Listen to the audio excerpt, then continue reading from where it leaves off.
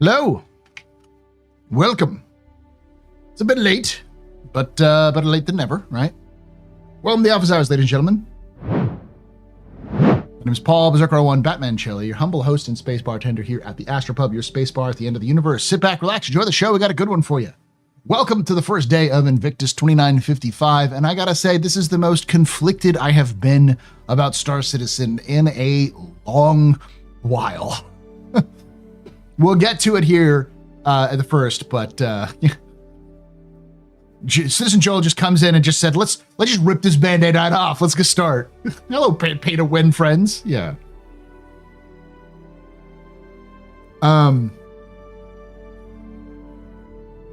Yeah.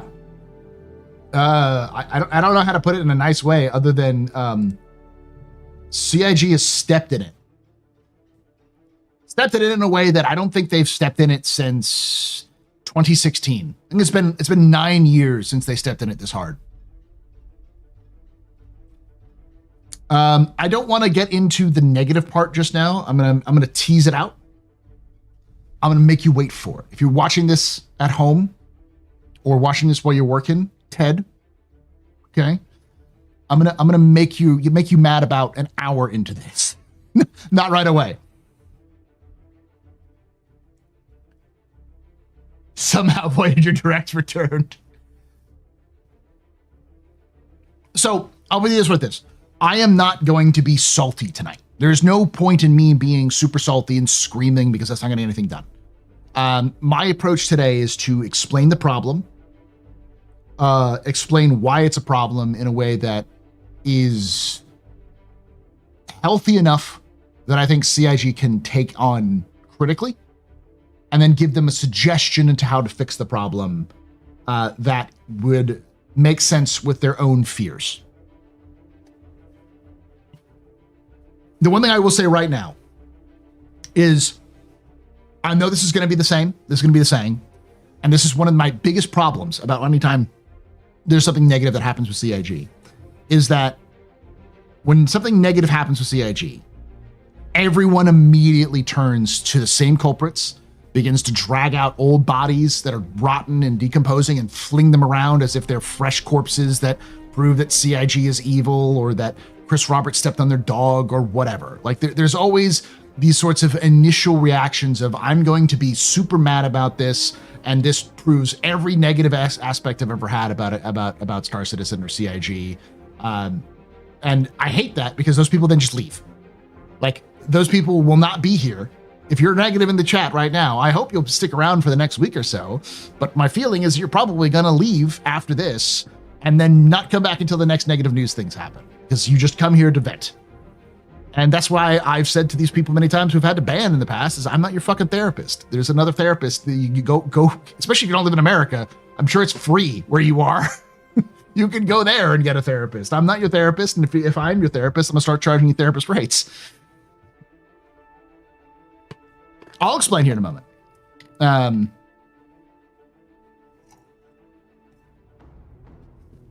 Jen, I'll get to the drama eventually, but I just wanted to get that out right now because I know everyone wants to jump to that. But first, I want to give CIG their flowers, okay? Let me pull it up.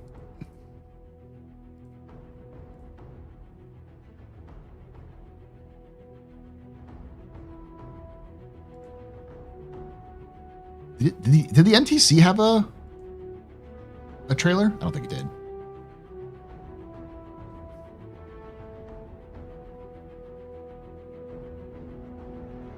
Oh, damn. It's really cool shit. Ooh, neat. I like some of the shots they've chosen.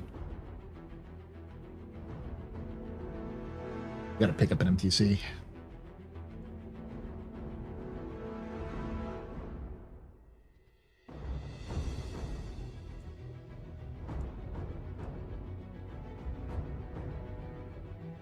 Bouquets and brickbats. Yeah. I'm going to give them their bouquet, and then I'm going to give them their Molotov cocktail.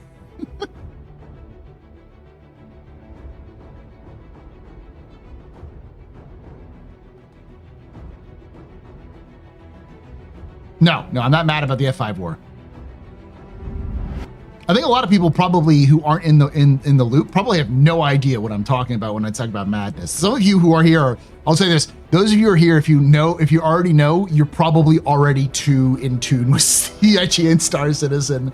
I don't think this is going to leak out of the community for another day or two. You popped in and go get a therapist.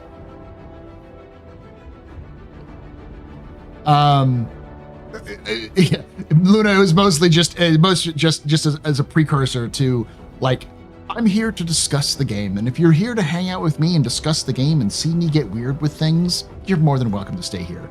I just get frustrated when I'm the go-to guy that someone comes in when Star Citizen decides to stumble and eat a fucking pile of dirt. CIG decides to smash their face into the hot stove repeatedly. I'm the first guy to come in to scream, and then they never stay. It's like, God damn it. But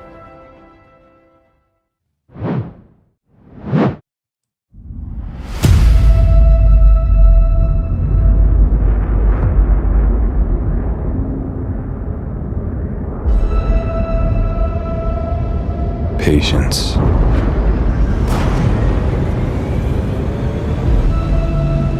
It's not passive. Not idle.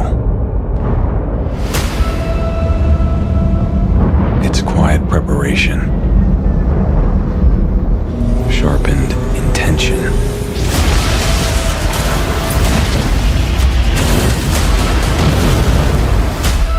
Resolute. To watch and wait.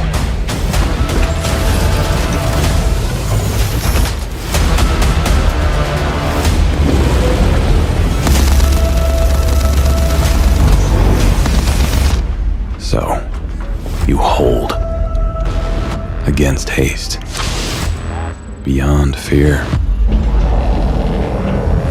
because you trust.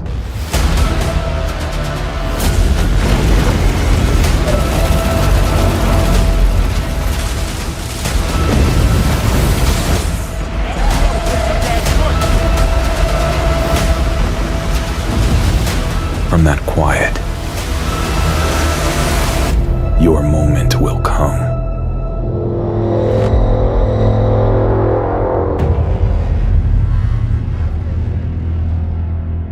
I've watched this trailer like 7 times. It's so good. It's so well made. And of course, we'll go through some of the Peacekeeper stuff. I always like the new screenshots. You can take away my spaceship. You can take away my space suit. You can even take away my space lasers. But you can never, ever take away my space game.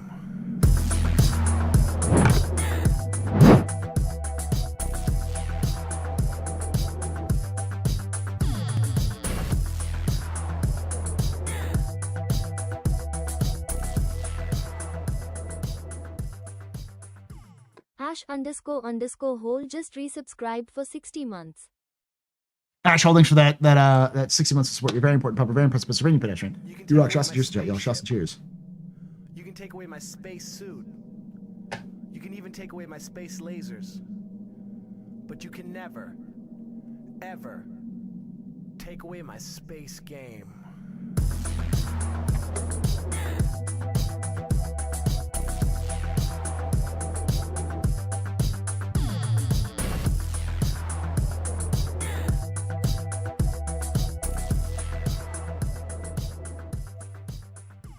The_real_Favo has subscribed. Thank you so much for that real Fava Prime sub. You're very important, Papa. Very impressive, Mr. Very pedestrian. Y'all rock. Shots and cheers in chat, y'all. Shots and cheers. Woo! I just saw what Farva said. I think it's super sick. Broke plebs such as myself can rent hammerheads for free right now. Kind of, a thank you for them taking our missions to make money. I mean, I like the free rentals. I think it's a good idea, and I'll use that as a great example as a solution to the problem that they created, intentionally or otherwise. But yeah, This is cool. I know not everyone got the F5 War. I think they're still available. Like they'll be available in different waves, so you have a chance to get them in the future. But yeah, this is cool. Very cool. I love, so this paint right here, I want this paint, CIG. I need this on everything. Okay? This is my vibe. This is my jam. Can I get something like this on my freaking Corsair, please? I want this on the Perseus. This is sick as fuck.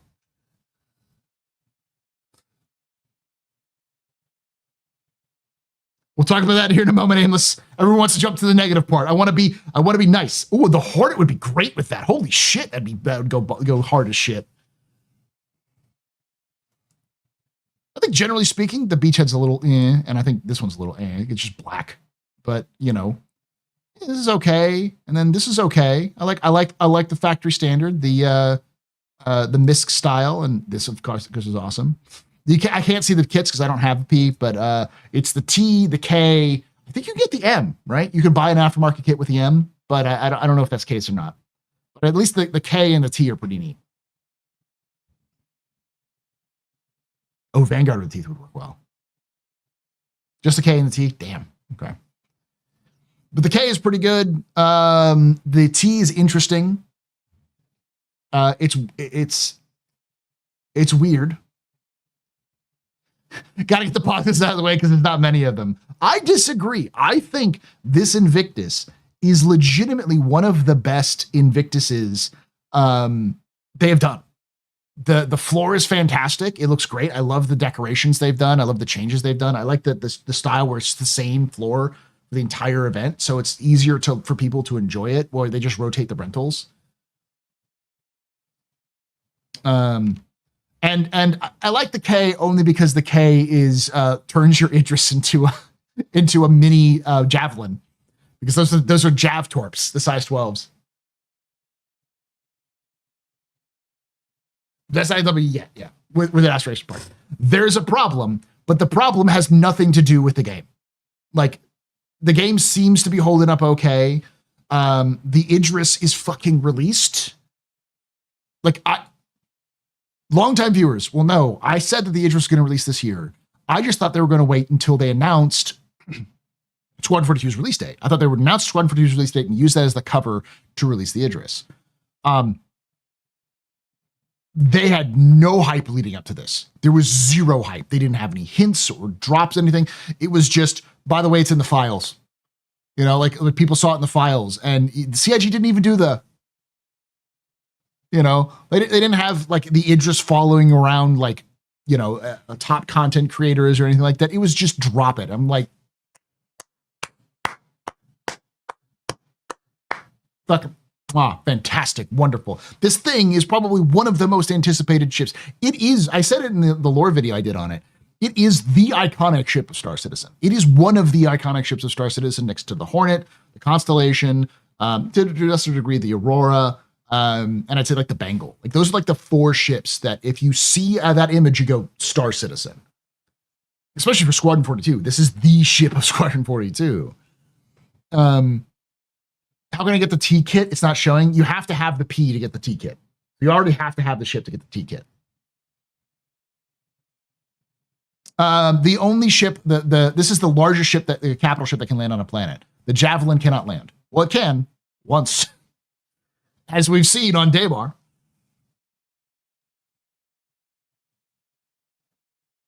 Yeah, I don't own an Idris, but I was like, when I saw it, I was just like, yes, yes. I believe the M can equip it. You may not be able to swap out with the M.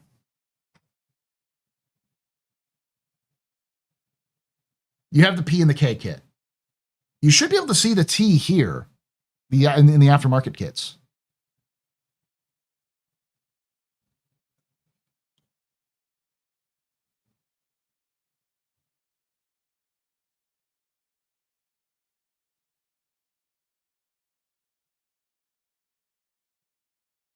And they're getting every polish, and they're getting better at it. Like that's the thing that's insane is like this is the first year, legitimately, patch to patch, things have not only gotten better, but you can tell it's gotten better. The ships are getting better in design. The marketing has been, up to now, has been getting better in terms of how they patch it. The direction, everything seems to have been better. Even the idea of like selling equipment kits is great. I love the idea of having those as sort of a big event thing like this where you get new equipment stuff. That's cool. Let's get to the bad part later, but I'm teasing you. I'm going to get to it eventually. Go back to ILW because I'm going to definitely talk about the MTC because I also think this is a nice, neat little ship.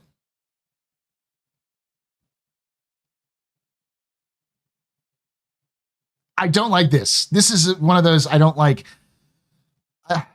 Like, can you just get the armor kit like on its own for like $10 or $5, please? It's like this is neat. I like this. Even this is a little neat, but like I made fun of it. I'll still make fun of it. This is cool. I already have one of these, but I like these two. I like these. I think these are like $3 or so. This is neat. I'm not talking about you yet. Is the MTC not? Oh, because it's Aegis Dynamics. Gray Cat. There we go. The MTC.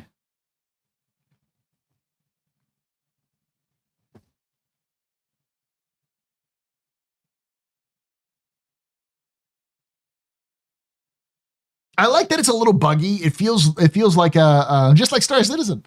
It's like a tiny Ursa, and I like that. It's like a mini Ursa.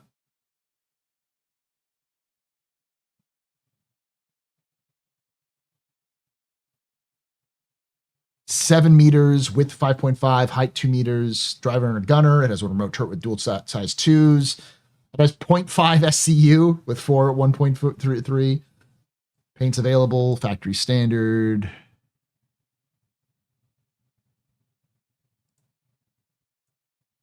That's a factory standard.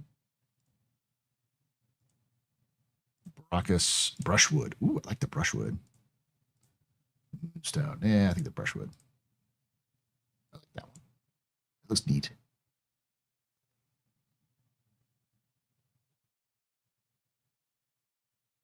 Does this come with LTI? Definitely get this one because it has that, but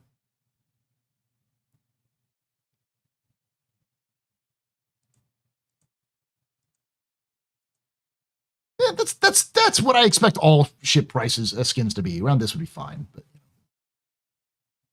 it's actually not mini. It's as wide and is slightly taller than an Ursa, but it's shorter than an Ursa. So like it can fit in the same places that Ursas can fit in generally.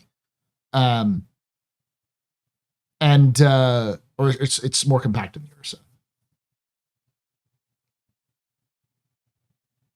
Is as big as an Ursa? It's actually as long as an Ursa. It's, what was it? 7 meters? The Ursa 7 meters?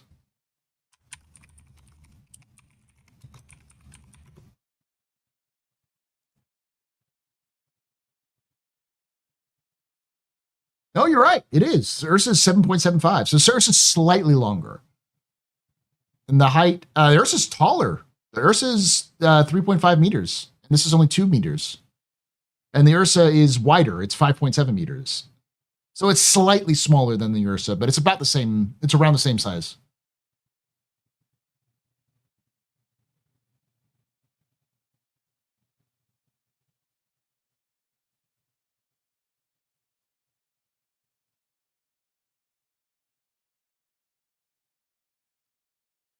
Three meters long, 7 meters is 3 feet longer than my 65 Cadillac Sedan DeVille. Is your 65 Cadillac Sedan DeVille vacuum sealed? Vacuum capable?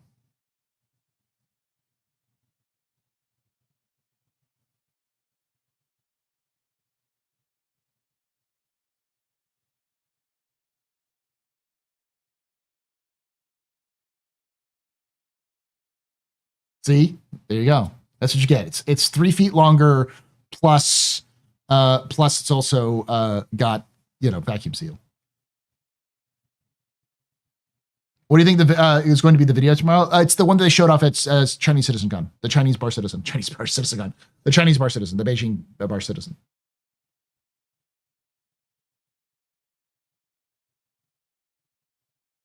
Later one, it'll be up on the YouTube if you missed it.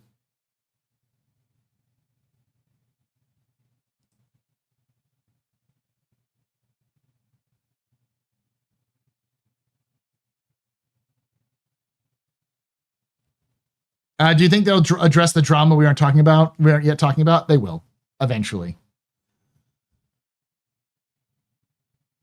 Let's see what else. What are they? Is it just the MTC, or do they sell the other things? No, it's just the MTC.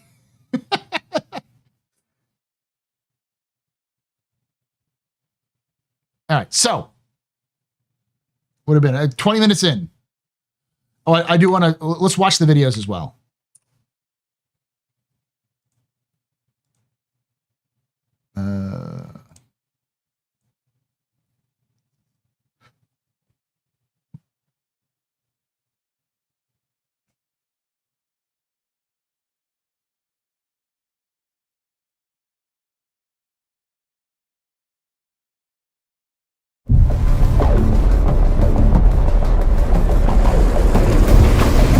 Shanghai. Okay. See, I heard it was Beijing. MTC is Shanghai. a military ground vehicle. And it edges on the side of high-tech, but it's still that industrial vibe. It's like a clenched fist, compact, solid, and battle-ready. It's massive wide body, big tires, and huge bars at the front. Just means that if this thing is driving towards you, you want to get out the way. It allows you to bring more weapons to help people on the battlefield. You can never have too much firepower, and the MTC allows for that. It's designed for easy maintenance, yet when you look at it, it looks really put together and refined. One thing that was really important to us is making sure that you guys had access to things without entering the vehicle, so you can do a quick drive-by, pick up and go. So we put some personal storage on the outside, and we have a big cargo rack on the back. And the side door is a new design based. Fun fact, I had no idea that was a thing. So when someone had said, what is the rack in the back? And all of us in the captain's table were like, the components? What are you talking about? I don't know if there's a rack in the back. I don't think it holds cargo. That video went out yesterday and everyone's like, are you stupid and didn't watch the video? It's like, the video was made on Saturday. This was released on Monday. Take away my space suit. We didn't even know. You can even take away my space lasers. No PPUs. But you can never, ever take away my space game.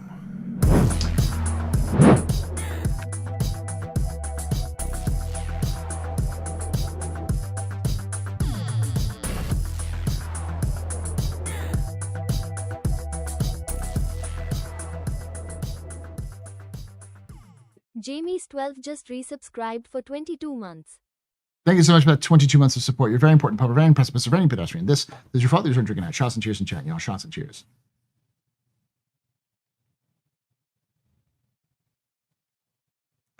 Who's going to benefit from the near term? I do think that the MTC is a good long-term ship, and it's clear that there's building it out because they had Grey Cat available. It's also something we know they've been building for a year or so.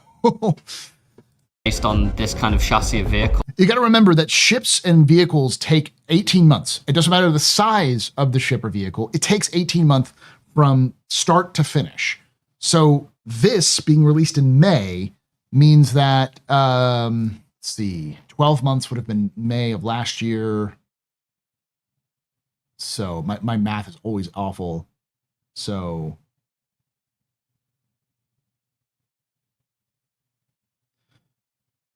it was like February of last year, I want to say. No, that's wrong.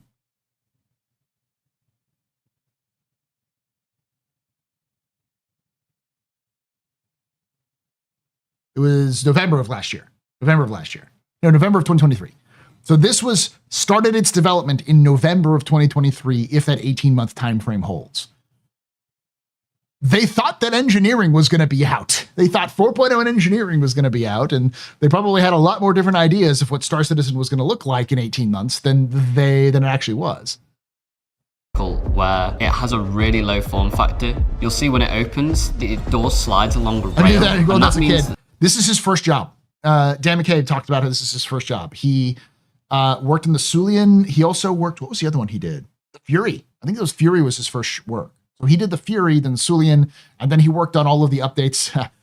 This is where you get mad. He's the one who did all the updates for the Carrack. So the opening doors and the face shield, that was his work. That was him. So when it's fully deployed, it actually sits further back than the tire, allowing you to fit it in more ships. The MTC has 2 size 2 guns on the top. That's what it reminds me of. This reminds me of a Hummer. It reminds me of an HM, the Humvee. It can be controlled by the pilot, or secondary, it can be controlled by the remote turret seat in the rear. Yeah, that's because I hear it so much as it says Sulian. So, Sulian, yeah. This allows that second player can come in controlling the turret, and then when... I'm not saying it's the Hummer. I'm saying it reminds me of the Hummer. What statement didn't make sense?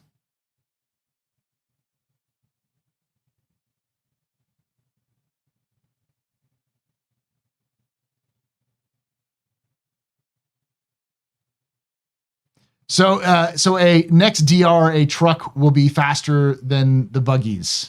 What? Again? Yeah, we need an IFE. We need a striker or something to that degree. A light tank, an actual light tank CIG. and needs to enter the battlefield, the pilot can then resume control of the turrets for backup. Why the fuck would the pilot be? Why the fuck would you get out of this thing? This is supposed to be an infantry support vehicle. You wouldn't get out of this goddamn thing. You'd put 2 people in it and they would stay in there, or leave 1 person because the pilot can control it. And you would stay the fuck in there.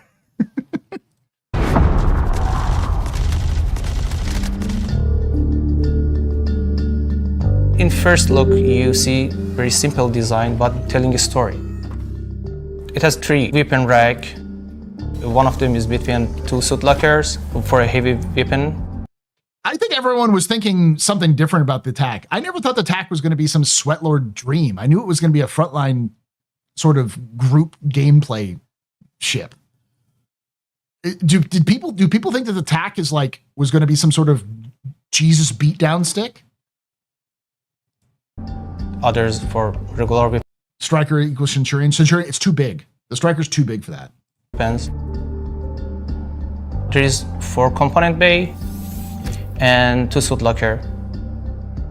In the design of the cockpit, I try to make a balance between something cool and fancy and something strong and aggressive. Someone's like, why are they trying to make the remote turrets seem different? It's like, they're just describing the ship they made, dude. If you spent 18 months on something, you're going to try to be as detailed as possible on the thing you're talking about.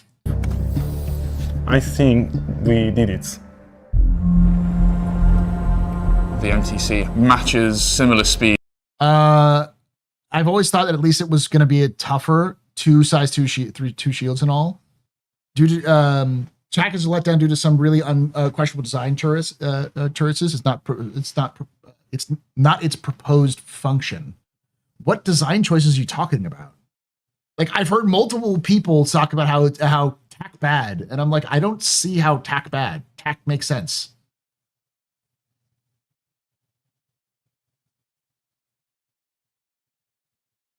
Like the TAC is a cross between a AC-130 gunship and a C-130. It's nice.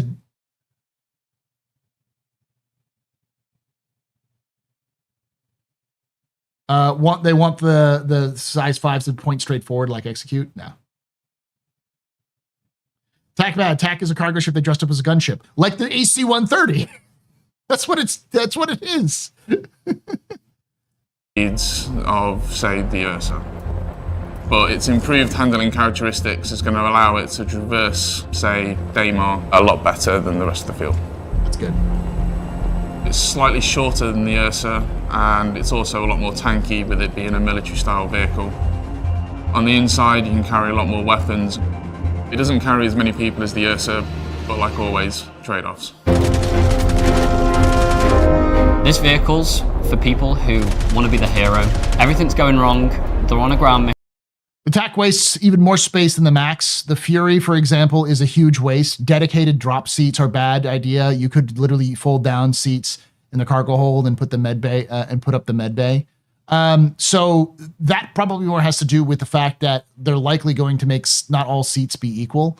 So the dedicated drop seats will basically secure you better when you're moving around in heavy armor than the tiny little drop down seat. You're basically saying the TAC is bad because it doesn't use all of the shortcuts that we use in gameplay now versus what they're planning on it to happen in the future.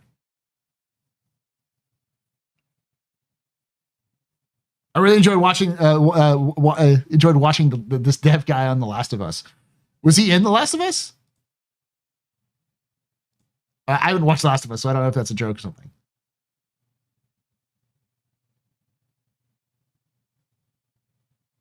Carry as many people as the Ursa, And but like always, trade-offs. This vehicle's for people who want to be the hero. Everything's going wrong, they're on a ground mission, and your ground troops need support. Over the horizon, they see this thing just come flying in, huge headlights lighting up the entire field of battle, and you're running towards it, and your enemies are running away from it.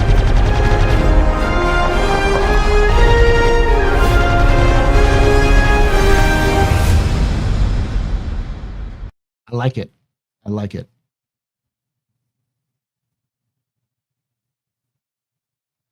Foxy tested the TAC for a drop op, and the shields didn't last long against the turrets.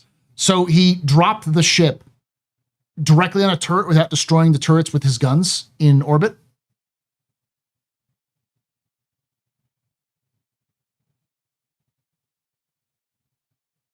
So Foxy is bad at the game and declared the TAC be bad because he doesn't know how to play Star Citizen. Foxy's a much bigger content creator than I am, so I'm at risk of starting a beef. Foxy needs to get good then and learn how to use a ship properly.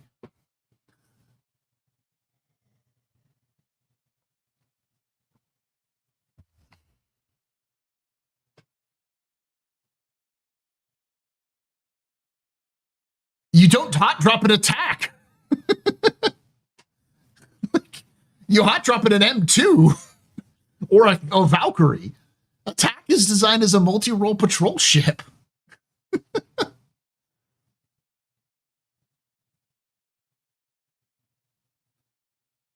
I got blown up because I stuck my MTC in front of a fucking tank. The MTC said it was armored. It should take a fucking size 5 to the face. Oh my God.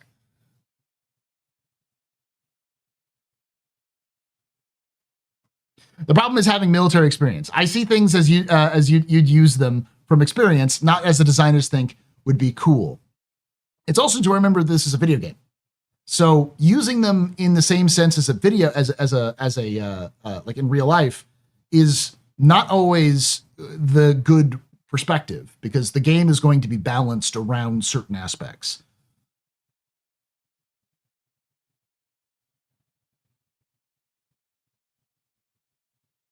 Oh, nice. Found some script. Yeah, Asgard is built to handle taking face tanking, like those sorts of things.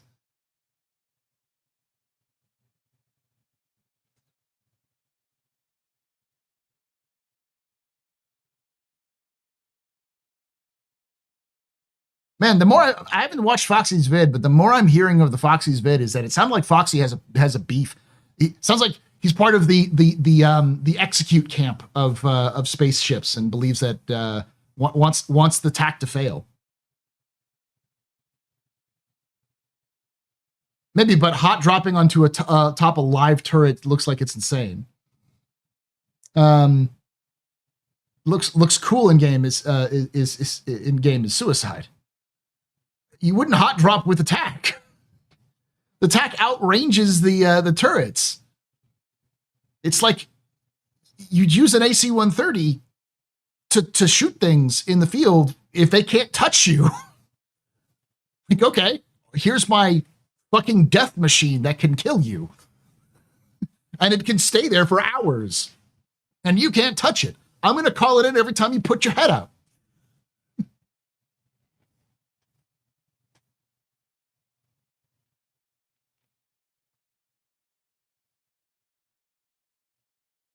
Can't act, don't knowledge is coming in, doing his knowledge thing.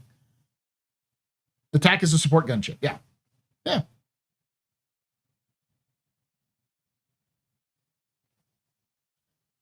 Like, let me tell you what the TAC is designed for from a gameplay perspective.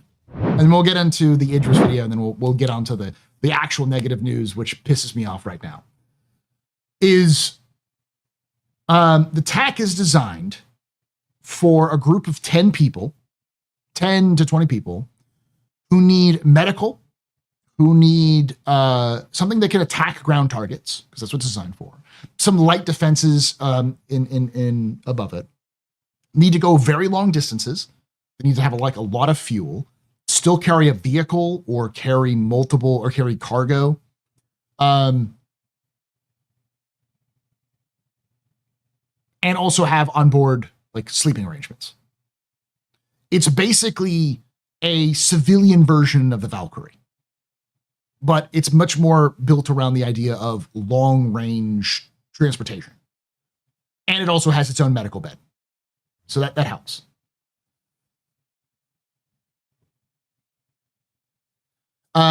Okay, it's a C-130, but worse. Fair enough. The Hercules is already better at it, though. Yes, because the Hercules is a different, direction. The Hercules is more expensive than the TAC, if I remember correctly.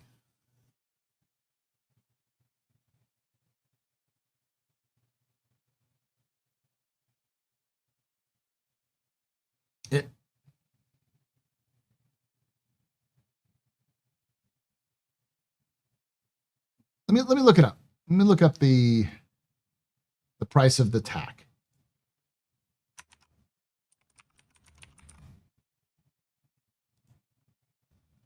So the TAC was sold for $295, $330. And what's the M2?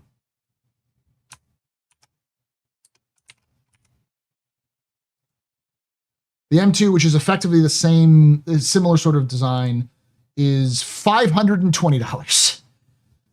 So for $200 more, you get a better ship. My surprised face. With no bed. That's true. And $750, yeah.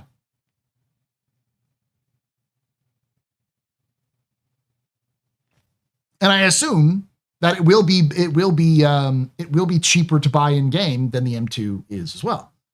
So that's perfect. For someone like me and the team at Lore, this ship is perfect because it's designed for smaller groups, still pretty large, it's still 10 people, to be able to go distances and maybe have some support with the Vanguard or something like that to help out. So it definitely still needs support, but it's still a relatively small package compared to what it can do.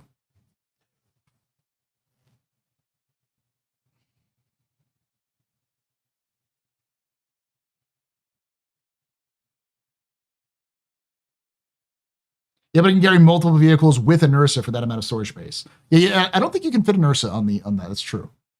But you also, that's an upgrade, right? You can get an Ursa and you can get 2 tanks in that thing, which you can't do in that.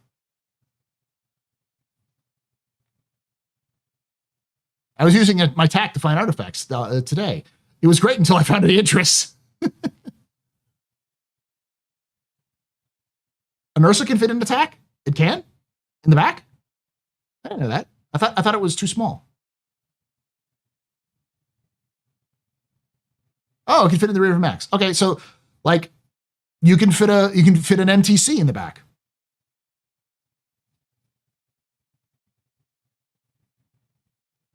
You know what? Take a TAC and an Asgard into combo. It depends on how much the Asgard is going to cost, but if it works out that those two cost too much, you can just get an M2. And that's the sort of purpose of these sorts of ships. They're supposed to fit different roles. And I think the TAC is a perfect role for a very specific type of person, and will have it will have its due more as the game evolves. So what does the MTC do? It's more of a combat focused Ursa. So the big thing is it's got the two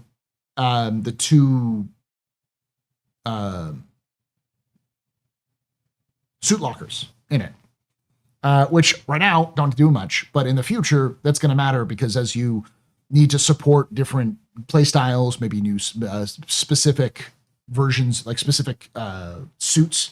The CIG has been working on that fucking medical specific suit forever, but swap out from say a light suit to a heavy suit, or maybe like a salvage suit or whatever. It allows you to have different armor options. Plus, it also carries a special weapon, so like a railgun or a rocket launcher, and it has spots for rifles and pistols. So it's sort of like a miniature infantry support vehicle with some swappable with holding gear, and it holds 4 small boxes for cargo. So if you need to like put small like ammunition or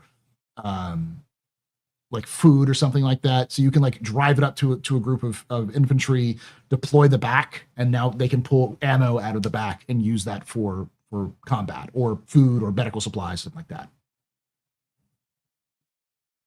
It's a scout, yeah. It's a scout FPS rescue vehicle. It's a scout, it's like a light scout, though it is apparently more tough than the Ursa. So, and the best part is that it fits wherever you put an Ursa, basically. So it can fit in pretty much anything that can fit an Ursa.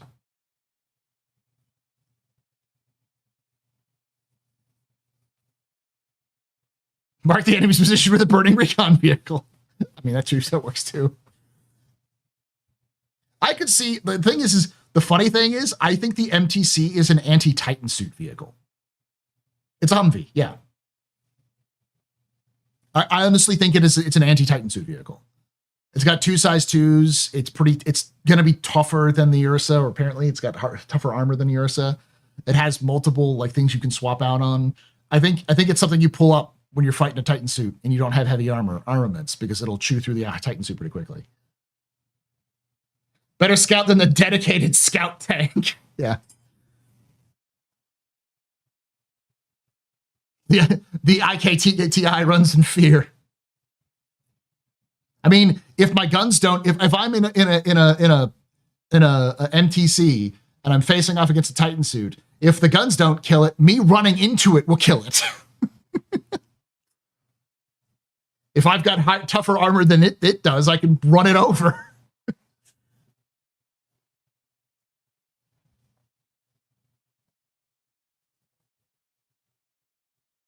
Attacking MTC are for gameplay that just isn't there right now. So for me, it's the no-go until I see it come and play. I get it. I understand that too. I think the MTC has some value, but as always, like we say in the Infra Hunters a lot, don't buy fucking ground vehicles. Ground vehicles are the worst fucking deal you can get, because like when the MTC comes into the game, it will be like throwaway money. It'll be like 90K, at most. Probably less. It'll probably be slightly more expensive than an Ursa when you want to buy it in game. So you'll be able to pick it up for nothing, effectively.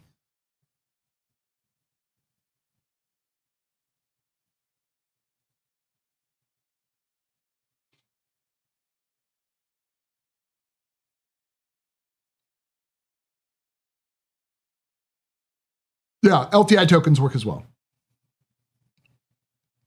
It's also important to remember that you're going to see, or already see Ursas. Eventually, CIG is going to have NPCs driving around in vehicles, and I could see MTCs being a target you're going to have to deal with pretty frequently in ground vehicle operations, because they're light scout vehicles and they got guns. So, I'm curious to hear about your take on the latest P to win controversy. Let's go through the Idris video and then we'll get to it. I've been putting it off because I don't want to come in fucking screaming in hot about CIG's bad decisions.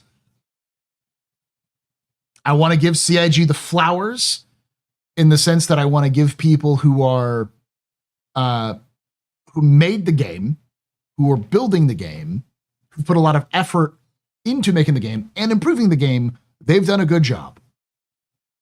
As somebody said, what is the developers made this beautiful cake for Invictus, and then marketing sat on the cake, took a dump, and then farted.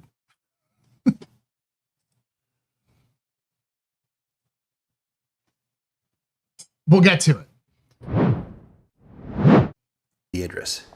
It's a big bloody spaceship.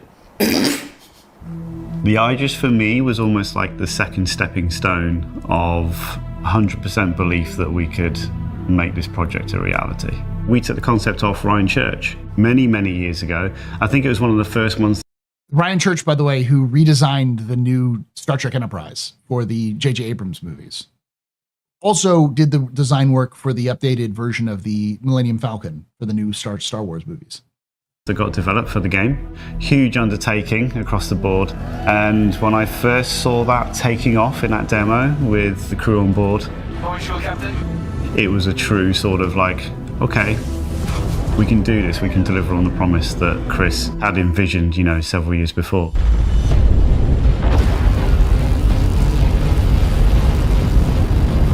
The Idris is a frigate used by the UAE Navy, but it was also available to civilians. Technically, the Ursa holds 6. Two pilot, co-pilot, or driver, co-driver, and then 4 in the back. Civilians in a sort of wide range of specifications. It's one of the more sought-after ships that people have wanted to use in the universe for just... Tell me they're not confirming in a Mark II with this video. They're not. It's one of the longest times at this point. It has enough crew and provisions on board to support long-duration patrols. It has plenty of armament to defend itself and attack aggressors. And hangars on board for a wide range of ships.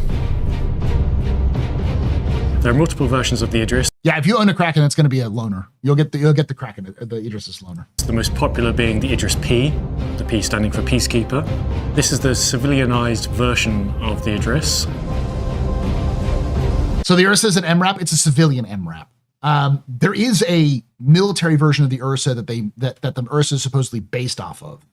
And I know that's just lore, and CIG doesn't always take their own lore seriously, but I really hope they make a armored Ursa. In fact, fuck the crew capacity. Strip out the crew capacity so it's just the pilot and co-pilot, and slap a size 5 on that bitch. All right? Give me an armored Marine Ursa, okay?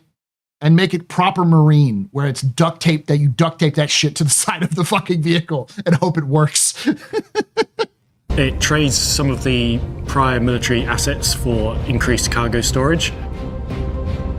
At its core, it is essentially a flying hangar with all the crew facilities around that. What's very good at, though, is killing things.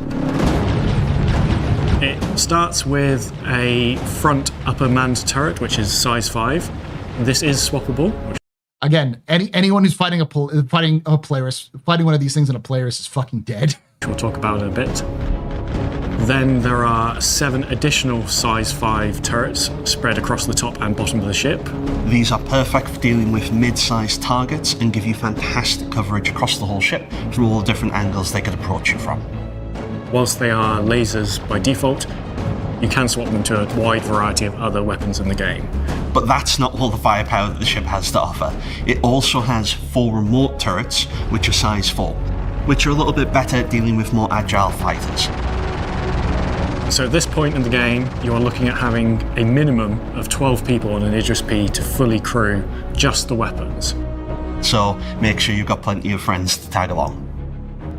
Obviously, flying a ship this big with this much armament makes yourself a big target, and for that reason, the Idris comes with 11 point defense system hardpoints. These are the exact same point defense system weapons that you've seen on ships like the Polaris and 890 Jump. Notice that he said hard points. It only comes with, I believe, 5 active point defense turrets. So you still need to buy extra, or you need to earn them. So for those of you lucky enough to have an Idris M, it comes with a number of key differences that improve the Idris P. Primarily, the yellow and green gray paint is factory standard. Yeah, the yellow like MISC style one. It comes with a size 10 railgun, default equipped on the nose.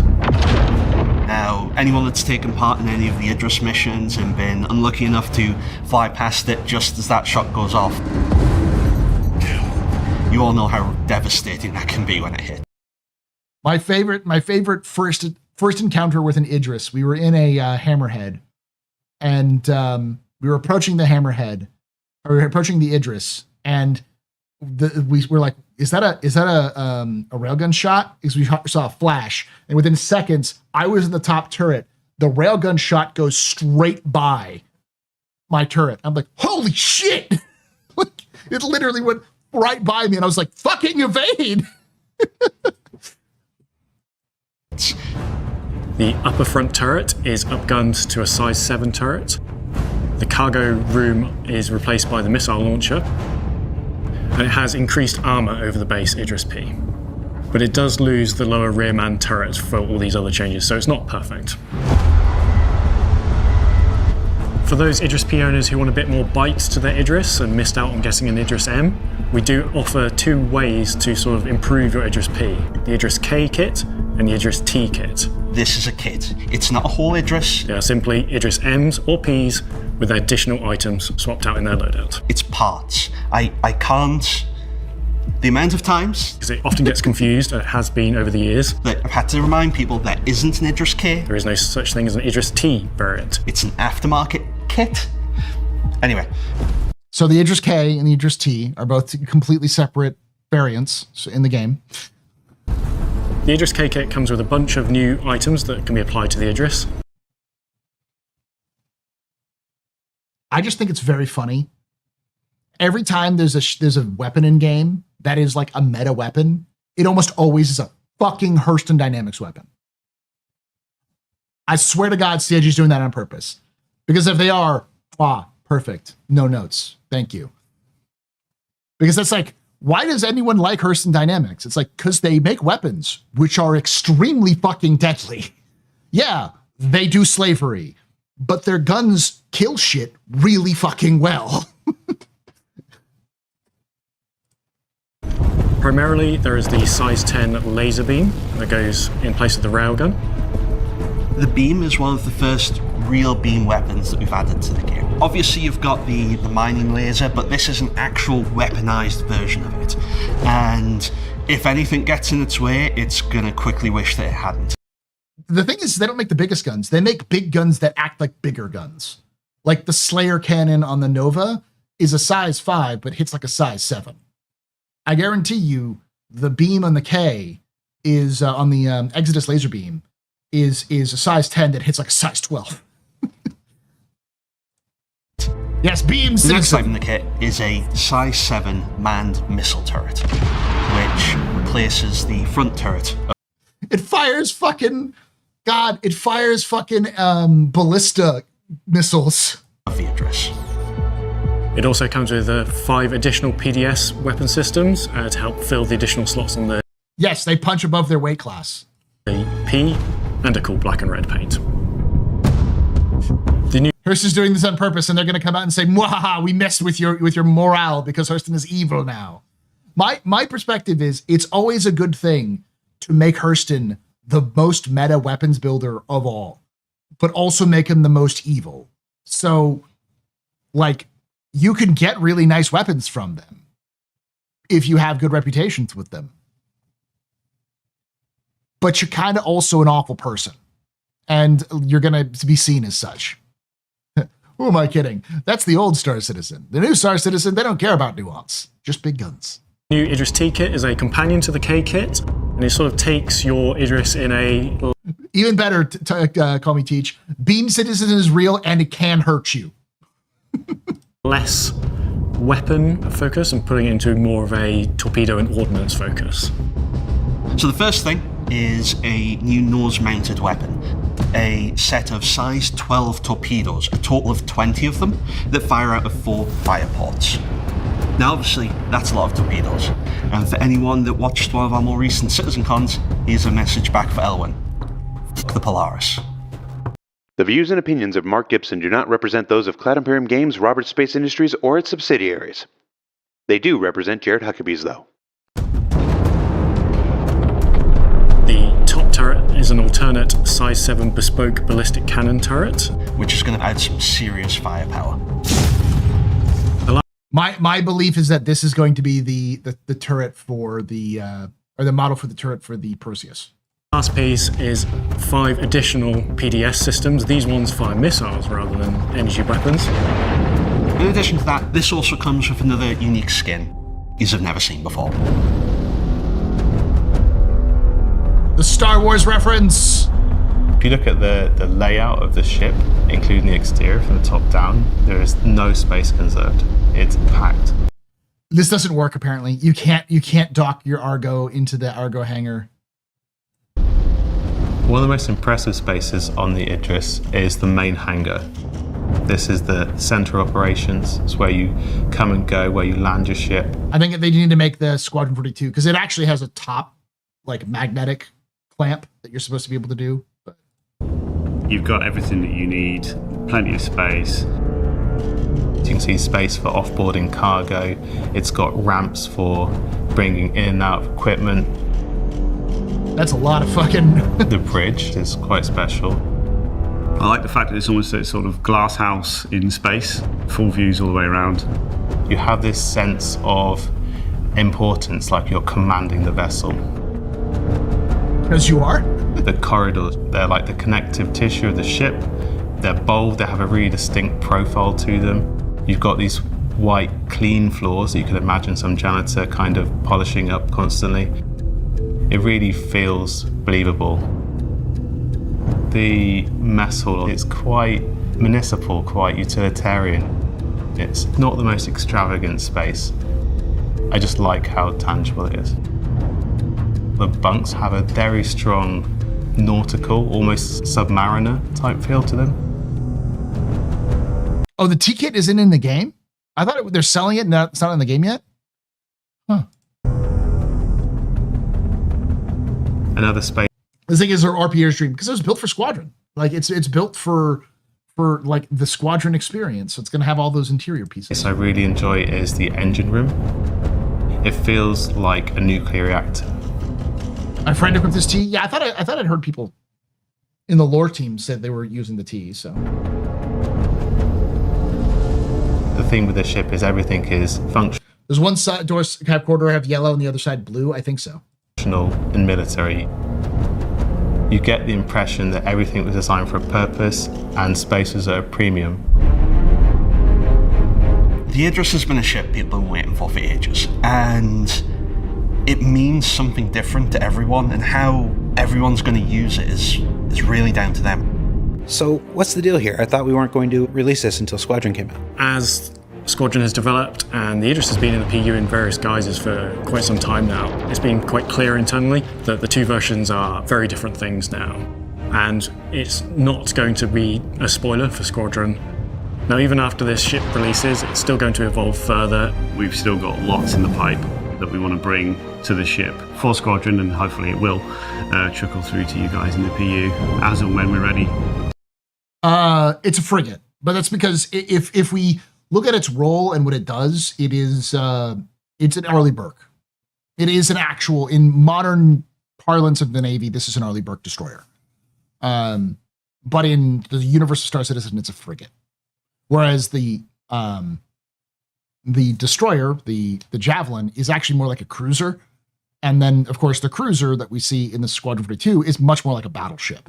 At least a battle cruiser, if not a battleship. It's just Star Citizen's naming conventions and their classifications make no fucking sense. But at least I understand that, like, it's just their classification system. It's not a classification system that has to make sense as long as it makes sense in their universe. To release it. So now we're really excited to release the Idris to the PU, and it's going to make lots of people super happy that it is finally here in the game. We couldn't do it without Oh, okay. So the turret isn't going to be in game. the teams across the board. Artists, VFX artists, lighting artists, physics, code, narrative. I literally went on an entire rant with my wife because she's long suffering about this. But I talked about how, like, one of my biggest bugaboos with CIG is they can't even fucking come up with a naming, like a classification system that sticks to it, which shows that they had no fucking idea what they were doing when they were building these ships initially. They just sort of threw shit out there because it was cool and didn't have any idea of how these ships would be actually classified and function. And they're sort of making it up as they go along. And that's one of the huge problems of, like, you don't have a fucking plan. There's so many departments and people involved in bringing such a beast to life. Yeah, it's a big undertaking, so congrats.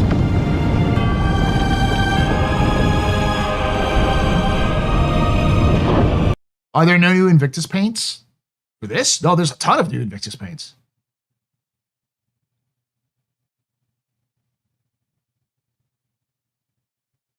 So is the player now dead? The player still has its point. It's just don't go up against the fucking Idris with one. Oh, yeah. People are saying pause at 9, what this is. I don't think this is a reference to Nyx, but it could be.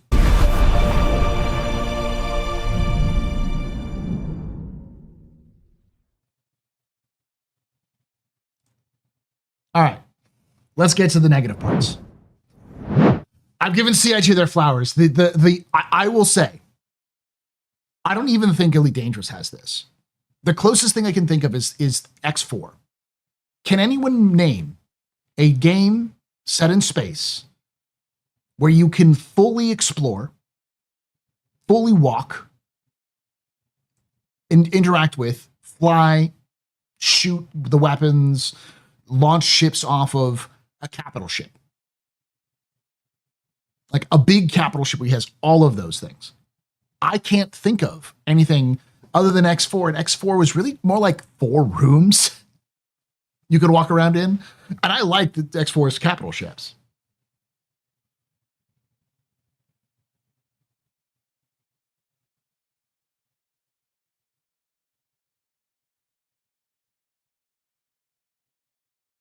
Can you fly a capital ship in No Man's Sky?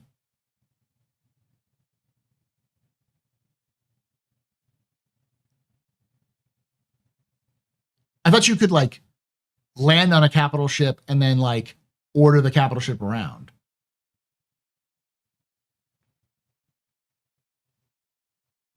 Hey, I stand corrected. No Man's Sky.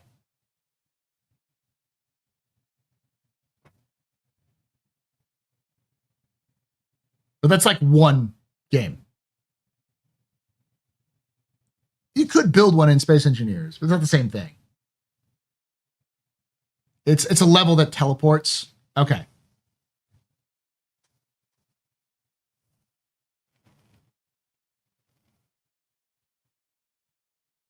No, the player's not dead. Just realistically reappraised. It's not the meta anymore.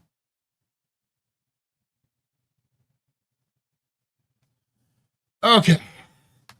It's a teleportation mechanic. Okay. So it's not quite the same, but it's still the same. Like the idea still stands. Like what the Idris represents is something so fucking Star Citizen. It's insane. It is the second largest capital ship you can buy in the game. The second largest ship you can buy in the game. It is the largest ship that you can land. I don't think there's a ship that's bigger than it can land. Maybe is the Kraken bigger?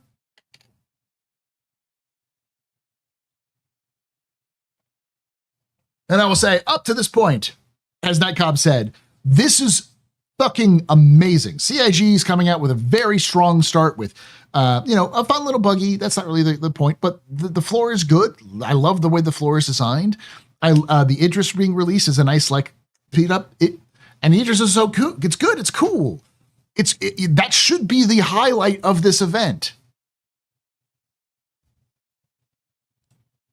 Make sure that you're drinking a lot of water because this has got to get a little salty. Let me get to the right.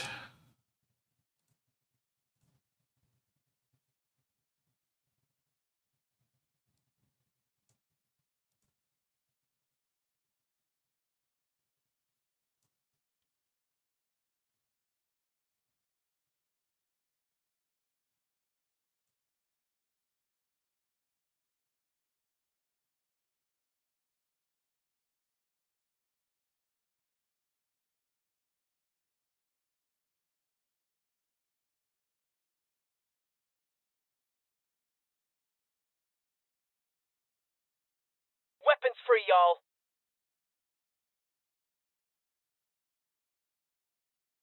Boo, boo, boo, boo, boo, boo, boo.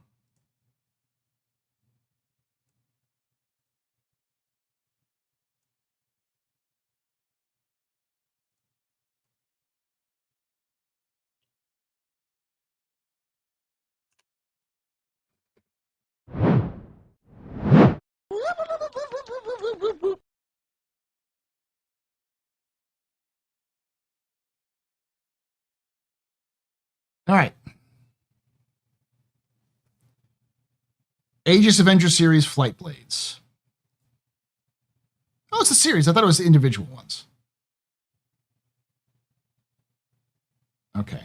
Well, we're not doing that right now. CIG, please. I was literally just logged in.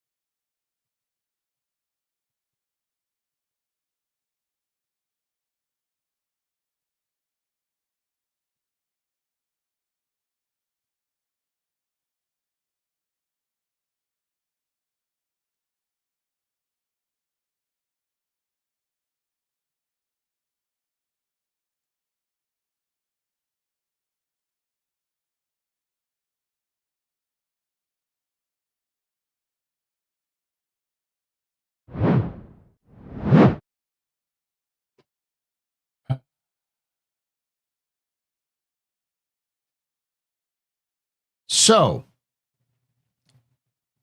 this isn't really what's the problem. I mean, I know some people don't like it, but I mean, like, one battle at a time. I don't have a huge issue with them selling it. That's not really the issue. I think once you get CIG to realize to stop fucking doing what they're doing right now, then you can go, okay, cool. Now stop fucking doing this, please.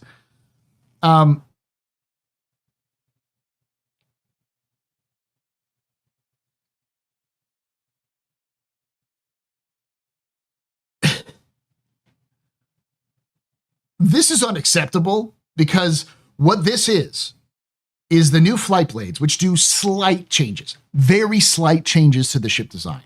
So they're basically like subcomponents that are locked behind a paywall. You can only buy these with cash, $15, which is insane. And you won't get access to them in-game until summer. So, what the fuck? Like, yeah, 3 months or so what? This is a subcomponent. They're selling subcomponents and they're paywalling it. What's next? You want an extra 50, you want this magazine? You can't buy the magazine in game yet because we made this special ballista, this special what is it? Inferno magazine for like thermal damage, but you can only buy the magazine on the store for the next 3 months. Can't buy it in game. It's paywalling a fucking feature. Like, what the fuck is this? Like, up till now, there have been some things I'm just like, yeah, you know what? It's not worth fighting over because CIG does need to make money. I get it. But this should have been released at the very least in game at the same time as sold.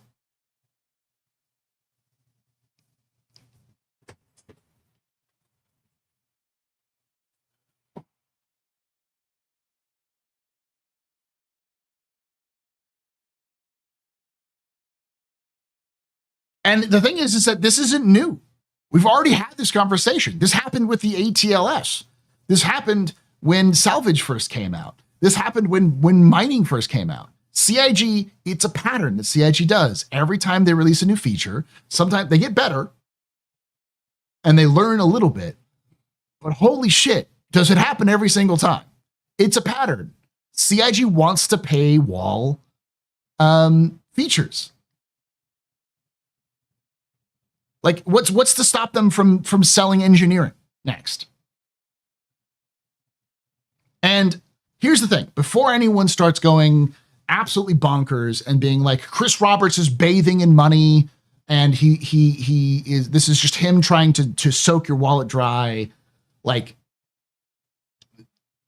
let me try to at least understand what's going on with this. All right. I don't come from the belief that everything CIG is done out of malice, because I think it's far easier for people to slip into bad habits of believing that my enemies are ontologically evil, and so it is good for me to hate them and do whatever I want. It's far easier to see the management at CIG going, yes, money, than it is to see that they're just incompetent. And I don't say this as a CIG is filled with a bunch of idiots, but I see them as panicked and not quite understanding, panicked and lazy, let's put it away. I think greed is malice is pretty clear with CIG. I don't think so. I think you do a disservice to trying to change CIG's, like, if you don't care about Star Citizen, yeah, go for it. Go nuts and, paint CIG as mustache twirling villains, because that's totally gonna work in terms of changing CIG's behaviors. They're a subcomponent effectively, yeah. Hanlon's Razor.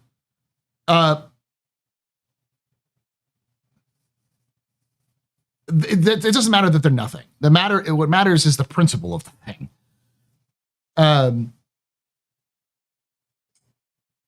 Guys, critique the system, not the player.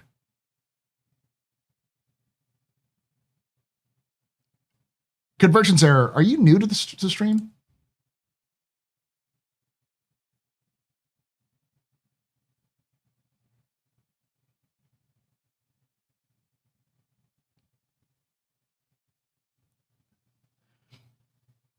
I've checked in a few months ago. Okay. I was saying this earlier. I do often see when there's negative news at Star Citizen. The one thing I do see is a lot of people come into the chat, vent about how evil CIG is, and then disappear and only come back when there's negative news. So hopefully you stick around a little bit more, because what I'm going to try to do, if this is especially for people who are new, who are mad at CIG and looking for a place to vent, feel free to vent. I get it, but I want to try to keep things into perspective, because I still like the game. I still think that the people who worked on the Flight Blades, the people who worked on the Idris, the people who've been working on the game as a job, some of them are taking it beyond that and trying to do their best to do it because they're really passionate about the game. A lot of them are fans who became developers. I think this does a disservice to them. Like, this practice is a disservice to them because they are doing what they do. And I think, I don't think I'm alone as well of saying the game is significantly improved over the last 5 months. It has gotten better. And so with that in mind, I'm going to try to critique CIG in a way that I think is fair and also provide a solution to the problem. Because I think the problem is that CIG has set up a system and has become lazy and reliant on that system. What I mean is that fundamentally, I believe CIG has used their staggered development to build new content for pay, like ships, and then has a different team, which comes in a month or so after, to balance the ships, to figure out the economy and like the economics, like try to balance the economy here of like what the ship's going to cost and all those sorts of things, and then put the items that was being sold on the store on sale in game, right? And I think they've been so reliant on that when they have the new equipment and Flight Blades and they wanted to sell them for cash, they just went, we'll just do what we did with the Hornet. The Hornet Heartseeker, right? The Heartseeker was a huge hit. Everyone loved it. No one complained really about it. There was a couple of people who were like complaining. We were like, oh my God, fucking really? But that one dude who was going to report them with that Karen behavior shit. And I think what they took the wrong lesson from that and was just like, oh, we can do that continuously. Not understanding that this is not the same thing. This is sending the message, even if it's not intended, that you're going to micro monetize fucking everything in game, which is not what people want. People want to earn stuff in game because they want to play the game. And this is sending the message that you don't have to play the game if you have a credit card. Perception is reality. And that's what the perception is going to be. And it's a bad fucking look. Especially after I just spent an hour giving CIG the flowers, telling them this is really good. All of this stuff is great. This is dog shit. This is absolutely unacceptable. Pay gating features should never be a thing you do. And I can give you some examples of successfully not doing that. One of which, where I talked about it. Fucking No Man's Sky. No Man's Sky has not charged a dime more than the price of the actual game for any of their updates. And every time they have an update, people flood in to buy the game and play the game and get back into the game. It is a perfect example of how to continue to support a game long after release that still earns them money. New releases and features will drive people to your game. We've seen that with Star Citizen. CIG has made more money this year than ever in so far. Like, they're on pace to beat their best record ever. They haven't released a new feature at all. There's no new hyped feature. It's just content and ships, but people are coming back. So, like, what they've done now is they can't leave because they're so afraid that if they don't monetize fucking everything, they have to monetize everything because they need the money. I think they're staring at the long-term problem of them taking too long to make the game, and they're looking down the barrel of, we need to make something that we can monetize better, or we're fucked. That's why they shut down LA. And because they're afraid, because they're scared little babies, because they're cowards, I've said this many times, CIG are cowards, they're too afraid to take a risk and do something different, instead seeing everything as a monetization opportunity. And when you do that, you spend your goodwill. CIG, I think fundamentally, as a suggestion, should start making anything that is purchasable in-game, or in-game, purchasable with cash, released, like these flight blades. They should be available in-game the same time as everything else, but to rent. And the argument I would use for this is that I'd rather it be purchasable in-game, but like, CIG is a panic scared animal right now. I'm treating them like a cat that's been cornered and is hissing. All right. We know it works. CIG knows that works because they do it every Invictus and they do it every IAE. All of the ships in game are rentable, and people still purchase fucking everything during these events. So at least for the near term, making everything rentable that is also purchasable at the same time would go a long way to improving your like goodwill with the community in a small way, to make them feel like you are doing better.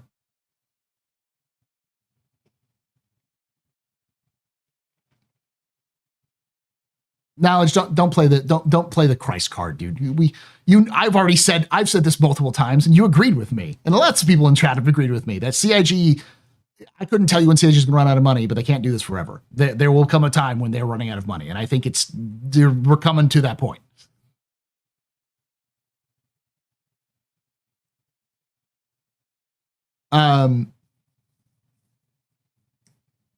The other thing they have to move away from is larger purchases. That's a down the line thing.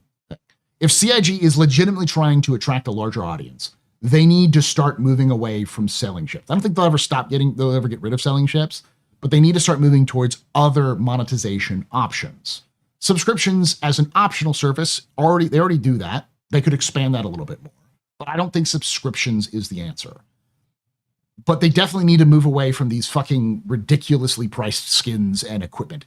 The blades is one thing. The equipment is fucking ridiculous. Like, just alternate equipment should not cost you fuck tons of money.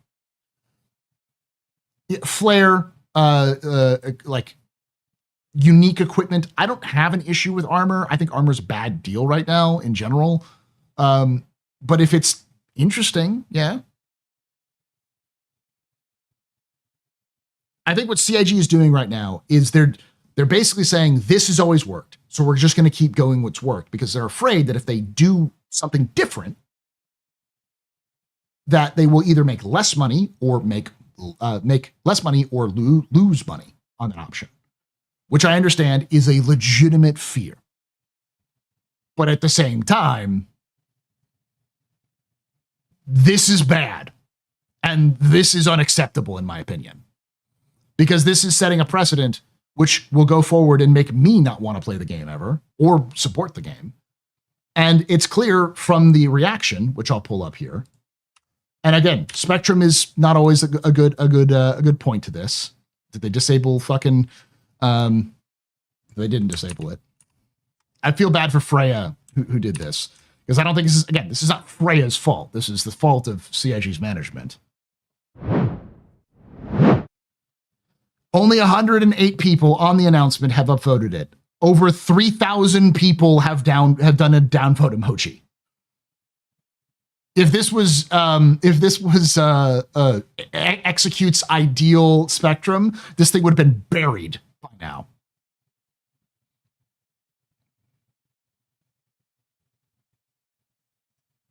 Freya's fucking amazingly. She's an amazing person. They're really nice. But yeah.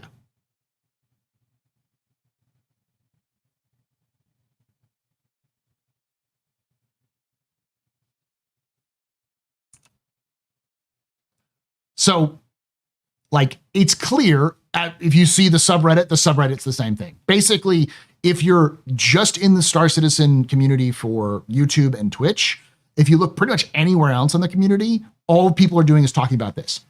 The fucking Idris just released. Okay? The fucking Idris. That's how much of a fuck up this is.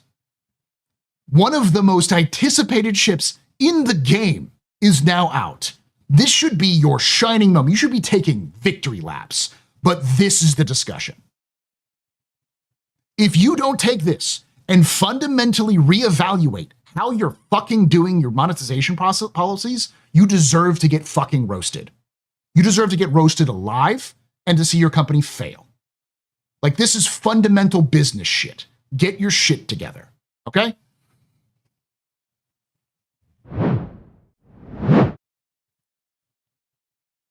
Yeah, the future articles that people are going to talk about are about CIG making more paywall shit, not about the giant Idris. Even, at least with the Idris, they would say something like it costs $1,800 to buy or whatever. But like, what is the fundamental thing they're missing? The fundamental thing they're missing is that they're cashing in. If your the most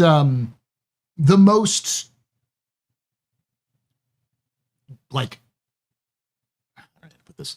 The most negative perspective, because I know people are just like, no one's going to care. They're going to make thousands of dollars. This is just going to get worse and all that kind of stuff. That's fine. But I think the most negative is that this is going to turn people away.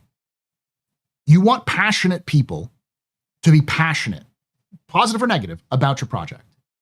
But if people go, I don't give a fuck. Like, I don't care. Like, I'm not interested in this. What is this, all of this monetization? I don't care. I just want to play the game. If this is what the game is, I'm going to walk. It's going to make people less passionate about the game. It's not even bad news. Bad news isn't the issue. It's the slowly turning people away from the game. It's squandering goodwill. It's losing goodwill. Who here is in chat, who normally isn't here, who's here because CIG did something fucked up? I guarantee you, they will say, I am a white knight. I'm not, but there's plenty of people who think I'm a white knight, who comes out trotting to defend CIG at all times. I'm not defending CIG. I am probably more positive than a lot of content creators. And I'm pissed off as fuck about this.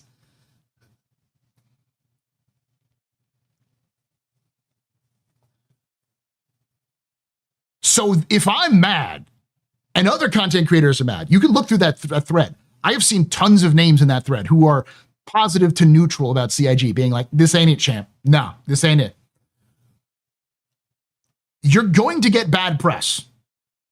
And it's also going to build up negative will. Bad juju, bad feels about this. And as a lot of people are saying, like, well, this CIG always does this. Not really. They've pushed the envelope before, but they've always backed off. And again, I think it has a lot to do with CIG, and this is my more trying to give CIG some credit, is I think this is more to do with negligence rather than maliciousness.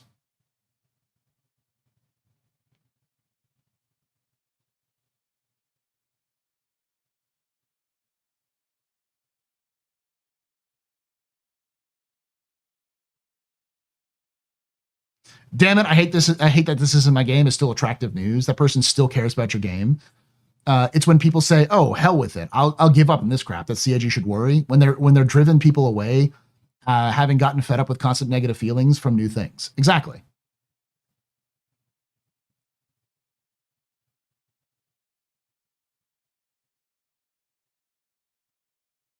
What's the most important metric here? Is goodwill passion to the CIG the most important metric they need to maximize? In the long term, yeah. Oh, yeah. Concerned Ape. Has anyone here heard of that name?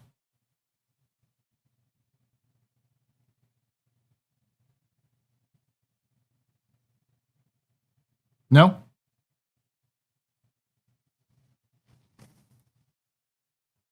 Okay. Have you heard of the name Stardew Valley? Toha got it. So Concerned Ape is the solo developer of Stardew Valley. Okay. He started off Stardew Valley as a way to pad his CV, realized people liked it, and turned it into a full game. Recently, Concerned Ape basically released a brand new game. He went through Stardew, fixed a bunch of bugs, and released half to a full game of new features just for Stardew. He could have charged like a little bit of money as an expansion pack, but he gave it for free. Stardew Valley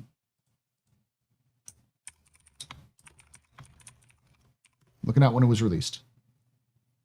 2016. It's almost 10 years old.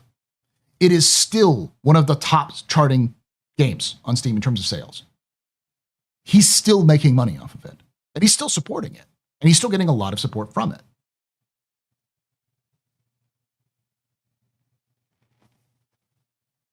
Money is a temporary mechanic, a temporary metric, convergence. Money can't give you long-term success. It can give you short-term financial stability. But the only reason why Star Citizen is viable is because people believe in the project. If people don't believe in the project, they start to lose faith, start to lose hope. They start moving away from it. That's one of the reasons why last year wasn't nearly as good of a year as the year before was.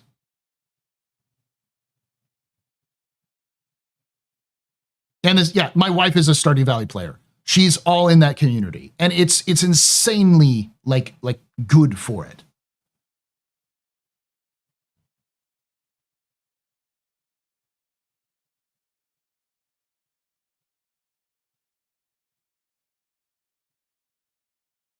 I'm telling you, Convergence, you run with, go found a company with that mindset and see how quickly you got a business. If the only thing that matters is money and fleecing the shit out of your customers, you're going to run out of business in 3 years at best, if not within the year. Because most people don't like to be treating like money bags. My dude, what business degree do you have? Seriously. All right. Sorry, buddy. I'll see you in 24 hours.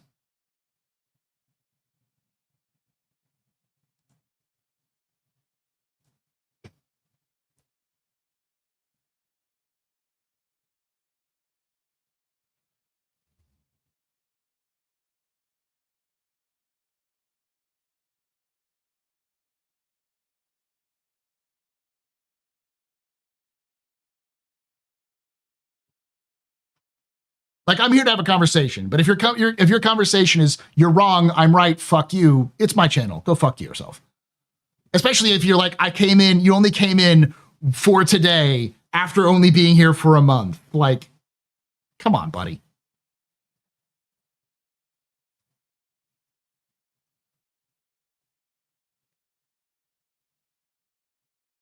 You got to be established before you pull shrinkage on your customers. CIG isn't Ubisoft.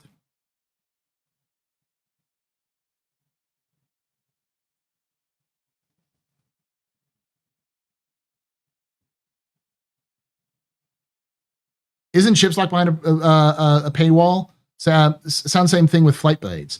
To a degree, but ships aren't gameplay. There are plenty of ships which are locked behind paywalls that I personally don't want to be locked behind paywalls, but at least you don't have to have those ships to enjoy a gameplay. Like, you can't buy a Super Hornet all the time, but that doesn't mean you can't be a fighter pilot, right? Personally, I'm of the opinion that everything should be available at all times. And I think CIG would be making more money if they did that. I'm also of the opinion that anything that is released into the game should also be available in the game the same day, the same time. I don't think CIG would lose money with that. Both of those are good ways of building goodwill and also long-term success. Basically, what I'm saying is CIG has turned what should have been mostly a nothing. Because, like, let's be honest about the fucking blades. They're not fucking anything. They're like 1 to 2% in performance increase. And like, they're basically nothing. They're effectively like a tech demo test that they're doing to try to, for like subcomponents. And they're turning it into a big fucking deal when it shouldn't be. Now, am I saying that CIG is going to go out of business tomorrow? Absolutely not. This isn't the end of Star Citizen. This isn't the the CIG is probably still going to make an absolute shit ton of money this sale.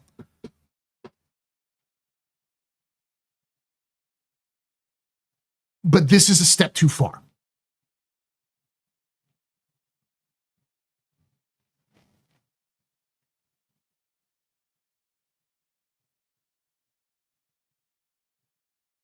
And I think it's one of those things where if we don't step out and talk about how bad this is, how the kind of bad precedent this sets, and why people are upset about it, this is not going to do well in the long term. And I also want to point the direction in the right direction, because a lot of people are like, this is marketing. Marketing only did it because management signed off on it. It is definitely marketing's fault. 1000% this is marketing's fault. But management check the box.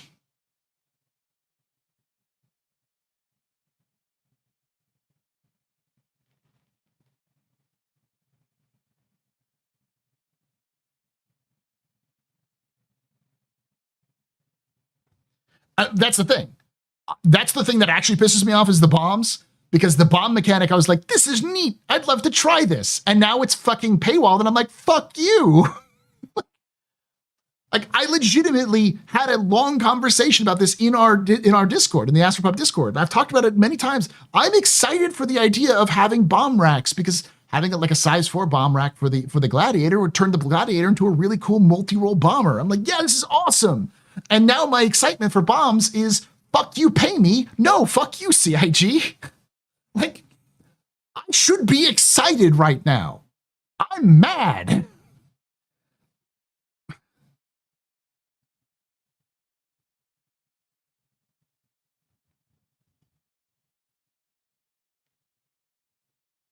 Weapons free, y'all. I don't think these things sell at all, honestly. There'll be people who pay for it, but I don't think people are buying, or spending money on this. I think they're buying the MTC and the Idris and such. Like, this is like effectively,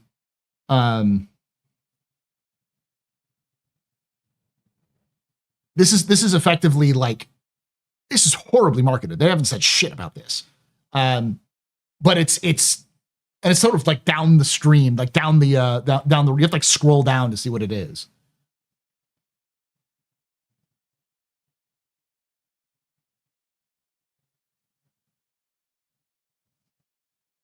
Does these add-ons have LTI? I don't think they do. Yeah, and that's the case. It's like, even though the blades don't actually give you too much of a bonuses, they are straight up pay to win. They are a pay to win device. You pay for better performance. That is, and you cannot get it in game. That is pay to win.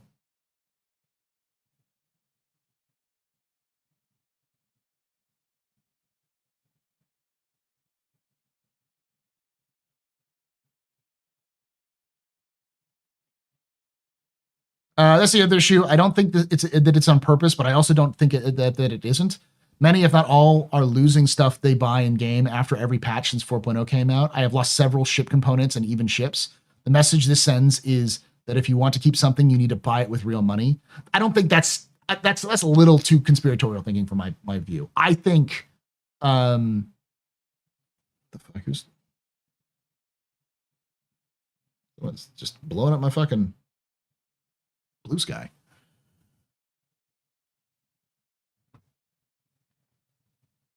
It's so minuscule, I don't think it'll make a major difference.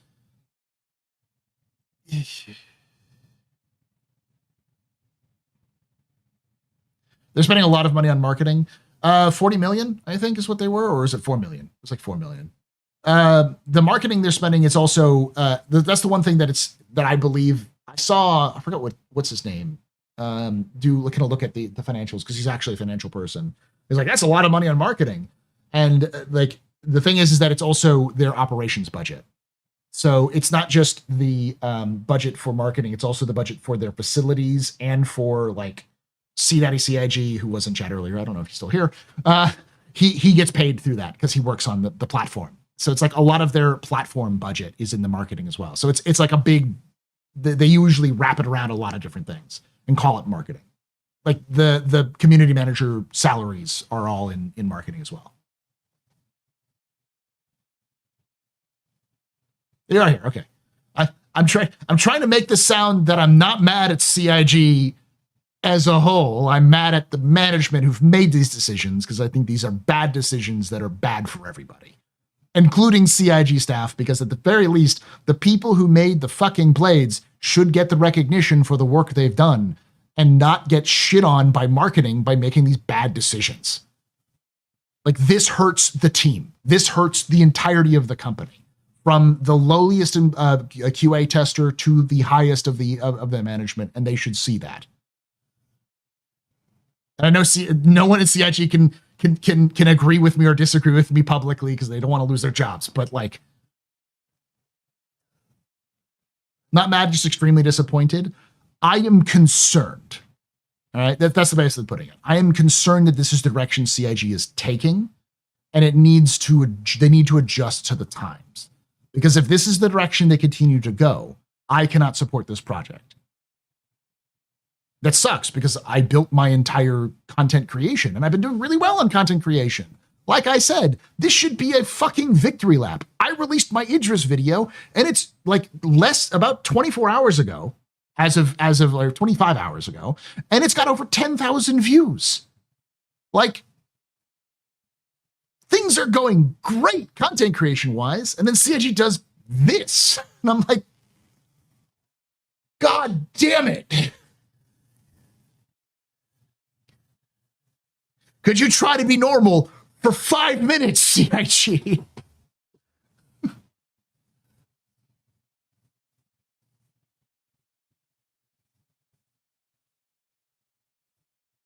Yeah, that's the thing. It's like, what's stopping them from monetizing base building or anything?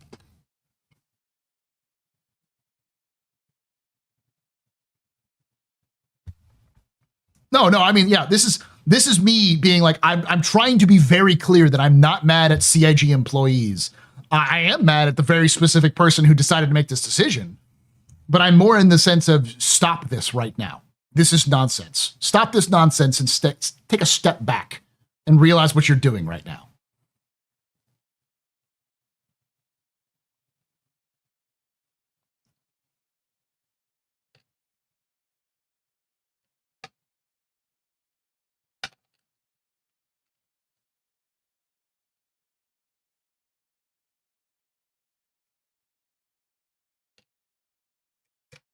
I don't think it's trailblazing to monetize fucking everything in your game, though.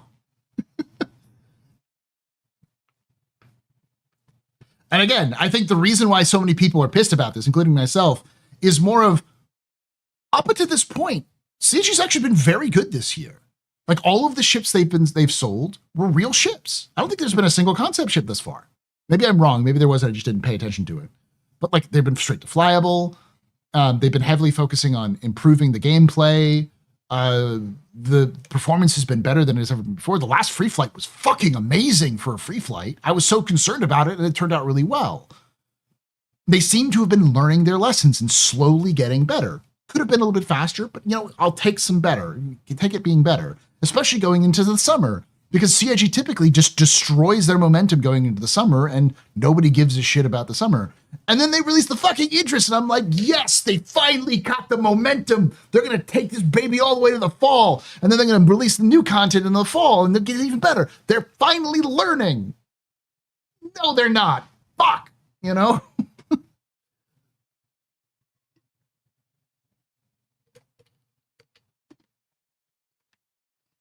Yeah, but the Nautilus was sold like years ago.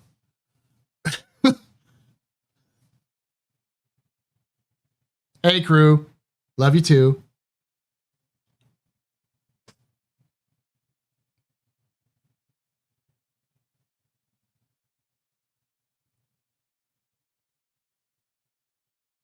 I'm pissed off that your $1,900 ship with a $300 add-on not needs $400 add-on to stay relevant. Now needs. That was all good. Everything's okay. I'm just passionate right now. Like I said, I'm trying not to be salty because I don't think salty helps right now. Being mad at CIG for the sake of being mad at CIG doesn't help. Being mad at the right people and trying to explain why it's bad is another.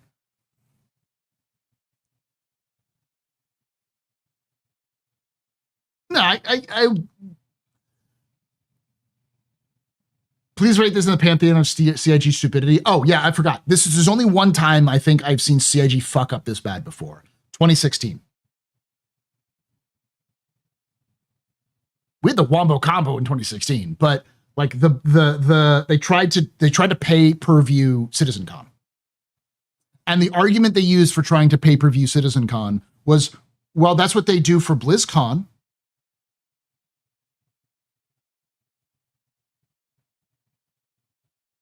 They said that with a straight face in 2016.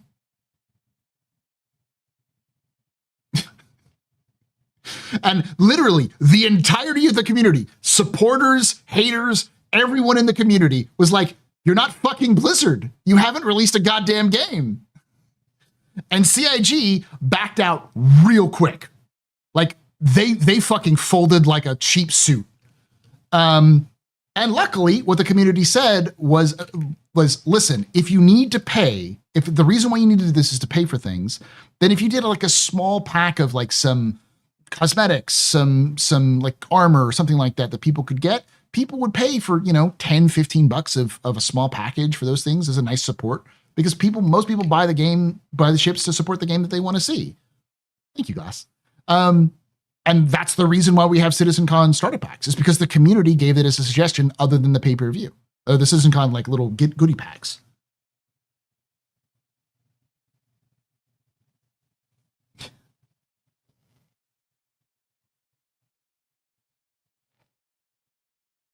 How about the CMO left?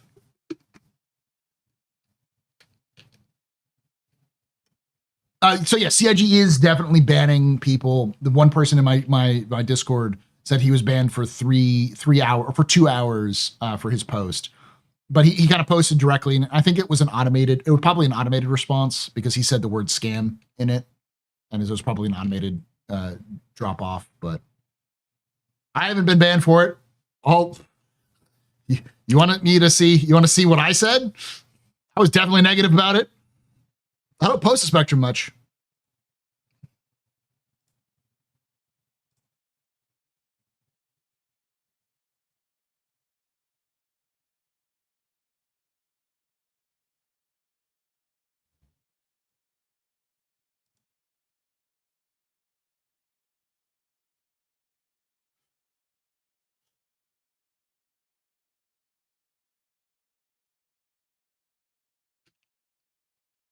Here you go. Literally right above cutlets.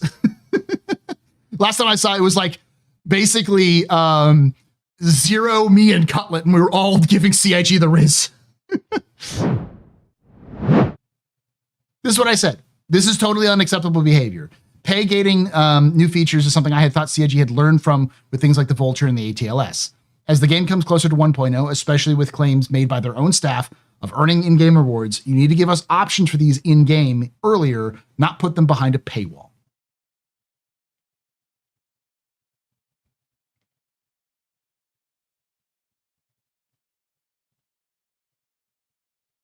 Yeah, I mean that's because you're like you gotta say things right. I've said some spicy things to people on Spectrum, got banned for it. So, and see, this is the thing. I've seen a lot of people. My worry is, what is this going to do for crafting? What is this going to do for base building? That's the thing. This is already setting up a negative interpretation. It's not like that this matters right now. What this matters is in the short to long term. People are going to go, what are you going to do with base building now? This one thing that I've been looking forward to a long time. Are you going to monetize that? Are you going to say that I have to, like, I have to like pay for this specific thing in order to do base building? And I have to wait 6 months to be able to base build unless I pay $20 to buy their little stupid little push cart?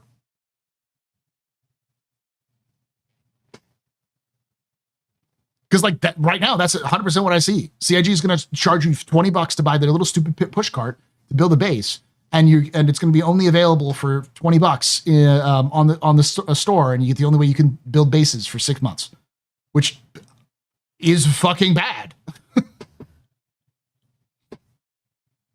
It's been open and can't be resealed. It can be resealed because if CIG doesn't reseal it, they may never be able to seal anything again.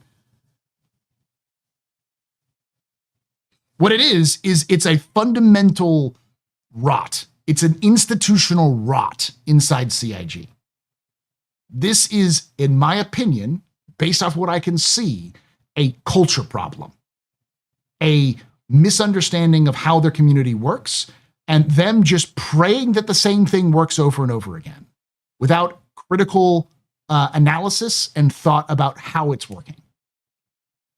I don't think they do nearly enough research, or if they do, they probably don't fucking listen to their researchers. Take this as somebody who used to work in marketing research. Half the time, well, I would say 8 to 9 times out of 10. I worked for my parents in marketing, so I don't have a degree, but my parents owned an independent marketing research company, and they worked with clients, big clients, small clients. They did not video games, they did on off the shelf stuff. But they basically hired themselves out to do research for people who don't have the money to do research. You know, so a small fee. It's small. It range. You know, a couple $100,000 to a couple million. So these were like deep research, like 6 months to a year of them gathering research and such. Hey, a tip. Tuck, super chatted $5. They can pull up on this, they just need to release it for Bible in-game and make sure not to do this again cause they almost had it right. Yeah, that's I agree, Tucker. That's exactly my point. I don't think they should sell this stuff in the future, but you know. And in my experience, working as an assistant, as a manager with my parents on this, often having to do pitch decks and working through the data and stuff like that, most of the companies had bad ideas. They were bad. And the marketing research, the research, sometimes I didn't even have to look at the research. I'm like, this is a bad idea. The research almost always pointed out that it was bad. But my parents never wanted to spin it to them in a way of saying, like, you're an idiot. Who the fuck thought of this? Because they wanted clients. So even if it was bad, they tried to do the best they could to spin it in a way that was the best they had, to give them some advantage while still telling them this is a bad idea. And almost all of those clients never listened. They released the product, it fucking nosedived and failed, and you've never heard of these products because they failed.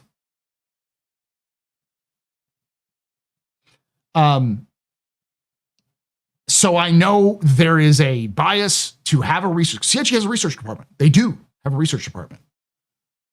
There's a bias to probably take that research and then take the wrong message from it, or ignore it because it doesn't meet your standards of what you think is going on.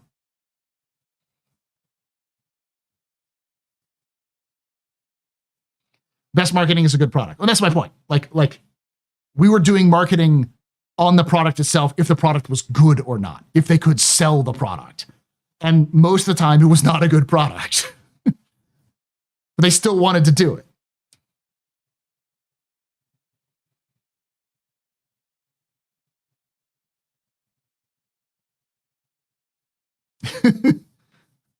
Tact, you don't say you're an idiot for trying this. You say this might not be a success leader. There's a reason why I'm a teacher, not a marketer right now. And it's because I don't think I would last very long.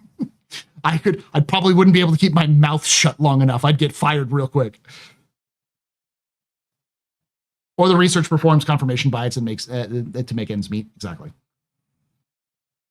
And I think what it is that CIG's management team has built themselves an institutional block, and they cannot see why I'm hoping they can see why people are mad.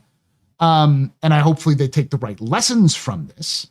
I'm trying to be charitable because I know it's really hard to listen to critique when people are screaming at you, because it's hard to tell what it is. And I don't know many if everyone at CIG listens to me, or if anybody listens to CIG.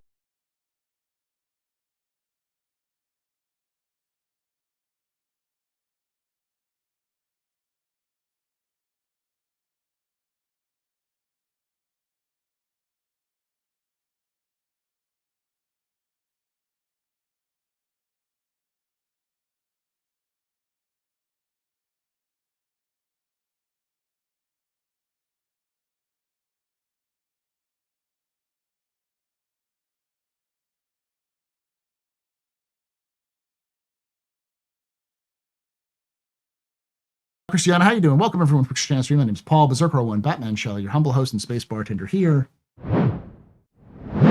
at the AstroPub, your space bar at the end of the universe. Sit back, relax, enjoy the show. We got a good one for you.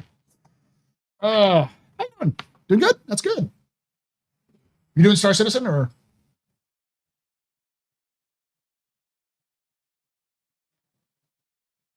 Do I follow you?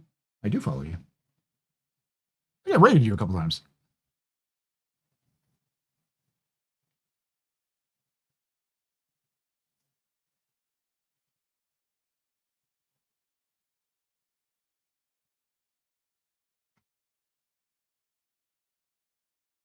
We acquired an Idris through totally legal means. I feel bad for the dumb whale who tried to fly around an Idris solo.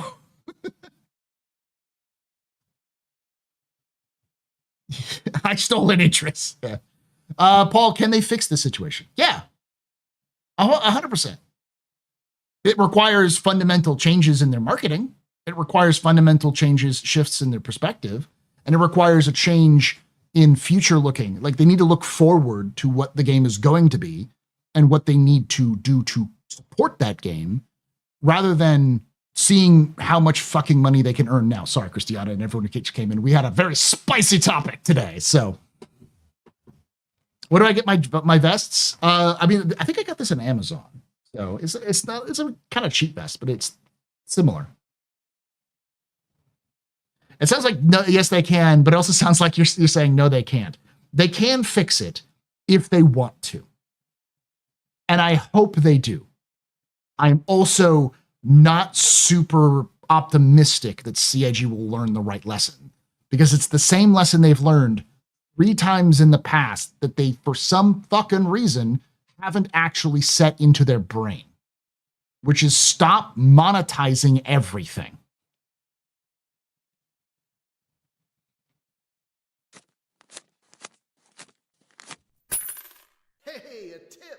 CJ The, super chatted $5. I kinda figured they would something like this when they sold the top turret for the Super Hornet separately. Yeah, but I think I'm naive for this, because I thought that was just going to be for the Super Hornet, because the way they even couched it in the video and they talked about it was like, this is just for the Super Hornet. This is just sort of like a nice thank you for the people who want this sort of like style to it. Because the money keeps flowing, that's why. I think they learned the wrong lesson from it.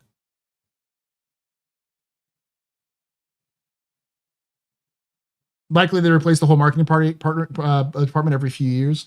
From my experience and from me looking at CIG as a former marketing worker, employee, somebody who's used to work in marketing, they don't actually have much of a marketing department at all. I don't even know how many managers they have. Maybe 2, 3. And I've never met them. I've never heard of them. They are quiet as fuck. The only person I heard about is their CEO, and a CEO, what is it? CMO or whatever, the chief marketing officer, who is a former EA guy, which is not a good sign. But also, I don't know if he works for CIG anymore because he was in the LA office, and I don't think the LA office is, still around. The VP of marketing, which is Sandy, I think, still.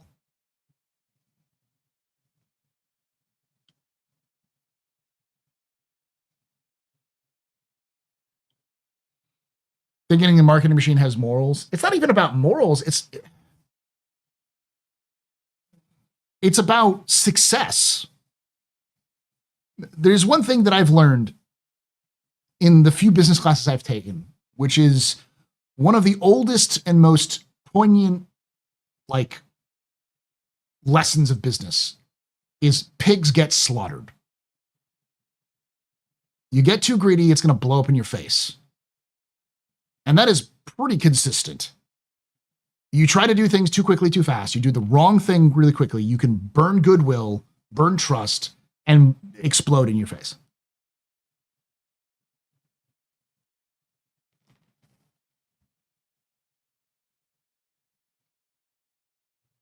The longer this game takes in alpha, the longer they see having to make payroll for years and years.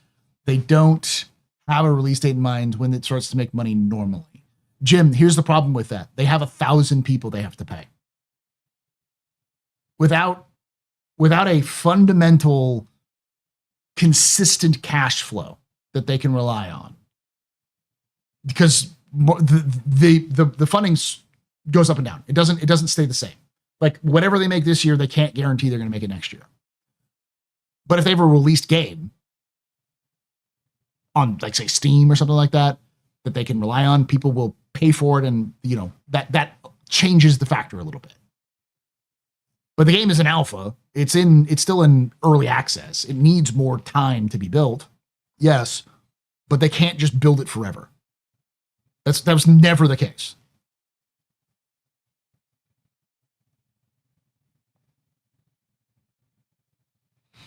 So Dreamweb, do you know the history of the Goddess Pack? Because I've heard this so many times before, where people are like, you can spend $10,000 on the game. Clearly, CIG doesn't care. Okay, so the Goddess Pack is not actually CIG's idea. The Goddess Pack is literally the fans. Those big game packages were suggestions by the fans because people who had enough money to support the project and were buying a lot of these things were like, this is taking up a huge amount of space in my hangar, in my it's a pain in the ass that if I want to buy one of every ship, I have to go through and buy one of every ship. Why don't you have some sort of package that has one of every ship? And CIG said, you do that? And they're like, yeah, just make it whatever. Like you give us, if you want to, you can give us a little discount, but just give it a package where we can just buy all of the ships. And buy all the ships.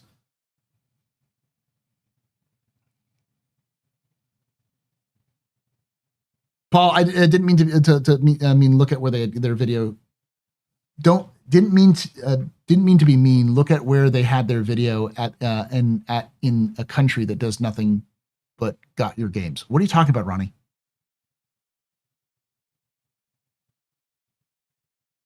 To be fair, Eve now sells packs that lets you skip all the progression all the way to max skill. So does Elite Dangerous. Elite Dangerous has done the same thing.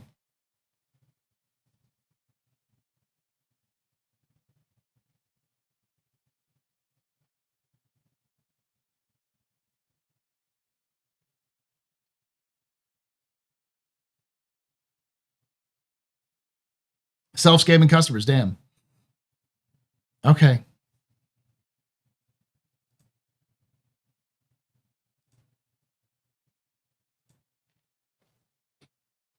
I hate days like this. Because, you know, you try to interact with people in a legitimate way, in an honest and earnest way. And people are just like, nah. I'm like, okay, go back to Asmongold or something like that. Like, you're not welcome here. Jesus fuck.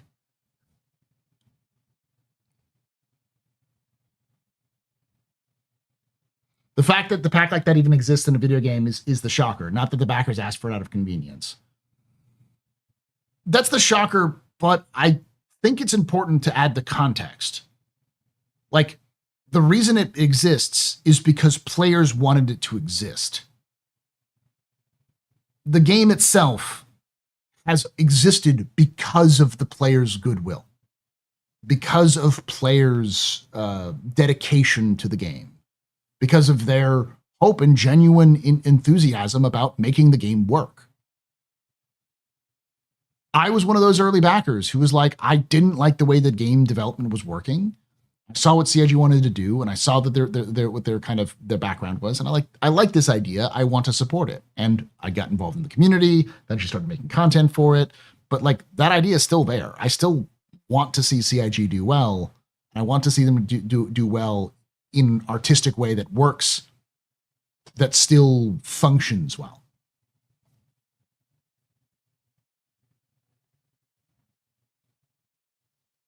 CIG should have looked at the Legatus and thought, gee, people really want this game. I think CIG looked at it and said, gee, people can make money selling everything. I don't think so. Again, for those of you who just came in, I come from a perspective of CIG that it's not, this isn't about, I don't think CIG is malicious. I don't think sit there going, money, money, money. Give me your wallet. I think what CIG does is they're idiots. I think they're incompetent cowards when it comes to a lot of things. Never attribute malice which can be attributed to incompetence.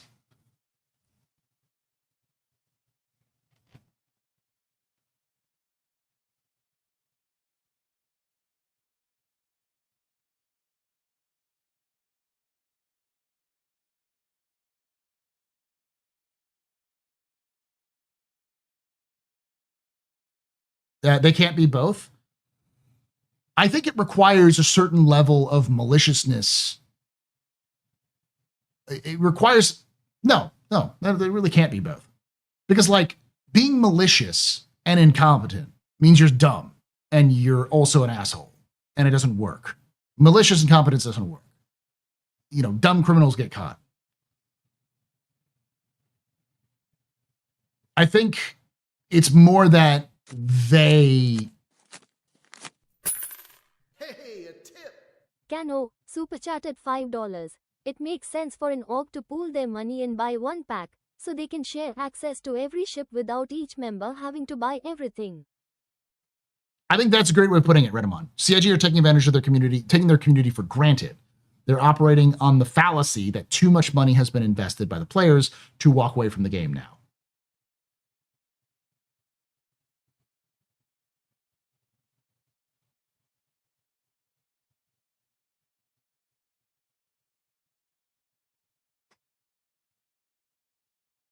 But I think that's where I think it comes into the incompetence, Sudiko. Because you said it isn't necessarily malice. I think selling things gets you money. I just think CIG needs to, they need money, so they first need to sell something instead of relying on the community goodwill. That's where the incompetence comes in. I think CIG they're cowards. They're afraid. They're afraid of losing money. They're afraid of not making enough money to make things work. And that cowardice is reflected in these sorts of actions, where they're just like, this worked before, let's just keep doing it until it doesn't work, and then we'll figure something else out.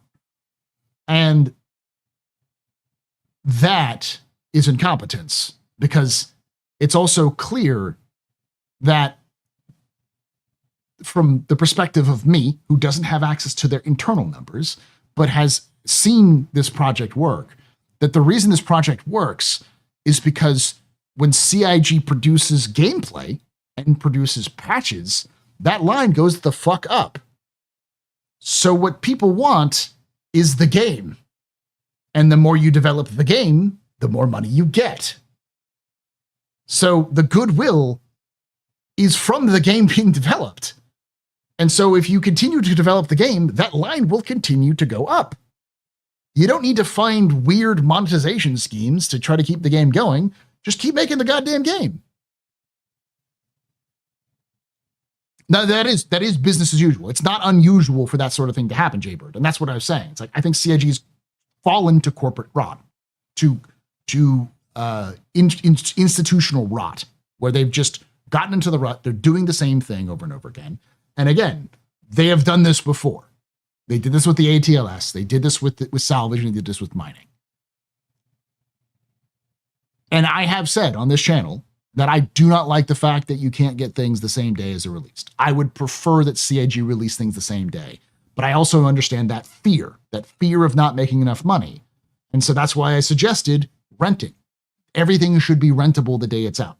And then, for 3 months, 6 months. So, because that's something that CIG has data on, because they do the same thing for Invictus and for IAE, where all the ships are rentable. And it's clear from that data, at least, they make fuck tons of money even when ships are rentable. Even when the new ship is rentable, they still sell it like crazy. People will buy your ship because they like the ship, because they think it's cool, because they want to support the game. They buy because it's in game, because the game is being developed. Like, that's the message. And I think CIG has basically said, oh, this is what people want, so we're just going to keep giving it to them, not analyzing why it's happening. If purchases don't exclusivity, then the FOMO goes away. And I don't think the people buy them for the FOMO.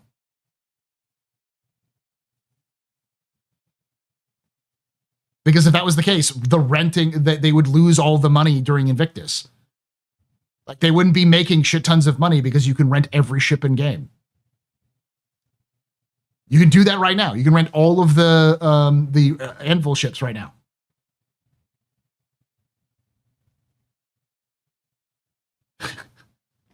It feels weird seeing bomb racks and blades going for USD only for now. Didn't they remove ships from weapons pages long ago? Yeah, Voyager Direct is back. The thing everybody hated.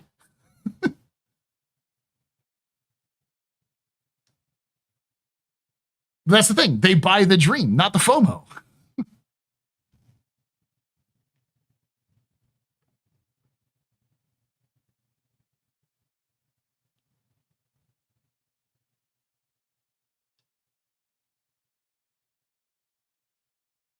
Except the Idris, true.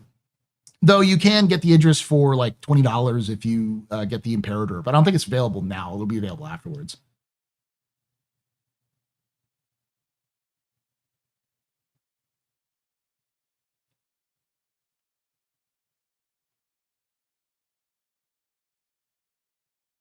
Oh yeah, I mean, love manga. You are in the same boat. I too would love to see a bombs on the bomber. But yeah.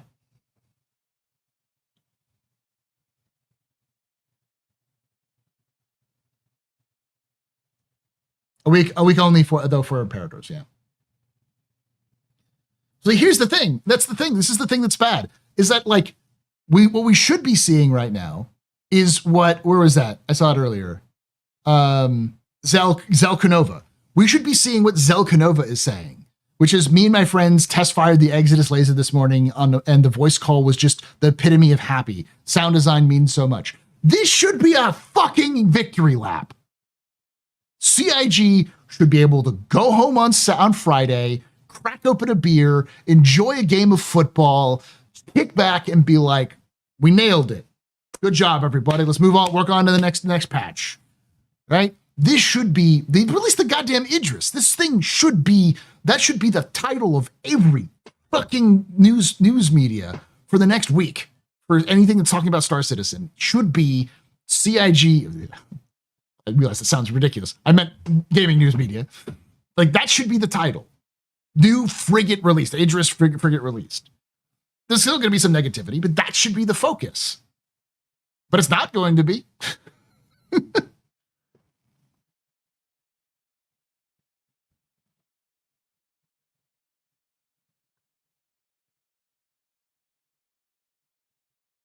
See, RJ, I was saying the same thing. This is the first time they've actually updated the floor in like years, and it's good.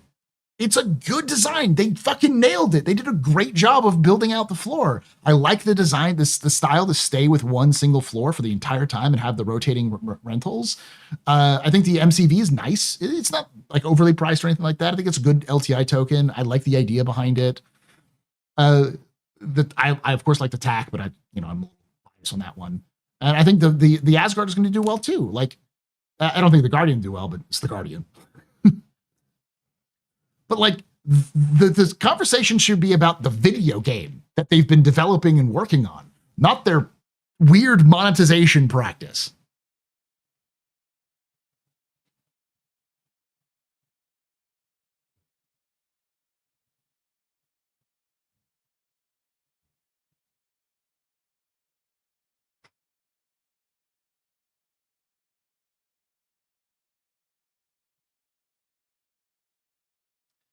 See, Mega, that's what I'm saying. Mega says, I don't have the problem with the blades being sold. I do have a problem with them being able to purchase. I feel bad because someone actually donated earlier and I didn't read it out loud. No. Canonless says, it makes sense for an org to pool their money to buy one pack so they can share access to every ship without a member having to buy everything. Yeah, I mean, I get the reason behind it. Like, there's at least some logistical reasons. I'm talking myself out of an Asgard due to kitchen FOMO. You try to rent a ship and it never went to your ASOP terminal? Did you try again? You can rent the same thing over and over again. It also just you may need to like log out and log back in. It's still a free flight. There's still going to be some weird stuff. Is it true the bomb racks will fit a variety, but not the Gladius? No, it'll fit the Gladius, not the Gladiator.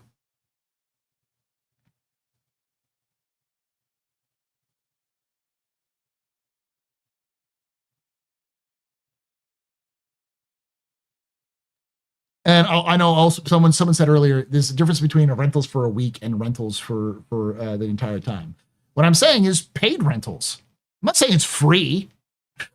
Are you kidding me? No, you got to pay in-game cash for that. If you have to pay like in-game cash for it, like whatever a normal rental would cost, and you could even set it to like an egregiously high level and egregiously low level, doesn't matter. If you set it at like just a random state for rentals, and you can change that later. A rental is a rental, you know? They usually don't cost a huge amount of money. So enough that people would feel the pain. Like, I think even like the Idris, not the Idris, the bigger ships are only like 60 to 70K a day for rentals. Yeah, if you gave every new ship that's in game a rental, and, you know, 1 day, 3 days, 7 days, that whole rental period. Sorry, my eyes are a little off.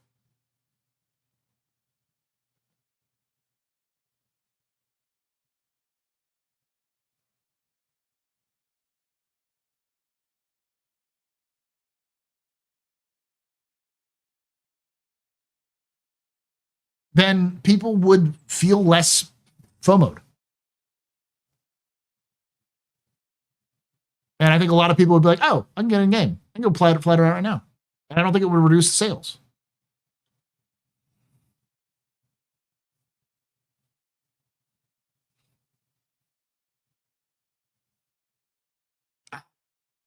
I fundamentally disagree with the concept of FOMO because I don't think FOMO actually works.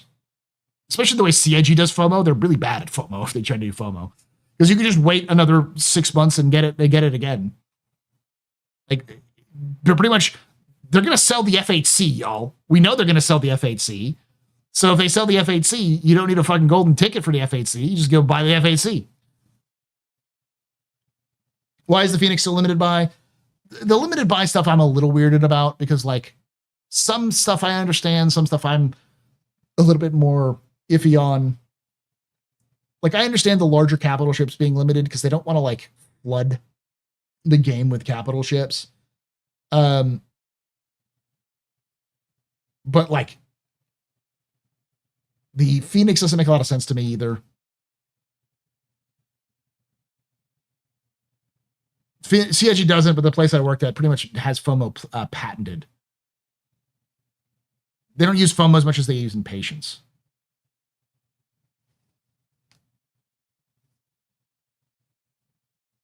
FOMO works in a very specific demographic, but it's not a long-term strategy. I'm not overestimating customers. I'm saying you need to have a very specific demographic for FOMO to work. And if it's egregious, people don't buy your game.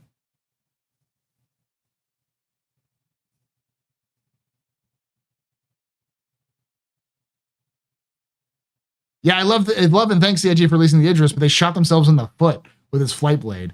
Better if they had it in the game to try it out, but what you can do. I mean, what you can do is count out his bullshit and say, I need you to make it available in game or not fucking sell it. In a perfect world, CIG doesn't sell equipment for money. That is in game. You can earn it and unlock it in game because it's a video game and you need to have things for people to unlock. In a not perfect world, in a compromise world, you go, hey, CIG, you can sell it, but make it available in game at the same time. People can buy it.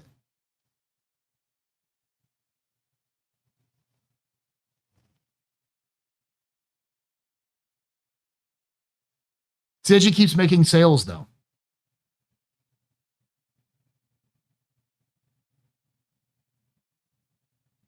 It is absolutely childish to be groaning about monetization and the pledge store.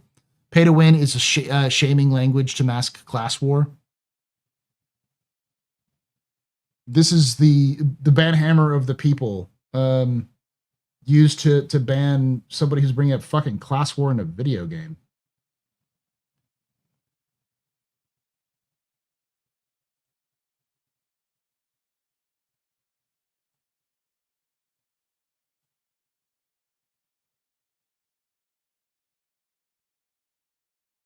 Fucking fuck.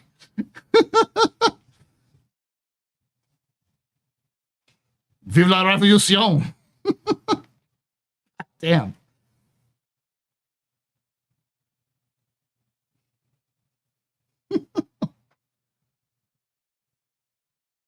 I'm shaming rich people, y'all. What I'm doing is basically the same as a communist revolution. Like by saying that CIG shouldn't sell shit in their video game and they shouldn't be able to earn it.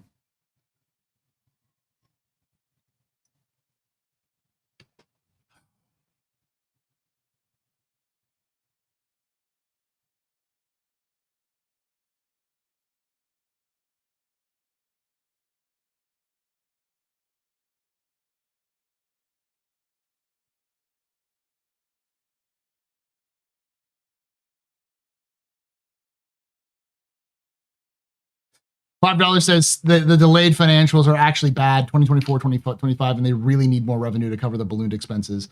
No, I mean, their expenses are always, or their financial reports are always delayed by a year. Like we got the 2022 financials in 2024, and we got the 2023 and 2025. It's always delayed a year. That's always been the way they do it. Though I don't think that the financials are good in 2024.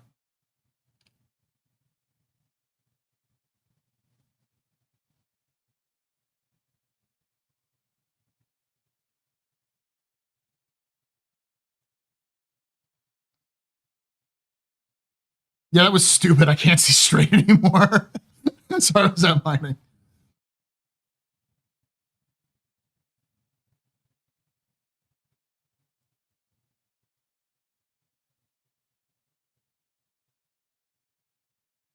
People are assuming buying stuff is pay to win, but if you don't have the skills to use them, then it's just pay to lose. And somebody who pays enough to earn the ship or whatever in game will probably have better skill than someone who pays less in the pledge store. Hey, a tip. Steve, super chatted $10. Do you think SIG is banking on crafting, modding to make store-bought stuff less relevant? Will we be able to mod store stuff as well as gear we craft ourselves? If not, isn't it worthless to buy? It says you're making on crafting modding to make the store-bought stuff less relevant. Will we be able to mod store stuff as well as the gear stuff? Isn't it worthless to buy? It probably is, but I'm more concerned about them pay gating in the first place.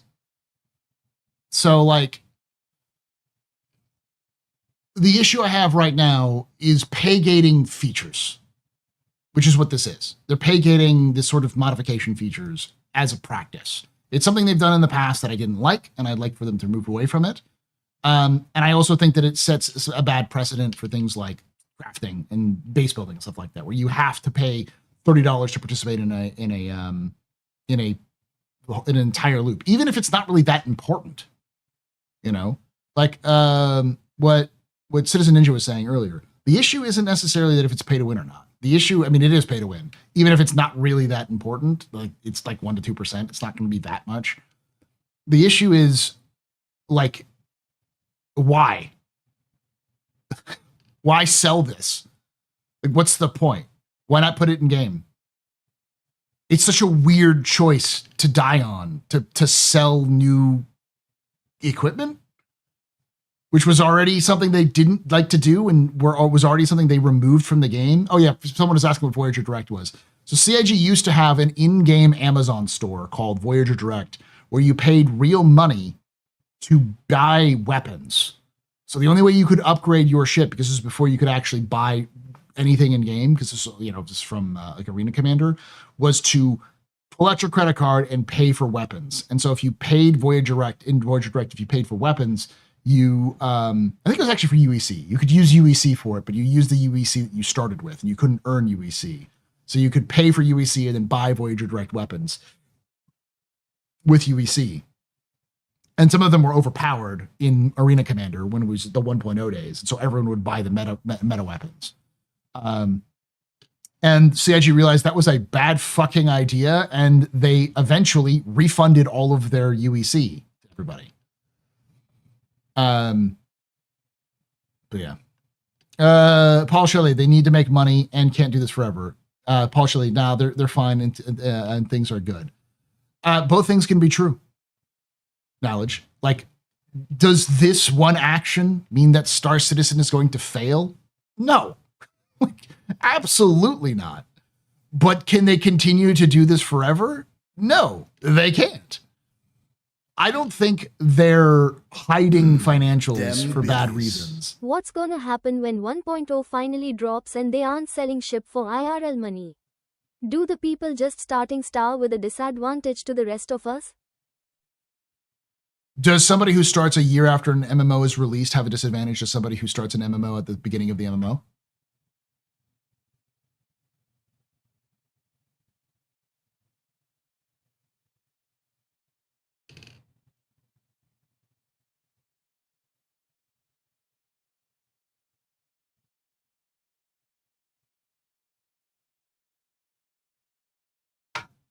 That's the fundamental question. Is it unfair for somebody to come into the game a year after the game is released and versus somebody if they face somebody against who's already played it for a year? They also, because if the answer is no, then I'll say why. And if the answer is, well, they earned it, it's like, okay, so there's no difference between somebody starting off with like more ships than somebody who doesn't. Because it's the same thing that's going to happen anyways.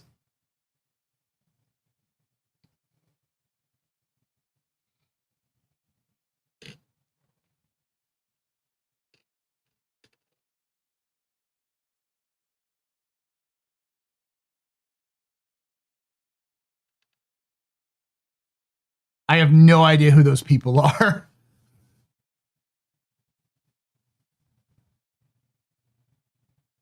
I don't see who's active active.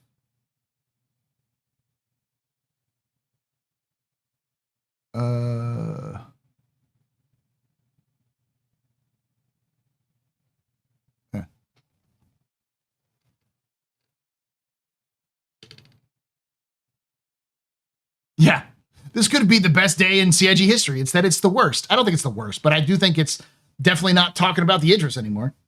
Square Enix created a Business Unit 3 and Yoshi P. They're the main team behind Final Fantasy 14. Oh, yeah, no, those aren't. Did they fucking save Final Fantasy 14?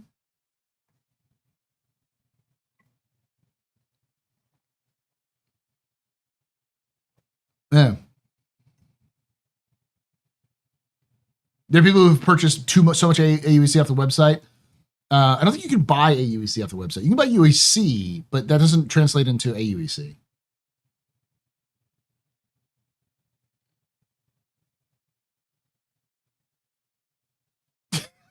Technically, I earned a javelin I bought today by grinding 800 hours of overtime last year to bank money that I could easily get.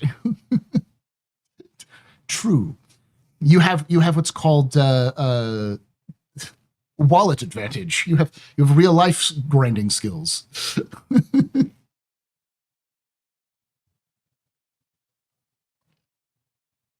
I don't like selling UEC, and I think everything that CIG has done. This is the shitty part. Like, can we talk a moment about script and how script is brilliant? Like, Reputation, which I hope they don't fuck up. They're already starting to talk about fucking it up. I hope they don't fuck it up. But Reputation and script basically make UEC pointless.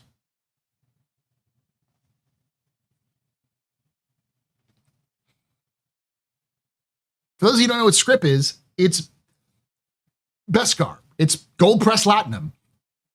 You can use it and exchange it for favors or for specific things from Wicklow to make to get chips. You can completely skip entire UEC grinds if you just find a script.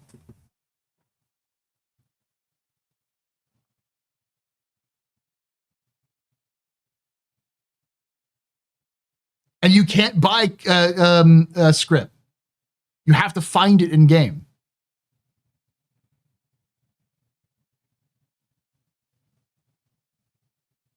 Flight Blade's the new currency. Or earn it. Yeah, you can earn it through missions.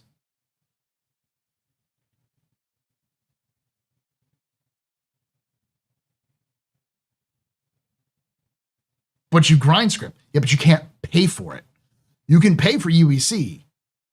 Like, it doesn't actually translate into UEC in game right now because AUEC isn't.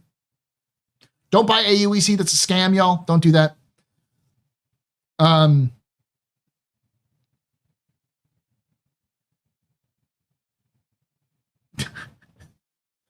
Charnel. I am reasonably pissed, but I'm at least willing to see CIG make a correction and improve this disaster of an idea to charge for fucking like flight blades. If they start fucking selling script in bundles, I will be Salty Mike. Like, Salty Mike will tell me to calm the fuck down. Because that's the ultimate just like waste of good potential. I mean, you could definitely sell script on eBay, but my point being is like script isn't something you can they haven't monetized it, so it's an in-game thing.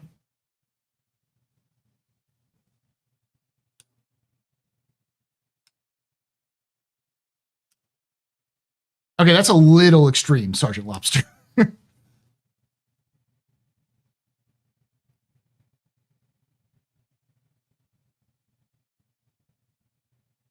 Yeah, script's also not inflated to hell, yeah.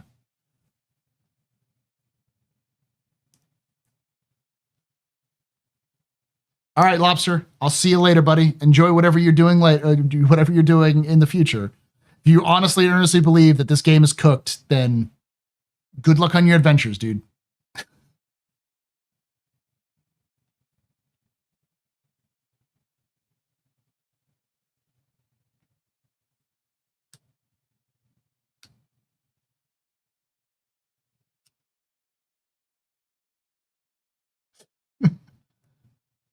First, they came for Reputation, and Paul did complain. That's not the point. They came for the script, and Paul burned everything. I am of no like belief. I am of no how to put this correctly. I have no illusion that I'm important. There's 216 people watching me on YouTube. There's 145 of you. So there's a lot of you watching, but I can guarantee you if I go to Twitch right now, I'm probably like like 5th in Star Citizen. If that. I'm 4th, yay!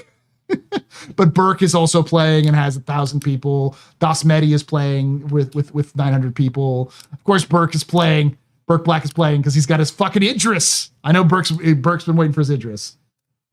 And of course, Zero is playing.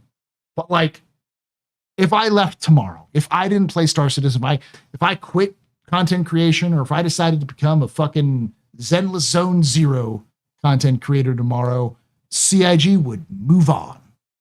People would move on. I am of no belief that I'm some sort of special snowflake that has an impact on the game beyond my own, self. I can't make you love it or hate the game.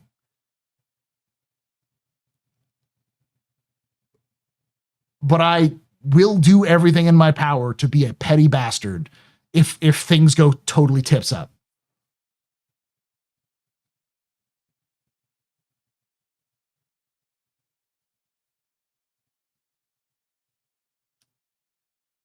Paul going for the jiggle physics. Listen, I'm just looking for the butts, okay?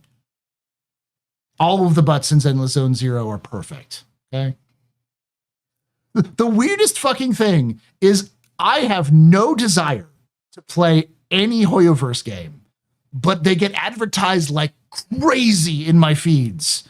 So I end up just being like, fuck it, let's see what this shit is about. And I'm like, this is the most gooner shit I have ever seen in my life. And it still gets advertised to me.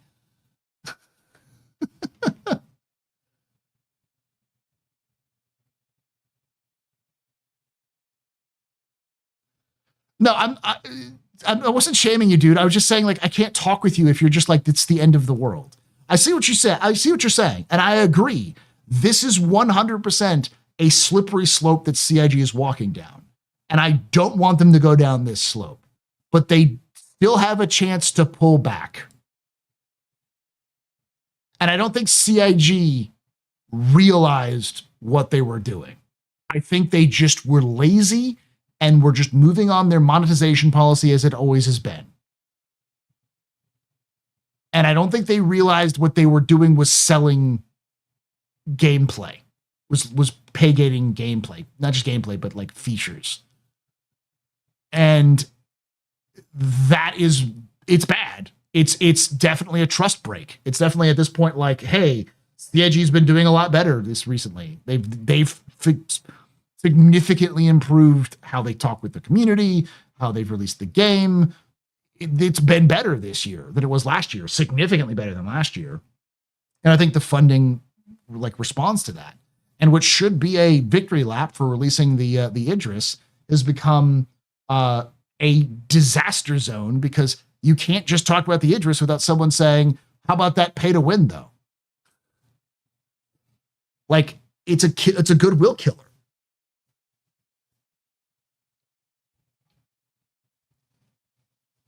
Yeah, I'm a goon? No, I'm not a goon.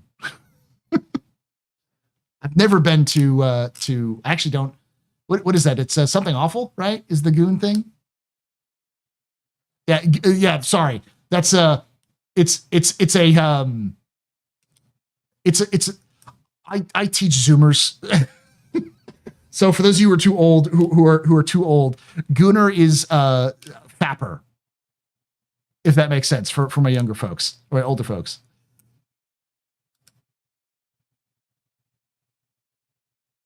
But in the United States, but in Arsenal, it's Arsenal supporter in England. Ah!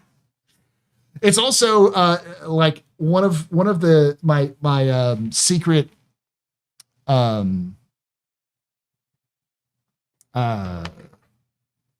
favorite YouTubers, and I'll talk about him a lot, is Windigoon. Not because I believe in everything, but I love his voice, and I love his cadence, and I love some of the stuff he talks about. Chronic meat polisher, yeah. A gooner is an Arsenal supporter, as I call it. Yeah. A bus wanker, yeah. Some of us are too old for fapper. Corn lover, yeah, that works too. I'm breaking out hives. I don't know what's going on with me, man. Like, I think it just sleep has been off, and I'm just breaking out everywhere in my face. I literally sat down to stream. I'm like, it's all over my fucking face. I don't know what the fuck's going on. Also, it's also that time of year where seniors who are, because I teach seniors, grade 12, and grade 12. They're all panicked because they're 2 weeks from graduation, and a lot of them got that senioritis early, so they just stopped coming to school and coming to class for the last 2 weeks, thinking they're good to go, and now they're getting their parents called saying, hey, they're not passing their classes. So I am stressed as fuck because my students come up and are like, I know I'm going to fail. I need to do something. And I'm like, you need to do your work. And they're like, okay. And they'll sit down and work on something. And the second they do one assignment, they come up and are like, I did this work. Grade it right now. Grade it right now. Grade it right now. Grade it right now. Like, what the fuck? Calm down. Like, just take a deep breath and calm. I've got other things I got to do too. So that's probably why I'm breaking out in hives too. There's something that's very stressful about an 18-year-old who's could be the same size as me going, grade my work right now or my parents are going to kill me. It's like, God damn, son, please.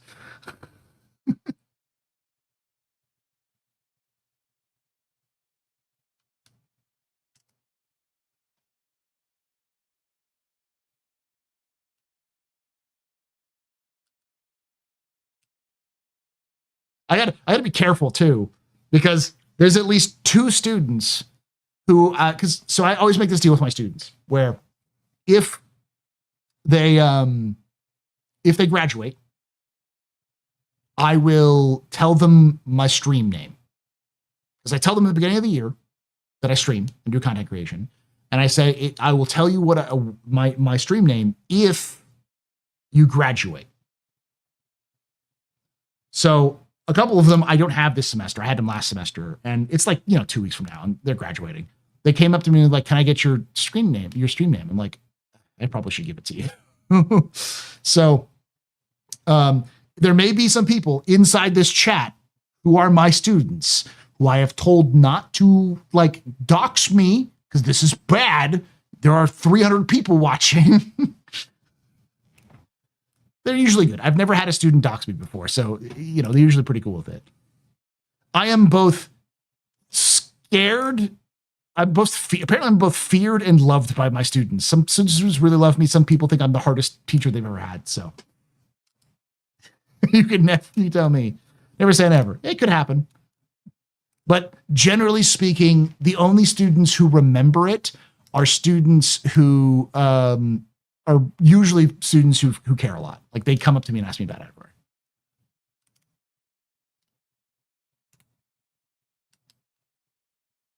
You're one of my students. From 10 years ago, Knowledge? If that's the case, you've done very well. I'm very proud of you, Knowledge. You have a wife, you have 2 kids, you have a successful career. I'm very proud of you. All at the age of like 25. In a way, we're all your students, Paul. Yeah, if you watch my historical stuff.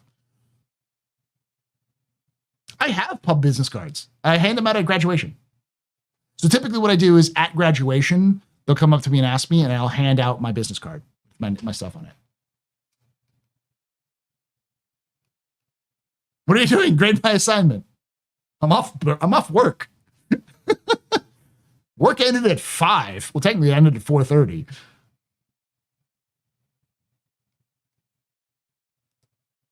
Shit, I wish. I've only been teaching for a decade, Knowledge. Well, I've been teaching a little bit longer than that, but the only students who have known that I've streamed are from the last decade.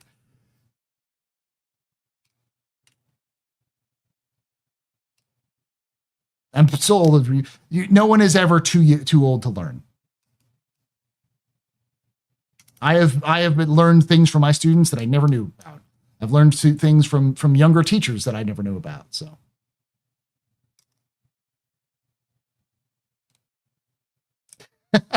You taught home ec for 2 years and never went back? You're a brave man.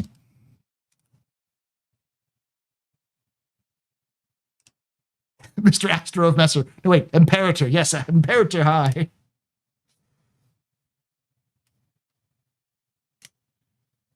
And I must assume that they too will be sold initially as pledged items. I mean, I hope not. The streaming feels like working for you. It's okay. I'll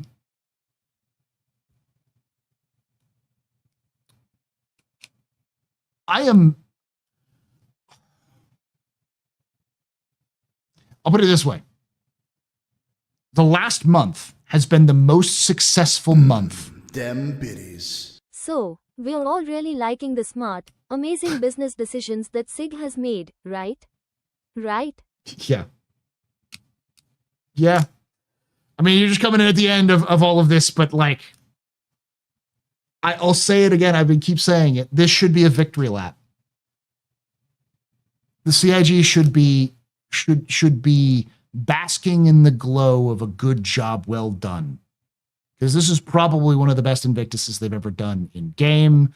They released the goddamn Idris. You know, the TAC was released. The MTC is released. They should be happy. This should be a time where the community goes, good job, CIG, and CIG developers get to go, we did good. But it's all overshadowed by a stupid fucking marketing decision. Dem biddies. But Paul, they are just running around the track backwards.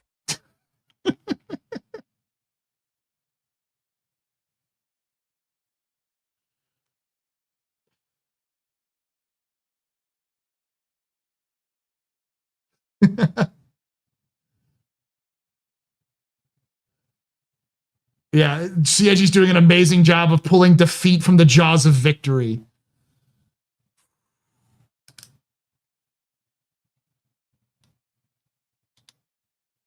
Just a small indie dev, yeah. But we get a Xylo mea culpa that doesn't address the issue but makes things makes soothing noises? Possibly. I mean, I get it. Altini. And I don't blame anybody who's like, I'm just gonna ignore the noise and just enjoy the Idris. But I'm too concerned with this practice, because this is not a practice that's just a one-off. This is a consistent pattern that CIG is, I don't think intentionally, but basically through a combination of let's monetize everything because we're so scared we're going to run out of money, and just laziness, because they always monetize it, so why not? Monetizing features, paywalling features.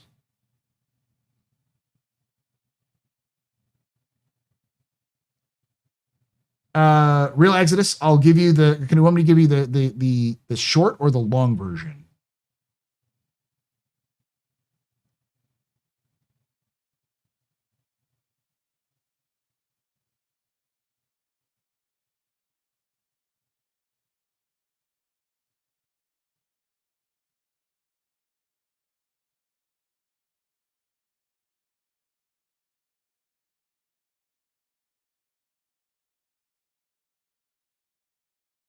It's more that it was 3 weeks ago since the Cinder situation. The fuck's the Cinder situation? And the Google Docky eruption it involved? What the fuck? I am completely out of the loop here.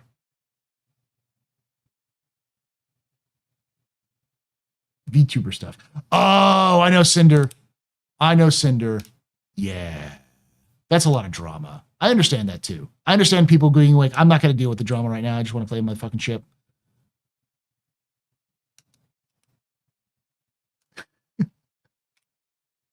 I am not a fan of VTubers, but I do find them fascinating. And I don't mean that as a fan of VTubers and it's like anybody's a VTuber. I've had VTubers on the goddamn captain's table. I'm friends with people who are VTubers. What I mean is the like VTuber culture that exists. I'm not a huge fan of that, but I do find it fascinating.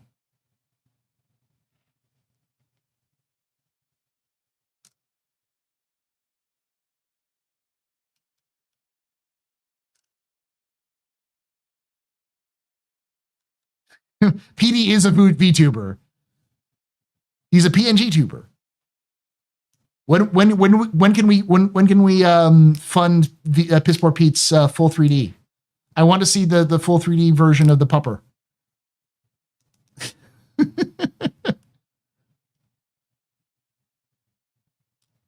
God, I'm getting old. Yeah.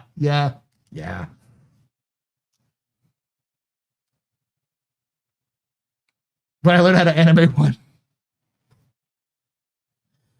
Someone said we're going to get a VTuber. So this is a thing. It would have been this April if I wasn't broke as shit. Hopefully I'll have money, like, enough in the future, especially since I had to buy the goddamn new PC, which is part of the reason. But I've joked about this, but one of these days, one April 1st, I will get, as an April 1st joke, a full rigged VTuber model. I will do a stream on April 1st as a VTuber.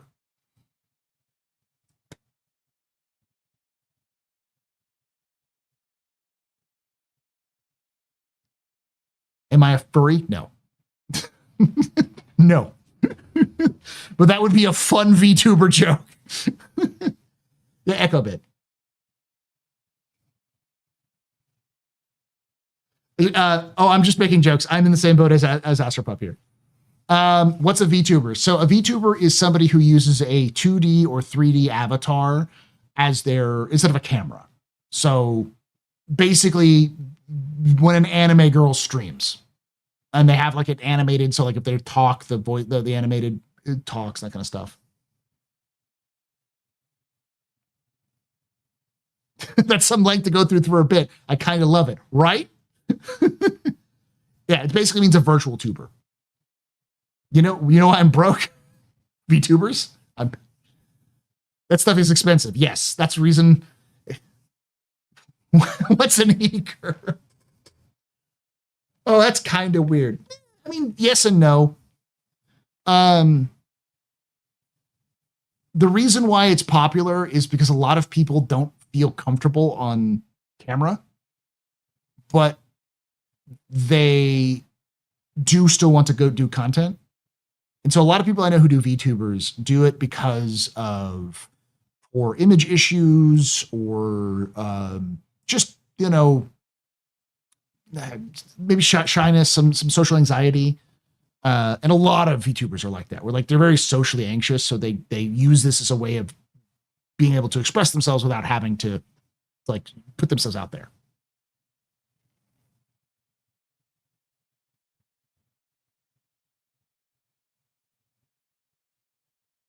Yeah, that's a great way of putting it. Iron Mouse is a great example. She's probably one of the most popular VTubers. She literally is bedbound. She started streaming because she couldn't perform as a singer. And a lot of VTubers are singers. It borrows a lot from idol culture from Japan, because it really originated in Japan and it's sort of an offshoot of idol culture. But a lot of VTubers are also singers. And so it's sort of like a way of doing sort of like a virtual sort of thing. People get real loud about that kind of thing for no reason. I think a lot of people get uncomfortable with it. It's the issue. It's just, people find it's weird. But again, I'm a pansexual man. All right? Weird shit is just my life.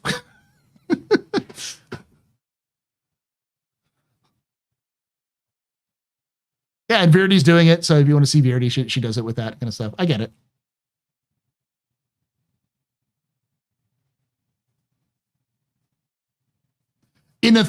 Technically, Expat is a VTuber. Technically.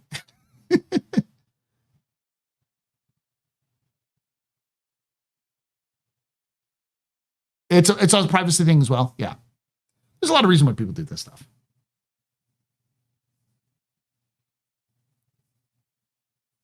VTuber is actually for insecure people that do not want to deal with the typical internet comments section criticism. Yeah.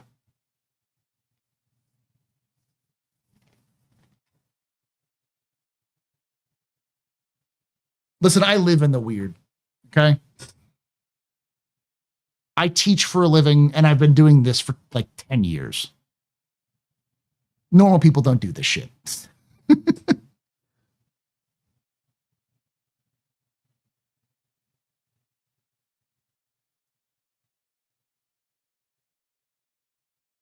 And to be fair, my experience with VTubers 100% stems from trying to get into watch anime during the pandemic, because I was like, I'm bored and stuck at home.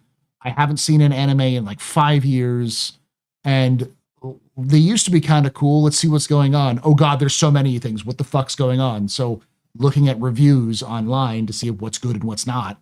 And then you run into fucking VTubers doing that. And two, I'm a lore channel. Like the number one thing that VTubers react to is fucking lore. By the way, that is my ultimate goal for the lore channel. That is the ultimate goal for the Astro Historian, is to get some big VTuber to react to my complete history of Star Citizen lore series.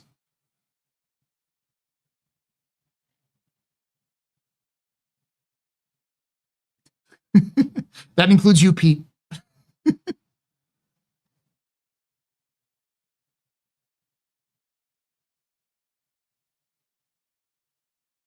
Seriously, VTuber Paul, when I have the money to do full send, and it's going to be an April Fool's joke. You teach history at school? I teach, social studies. I've taught world history. I've taught some U.S. history, but it's a graded subject, and I hate, or tested subject, and I hate teaching tested subjects because you don't really teach. You teach the test. I also teach government economics. When's the next episode? I couldn't tell you. Like, my gut says June, but last time I said a date, it was wrong and it got launched. So it'll probably be more like July.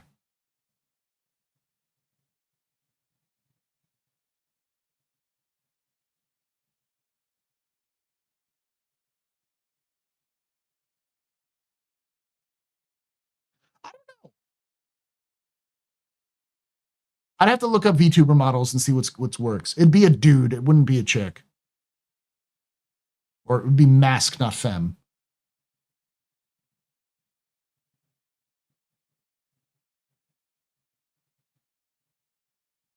Tavarin VTuber? A Banu. Banu tuber. The world's first Banu tuber.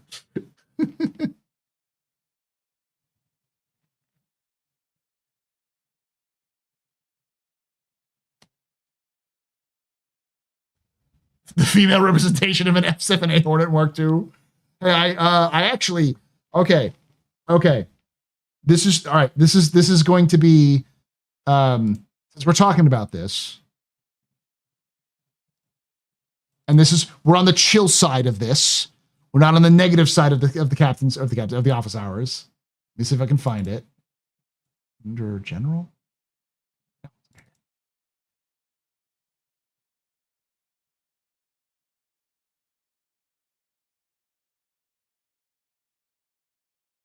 I'm going to pull it out. You mentioned a female representation of the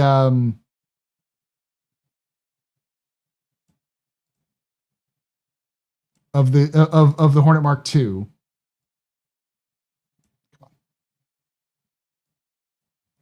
Real chatters know what I'm about to do. Y'all know this. Those of you who've been around here, this has got a story, okay? So I made a joke about turning Star Citizen ships into human representations. Mostly because I had seen other lore tubers do videos or use that as a tactic to try to like get people to they like do art and they sell it and that kind of stuff. So I said, that'd be funny if I did that. And so I made that joke on Twitter. And John Crew himself said, please don't. So when John Crew is uncomfortable with it, I have to fucking do it now. It's out of my hand, all right? When the person who's the head of CIG ships tells me to not do something to his ships, I'm going to fucking do that to his ships. So I paid some artists to do a lot of this. This is the cutlass.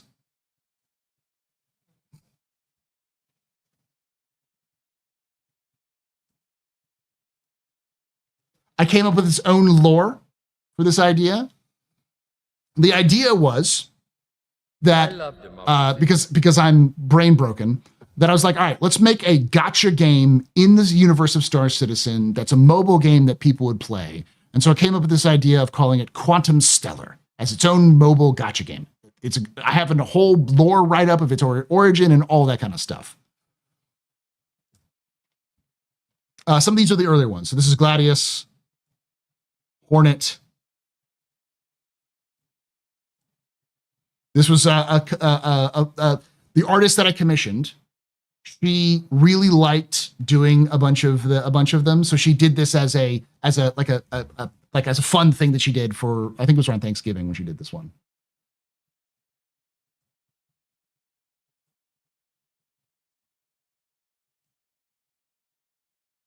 Oh, I know this one. I actually have to talk to this artist because he's done a couple of artists and sent some stuff to the UK. I want to talk with them about it too. This is the Valkyrie.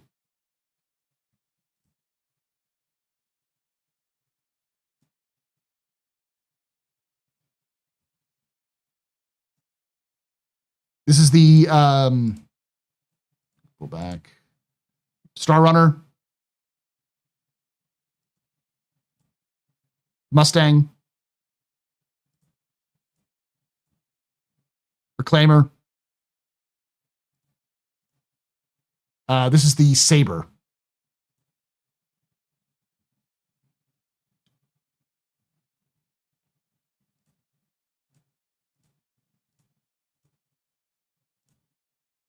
The Scorpius.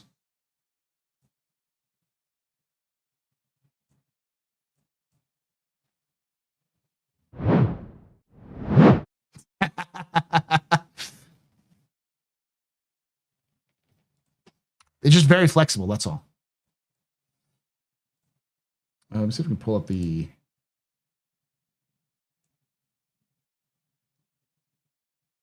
Do I not have the one that's... I don't think I have... I do.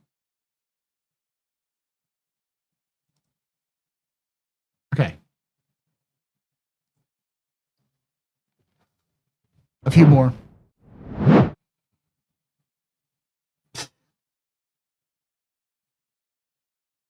Aurora, Avenger, and then back to the Cutlass.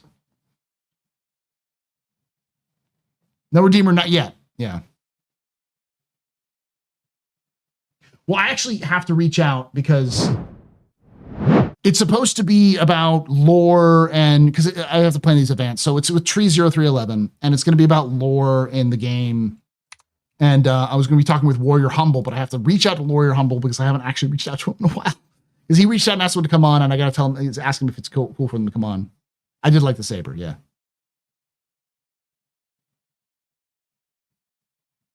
I want to beg people to never use the pose the Saber girls ever in a proposed spine.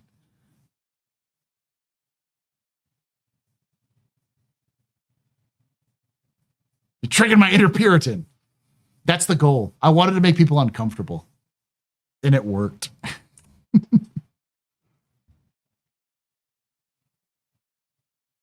Hey, Jacaro. Hey, just go brr. Cyberpunk is cool, yeah. I haven't done this in a while. I have to start making these. I have to talk to the artist and have them do it again. You like the character design of the Saber Girl? Yeah, I like a better pose would work, but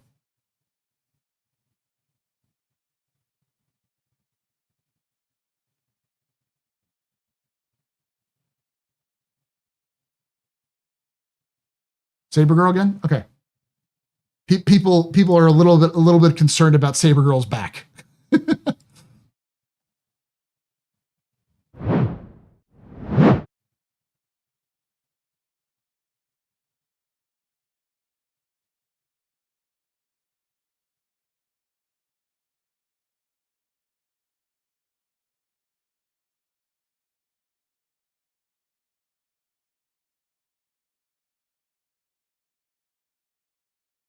Ooh, it's VTuber amount of win.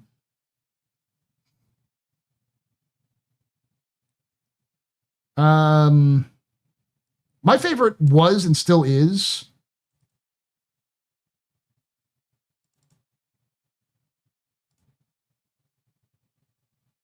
the Avenger.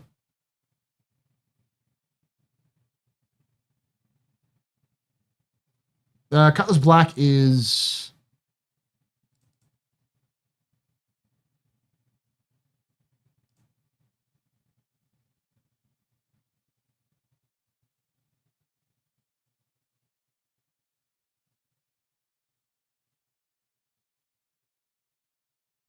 it's because she has glasses, isn't it? Well, my wife does have glasses. There's no Carrick yet. It's the Gladius, the Hornet, the Avenger, the Aurora, the Mustang Alpha, the Aurora MR, the Mustang Alpha, the Reclaimer, the Mercury Star Runner, the Saber, and that's it for now.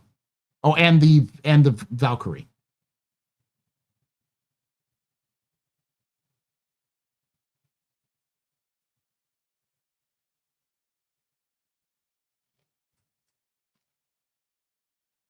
Avenger looks like a librarian. I do post these. I have to post these more often. Again, I have to hire the artist back again to do that stuff. But the one that you sent me, I'll pull this one up as well.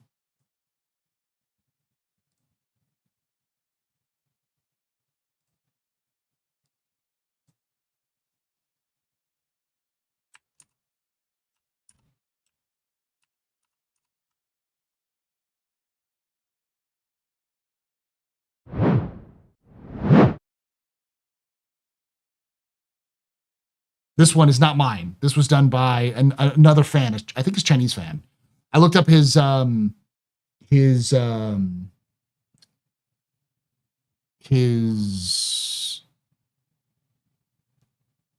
He's got a whole art profile, and he's done a couple of. He's actually did one that he gave to CIG to members of CIG UK, which is of the Polaris.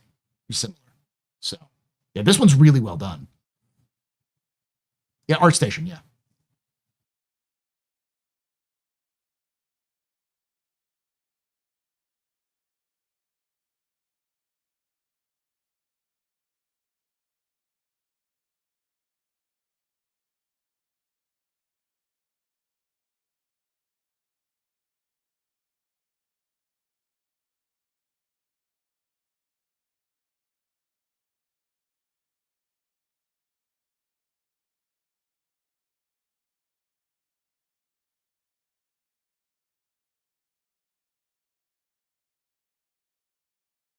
Who just rated? Hey, Deadeye, welcome. Thank you so much for that. For coming in, Deadeye. You're a very important public, very impressive, sir.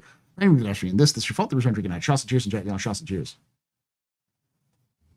Well, so I found out that he was doing more of these ships, and because the person who designed the Starlancer, the guy who designed the Starlancer, posted that he got one of these. And he's like, oh God, we've reached new levels. We've reached new wonderful levels of degeneracy in the Star Citizen community. The fucking ship girl people have discovered Star Citizen. And I was very, very angry at him. I was very, very hurt. Like, you forgot? Am I a joke to you? Did you not remember what I did? And he's like, Paul, you did it to piss off John. Okay? He's doing it out of the love of the love of the game. This artist is doing it for the love of the game. So I found out that he was still doing it. So I did say that I would still make one. I would up my degeneracy game. And he responded with, I will only accept if you make the Starlancer a burly dude, a burly shirtless dude. And I'm like, only if you accept that the tack is just going to end up being Senator Armstrong from Metal Gear Rising Revengeance. Okay?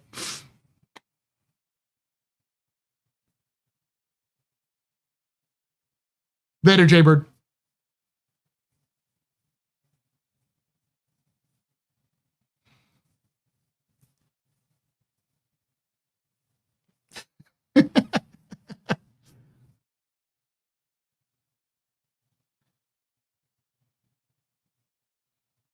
See, Misk would be nothing but very burly, strong men and women. Just ripped, jacked men and women. That's all they would be.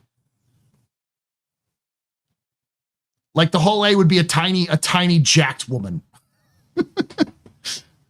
Like the whole series would just be a family, and they'd all just be ripped as fuck. They'd all be Armstrong from the Armstrong family from Full Metal Alchemist.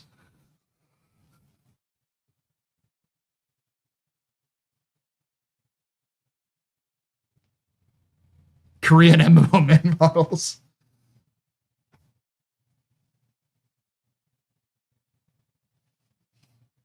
Old Doyle rules.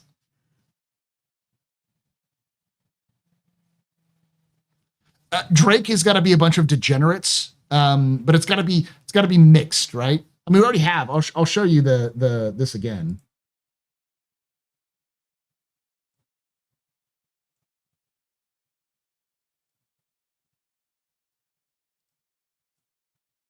I already have the Cutlass, which I think perfectly encapsulate the Cutlass.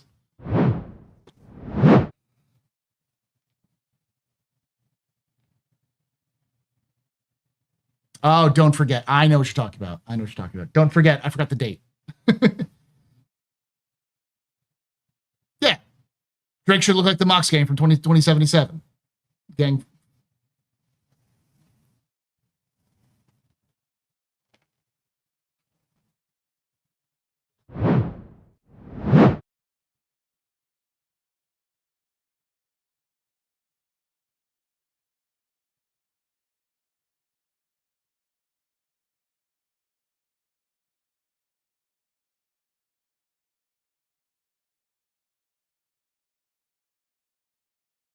And all origins can be pretty boys. Every origin ship would be a pretty boy. Like straight up Prince shit, you know. I forgot the term for it. The trope for it in anime.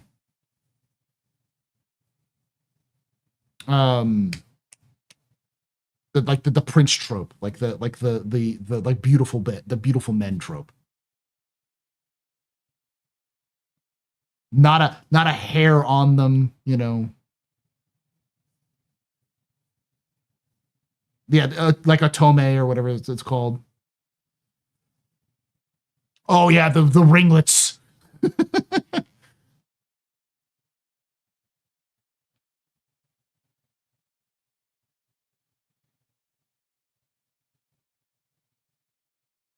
Bishonen and Bishojo. Yeah, I guess Bishonen.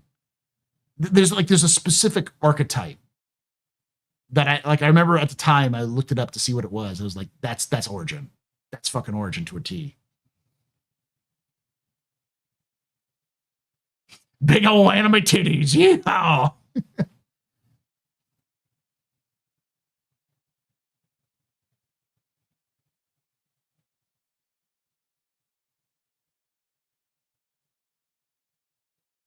Boyish pretty men, yeah.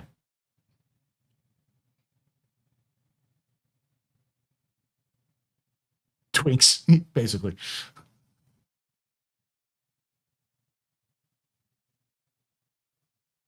In any case, origin should be multiple genders, but they should all be bishis. Bishis.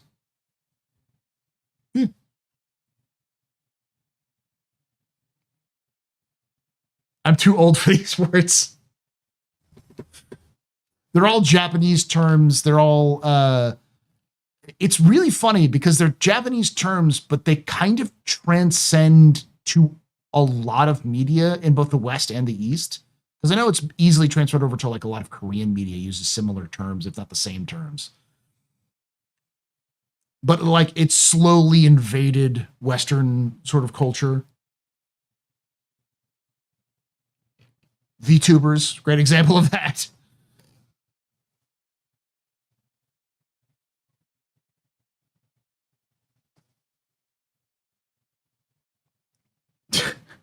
You can lock people into escape pods on the TAC. Wonderful. Wonderful. Nothing screams escape pod like a pod you can't escape.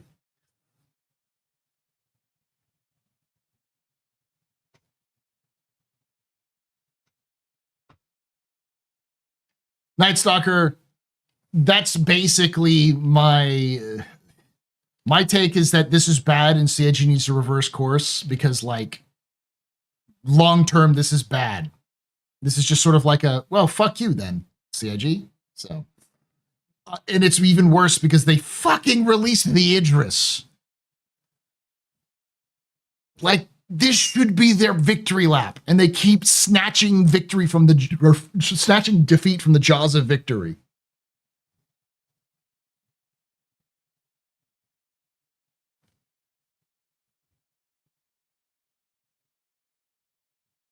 And they adopt a large part of our lexicon. It's only fair. Welcome to the universe. Like, I've had to catch myself from saying inshallah because I see people use it all the time. And I'm like, it's a really fun word to say. And it's fun to say when you say it. I also watch fucking brain rot via YouTubers sometimes who do video content on like games, like fucking I can't remember the names. Oh, Cleeper. Cleeper is one of them, where they just like shit post halfway through their gameplay to videos. So it's like just language has become such a, especially English, but I think all language has become such just this pile of goo that everyone's throwing words in now and just pulling words out of.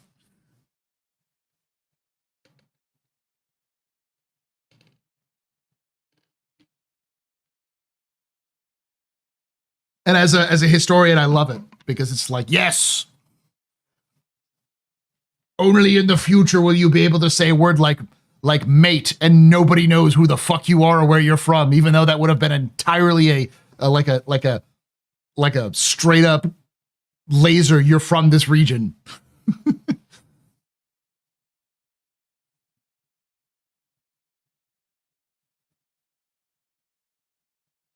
Five steps forwards, one step backwards.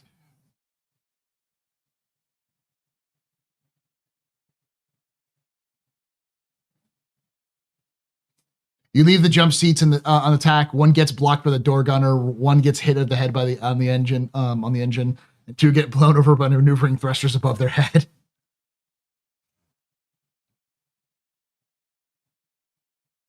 Finally, bounty hunter version 2. Locking people in escape pods. Yeah. That's a point where there should have been a Jax McCleary video about the Idris. There should have been.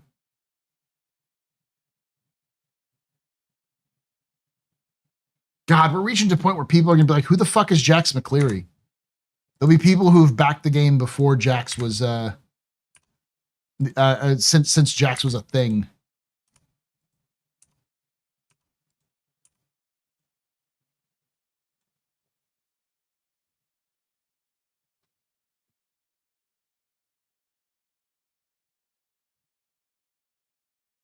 What's the point in development of a game made the release of the Idris necessary? Not necessary, available. I think really what the key was that CIG was waiting for the game to be in a state where they could release the ship, because I doubt that the Idris has been in a state of in the game for a while now, at least a year, if not multiple years.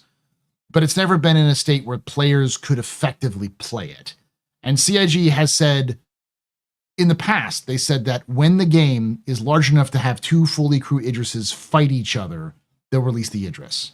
So they were waiting for the game to catch up, because the Idris has been built internally for years now, because it's been used for Squadron. And they've been using it in game for various events. So it was more, is the game ready? And then also timing. If the game is ready for us to introduce it, let's introduce it during Invictus, because it's a perfect time to release a giant frigate. Yeah, and because the server meshing was available, because server meshing worked, and they were doing those tests where they said, we're giving everyone a Polaris, come over here and test all these Polarises fighting each other to see if they work. And they called it the capital ship test. They were clearly testing to see if Idrises could work.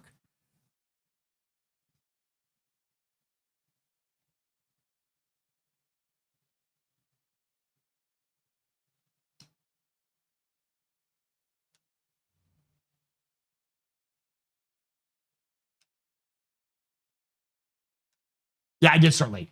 I started way late. The fact that Jackson disappeared as soon after Jeremy Clarkson came out as a full loser is always really is just a little funny. When did he? Was that a? I don't follow like Top Gear stuff, so I don't know a lot about Jeremy Clarkson. I'm trying to figure out when that was. Was it 2022 when he was doing the going through if Pyro? I think that that pissed my friends off the most was the fuck the Polaris comments in the dev video. I think that comment was it's a internal joke, and I think it was from CitizenCon. They made some joke about that. It's an internal joke.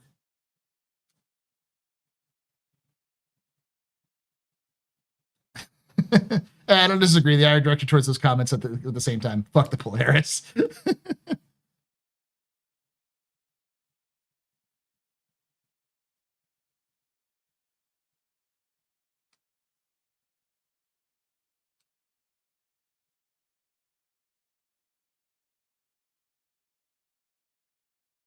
was not well received. I thought it was funny.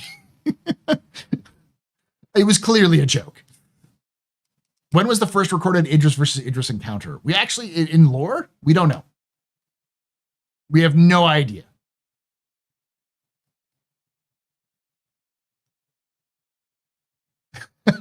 Fuck capital ships. All my homies solo. It's me. I'm homies.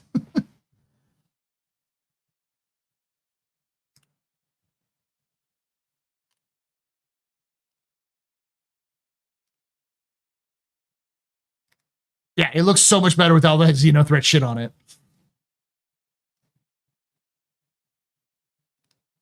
It was as well received. It was received about as well as that fake torpedo that killed the Idris in one shot. Was that a fake torpedo? I thought it was a size 12.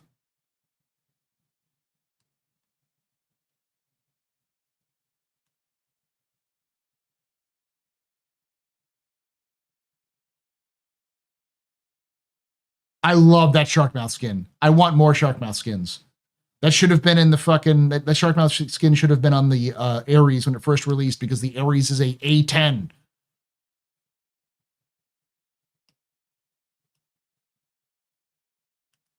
Yeah, to be honest, I was pretty stoked to hop on and see my buddy's Idris, but now I don't even want to add to the MAU account. I get it. I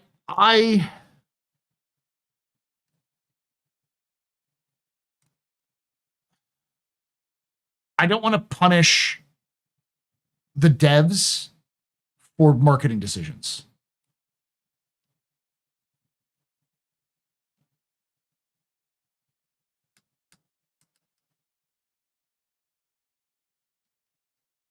Because none of the devs who made the Idris were involved in the stupid decisions that made the stupid like blade decisions.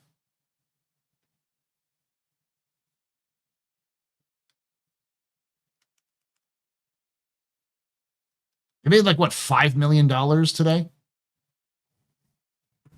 Will there be a Mark II Idris? No.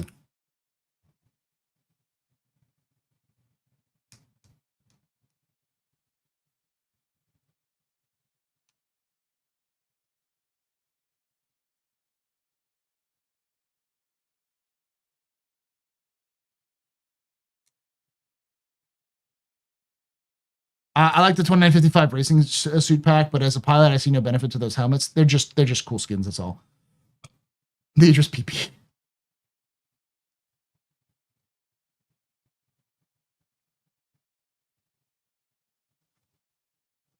That's the thing. It's like this year, up to this point, CIG has made some weird decisions, but I think generally speaking, the community has been fairly happy with the direction CIG is going. The most I've heard is CIG needs to hurry up and do X, but like, there's not been like a decision that CIG made where you're like, oh, fuck you, CIG. And so this comes out of like left field and catches everyone off guard and be like, are you just going to monetize everything now? Like, you're going to monetize the most stupid shit in the game and that nobody really cared about? So it means you can just monetize everything. If it's going to come into the game, it's going to be monetized. Like, fuck off. I beat to death. I beat this to death. And like, I know the problem is I know it's the only thing people are going to talk about, which pisses me off more. Because it's like, what the fuck? Because like, honestly, I'm mad also because it's like there are people whose like entire job was those server blades or those flight blades. Like their job was to make that.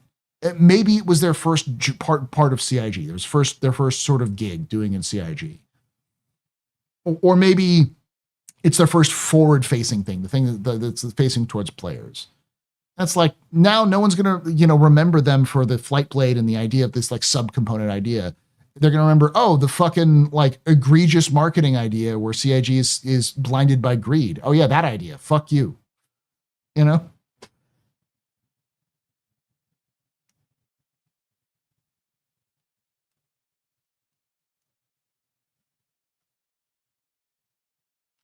Yeah, and that's part of the idea. If you don't continue to talk about it, CIG will keep doing it. And I've said this before, but this is my Rubicon, I think, because this isn't an issue that I have just like, I suddenly have this is an issue I've had with CIG for a while, but I've been willing to let CIG learn, because I've always felt like CIG did the right thing when presented with this problem and corrected course at the right time. So I'm like, okay, and they've gotten better every time they've done it. They still made similar mistakes every time they've added a new feature, something CIG kind of realizes what's going on and corrects it. But the fact that they've made the same mistake like 4 times now makes me go, okay, this is a fundamental problem. Like somebody isn't thinking about this. Somebody isn't checking like the community temperature. Someone isn't like thinking about this for 5 seconds to see what's going on. And like, that means it's a fundamental, like it's a culture problem. This is a culture problem at CIG. So they need to look through, there's a rot that they need to pull out and they need to evaluate how they sell content. And that's why I'm at this. That's why I say it's my Rubicon, because it's like, this is not something I'm going to shut up about. If they keep doing it, even in a little, I'm going to be I'm going to be salty Mike about it. I'm going to be screaming a lot. I'm going to be saying shit and pissing people off, because it's like, to me, it's disrespectful of the people who worked hard on it. As somebody who's worked in marketing, your job isn't to monetize the shit out of everything. Your job is to make sure that people want to buy or use the content that that the other people are making. You're letting the rest of the team down by being a greedy little fuck ass.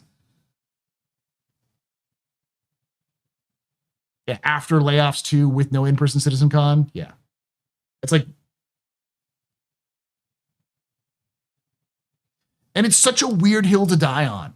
It's such a weird thing for CIG to be like, we're going to monetize this thing that none of you heard about until 3 weeks ago, and nobody has any fucking idea what it actually does. It's just like, why this? Like, this is your canary in the coal mine? This is you floating up a balloon? That's why I don't think it's intentional. I think it's just ignorance and cowardice and ignorance.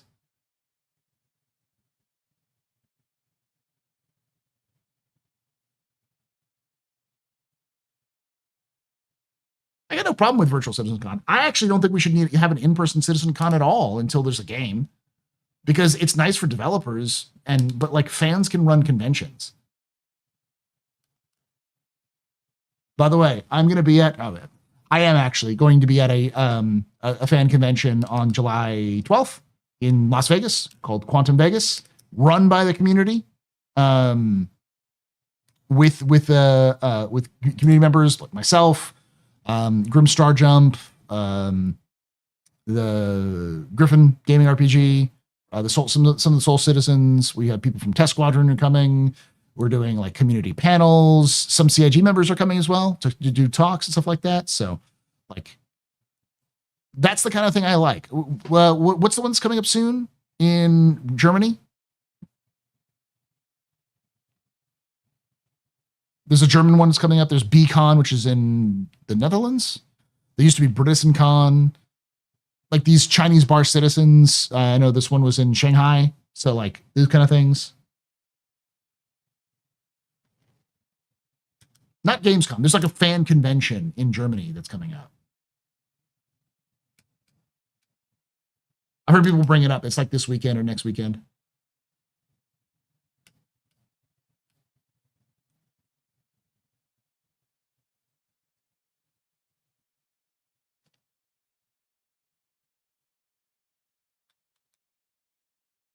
Yeah, and yeah, monetizing the bot bomb racks, which I don't like the monetizing the turret alternatives to the Tonk and Scorp either. I'd rather they just sell them in game.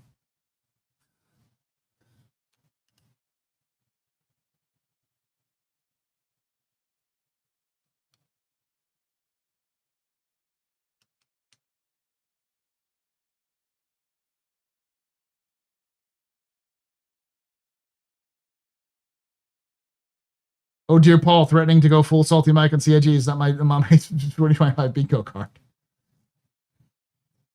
Mike and I agree on most things. We just disagree on details. Because like the things that I give CIG leeway on, CIG Mike doesn't, which is I still think that there are some elements to the game where like where CIG is making decisions that's not purely based off of profit motive. Because I do think that a lot of what the CIG developers and even management work off of is cool factor. Is it cool? Is it fun for us to make? Then let's do it. And that's part of my problem is also that I think that's they need boxes and they don't like working in boxes and get mad when you have to work in boxes.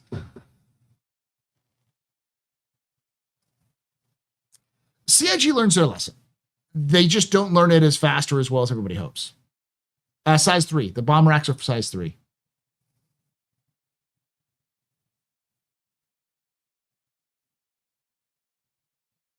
Yeah, that's the problem, is that they're setting up an expectation that they're going to sell them, so they're going to be super broken right now. And then in 6 months, when they go on into the game for everybody else, they'll be fucking dog shit because they'll have nerfed them into the ground.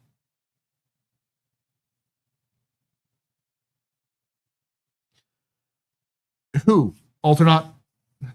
That's the question I have. Who should CIG, who should Chris Roberts hand the reins to? Yeah, I mean, yeah, it does sound like pay to win. That's the problem, is that it's, even if it's not, it's perception.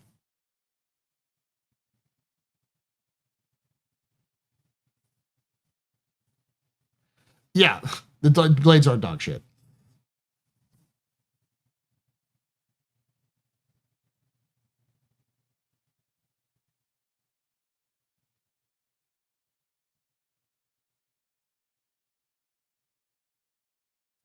That's just hyperbole. Literally anybody else, the freaking kid at the supermarket and the bags of groceries. No. Like, Chris isn't the only management person. He is a big person in management and should take some, if not all, the blame on this. This is Chris's fault. Because he approved it. But it's the entire management team. And it's at the point where they need to start, being better managers because they're kind of shit at it. From my conversations with people who work at CIG, they have a good time at CIG, and it seems like most of the time they have a pretty good. There are some really bad managers at CIG, though I don't know if they're still around.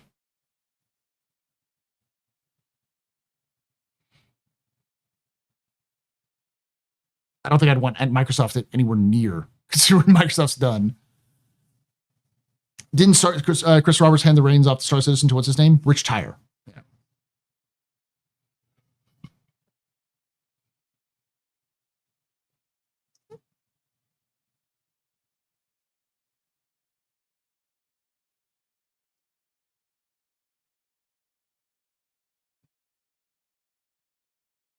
I think he's referring to Chin, but I think Chin was EA, not Activision.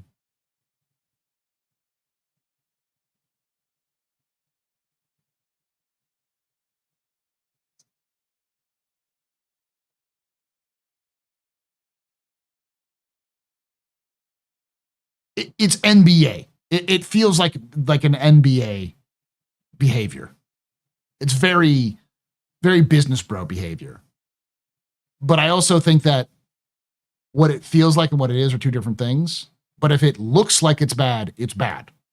Because the thing that CIG needs to drill into their heads is perception is reality. It doesn't matter what you want it to be. It doesn't matter what it should be. It's what it is. And if you can't change it, then change the conversation around it. You can craft consent. You can 100% craft consent. That's how fucking politicians work. That's why they could do things like lie to your face and then, do whatever they want afterwards and still get elected year on year on year. And that's not an American thing. That's a fucking international thing. Every politician does that. Manufacturing consent is 100% possible, but you need to learn how to do it. And part of learning how to do it is understand what people want.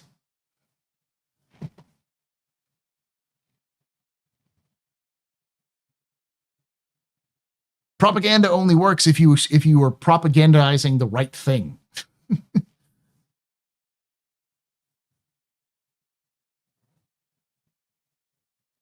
Because I contend that to this day, the problem with last year was not the game. The game made some significant advances. 2024 was an amazing year for Star Citizen, ending with the release, or with the first kind of release of server meshing. It was a monumental year, plagued by awful expectation setting. Like, we got 2.5 patches, more like, 1.5 patches that was spread out over the year because they didn't set expectations right. They came in swaggering off of 2023, were super confident, and then stumbled over a rock and planted their face in the dirt. And instead of adjusting and adapting, they just kept digging further and further into it and keep fucking up. The first patch of the year released 6 months late and was half of the patch it was supposed to be, with the other half not releasing until August, and was still fucked up.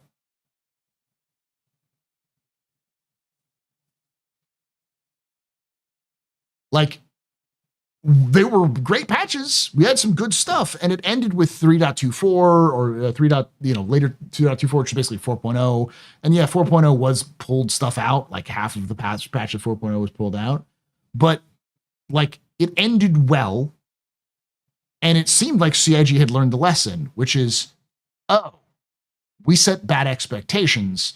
We need to start focusing on more quicker releases. We need to start focusing on improving stability, improving the gameplay, and they've done that. I don't think there's ever the people who think that it's worse. Star Citizen isn't worse than it was a year ago. Hey, a tip. Lians super chatted $2. Oh, sorry, I saw that. I was going to get back to you. Responding to this mess? If so, how? Do you want me to tell you how they would, or how I think they would, or how they should? Because I do see CIG responding to it, because it's going to get bigger than they think. I have not seen the community in this much collective pissed offness since 2016. I do expect them to double down. Honestly, I do expect one person at CIG to double the fuck down. They're going to double down on this, explain why it's necessary or what's going on, and then they'll apologize about not setting proper expectations of when it will release, and they'll give a specific date that they'll miss, by the way, of releasing it, and completely misunderstand the anger. They're going to think it's just people being mad about the fucking blades. No one gives a shit about the blades, CIG. The blades isn't the issue. It's that you're selling them and not putting them in game at the same time. That's the problem. So people see this is a egregious monetization act, full bore. And I also see that not going over well. And either them not saying anything and then just putting them into the game and then pretending that it never happened, like they did with the Atlas. Or they just keep going.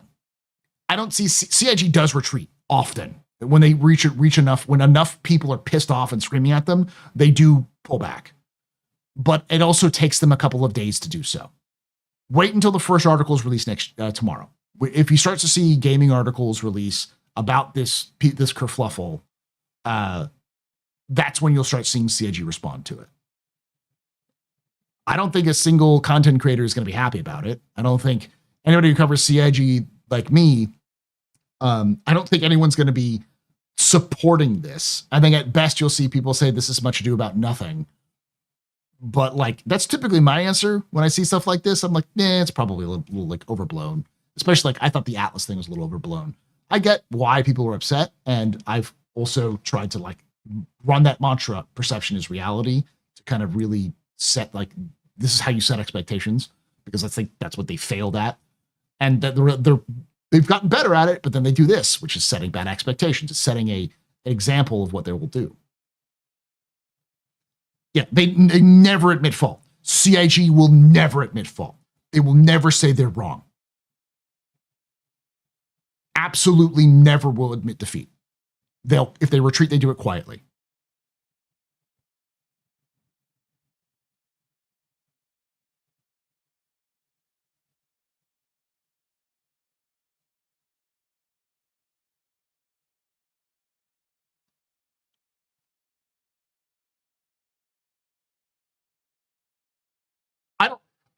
I look at the page. Every single person I know who's a content creator who's responded to this has responded the same way as all of the same way, which is, what the fuck is this?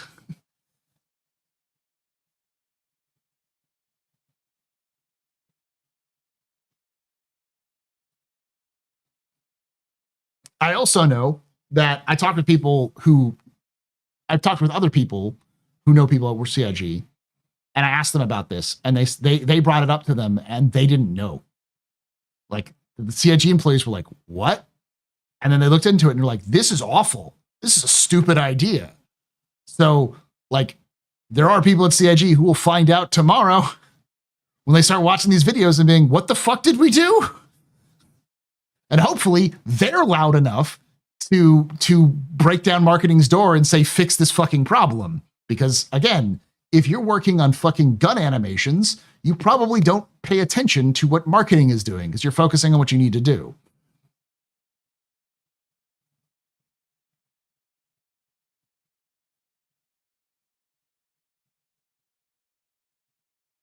And again, it's not really an issue about the fucking blades. It's about the implication that they're going to monetize everything.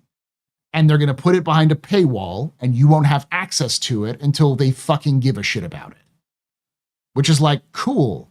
So the game is just the store now.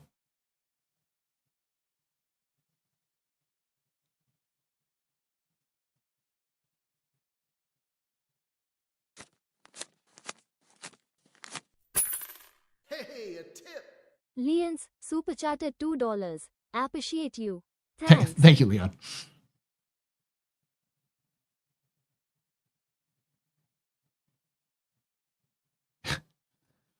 You're really ball balances? All right, I'll give you the TLDR. CIG announced that they were going to sell the new flight blades that they added. They're selling them in packs alongside all of the new equipment. So like the alternate turrets for the Scorpius and the Nova. So they're selling all these different like sort of aftermarket kits. And you can't earn them in game. So you won't have any, even new bomb racks. You won't be able to buy them in game. You have to buy them in their store, and their markup is fucking insane. Like, you want 2 size 3 bomb racks? $30, please. You can take away my spaceship. You can take away my space suit. You can even take away my space lasers. But you can never, ever take away my space game.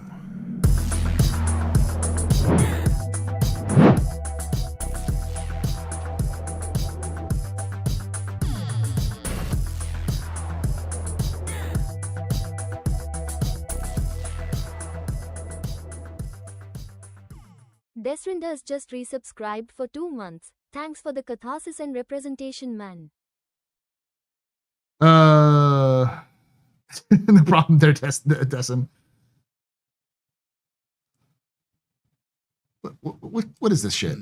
Them biddies. Sig saw the CCU game and was like, oh shoot. And again, it's not really an issue gameplay, about we didn't have to the build in and fucking... we profit from it. Let's go. More.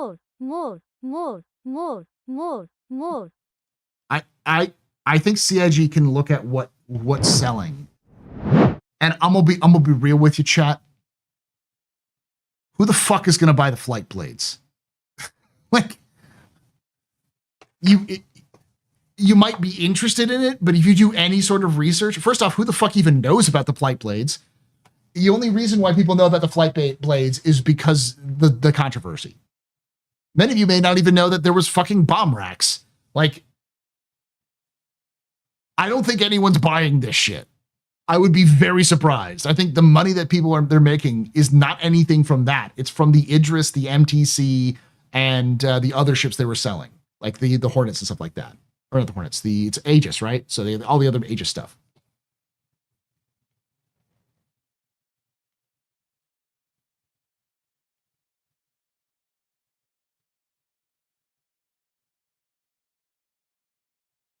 You bought for your Adventure Series ships? Okay, so one of you did. Ooh, my camera froze. I'm so mad that the camera froze. Okay.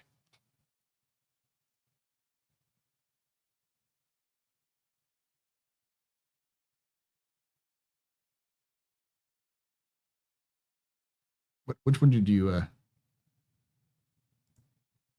Apollo missed me with this shit? Okay. And they're going to put it behind a paywall, and you won't have access to it until they fucking give a shit about it. Which is like, cool.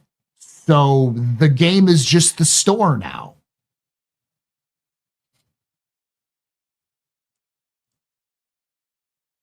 And don't come at me with this shit saying, the game was always the store, you idiot. I've played the game.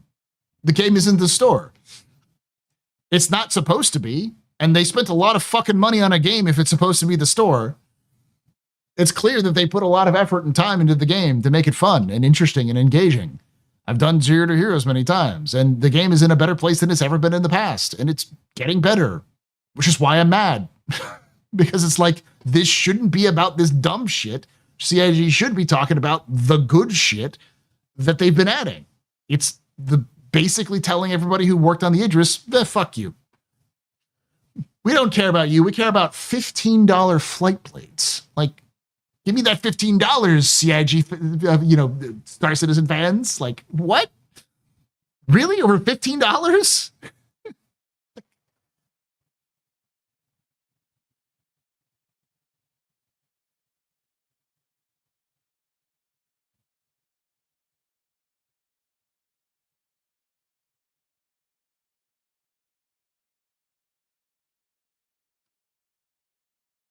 Such bullshit. They're planning on selling base building shields and blueprints guaranteed. That's the problem, is that I think CIG wasn't thinking when they did this. I don't think they were thinking about this in any way other than whatever, we do this all the time. Why couldn't we do it? Because it worked with the Heartseeker. Heartseeker made them fuck tons of money. And they're like, oh yeah, cool. We'll just keep doing what the Heartseeker did. And it's like, the Heartseeker was a unique item that was done specifically for... And they even couched it as like hey, we did this already, so let's make it cross-compatible with all the rest of the stuff. It was like, that's cool. I got one because I thought it was cool. I had an F7A. I thought that was a good idea. But like, yeah, it was mostly the paint. I think they just took the wrong lesson and just said, let's go on there.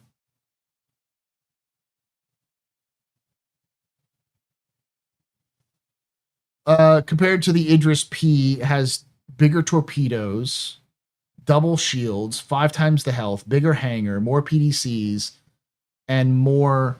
And then they just want to sell the money. It happened with the F7 Mark II as well.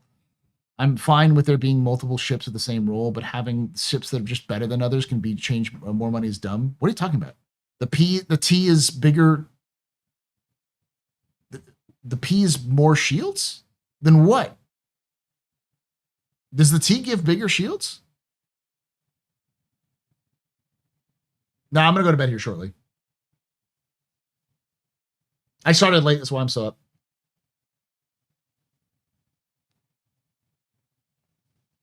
I don't know what Automata is doing.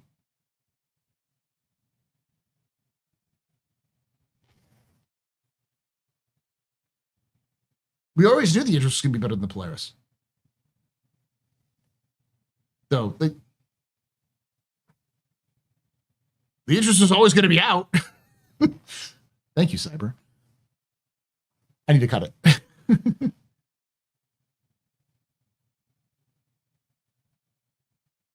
I'm new to the game, but the Idris is cool. Also, your stream just popped up on my homepage. Welcome. Sorry, you came at a weird time where we're talking about the bad shit.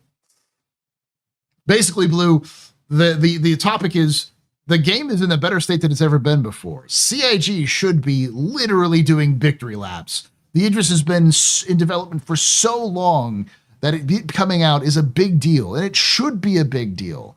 We should all be like, let's go play in the game and have some fun. Gilly is fucking back. The old tutorial guy is back. This is great. We should go enjoy the game and the new patch that's come out because CIG worked really hard on it, and it's clear that they're improving. But we got to talk about bullshit because CIG can't keep it in their pants. It's green screen. Yeah, it's a green screen. It's a fan made it for me as they were doing some practice for a class they were doing, and so they decided to mock this up as a thing. And they say, "Oh, I'll give it to you." So it was nice.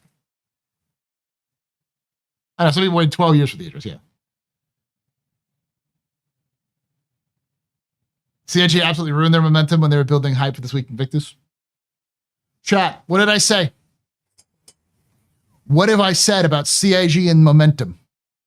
What have I been saying for fucking 2 years about CIG and their momentum canceling abilities? Every year, they find some new and innovative way to destroy their momentum going into the summer.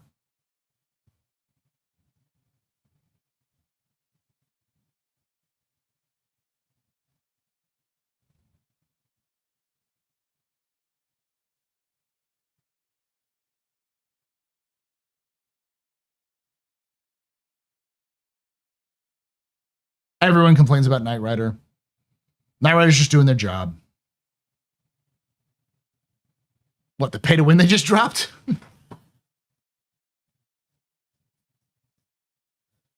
They never miss an opportunity to miss an opportunity.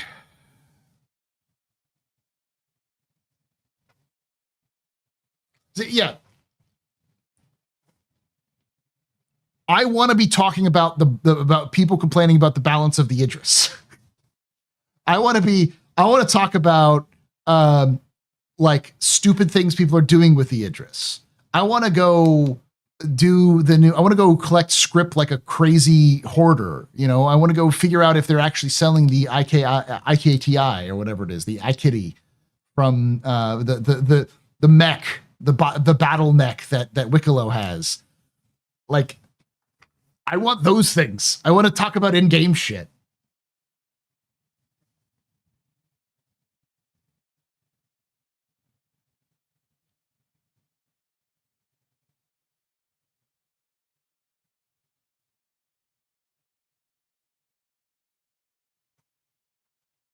I mean, you're not wrong, Leon. That's been my argument for a while, is that, like, I don't like CIG doing limited sales for things because it's like, just put it on sale.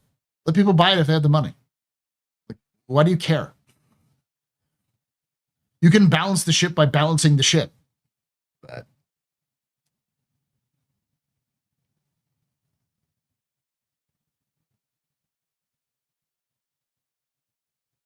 the patch is worse now. Why is that, Adele? Because they didn't have the IKTI? Yeah. I mean, definitely. Technically owning an Idris is pay to win as well. Just not really.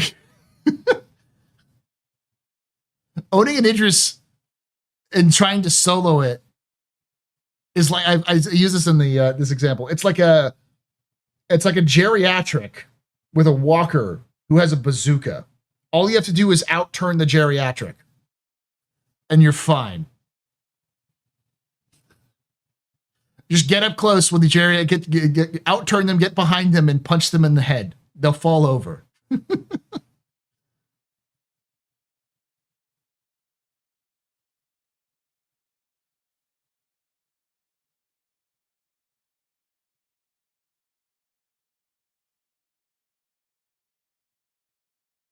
Like, it is incredibly difficult to turn that thing.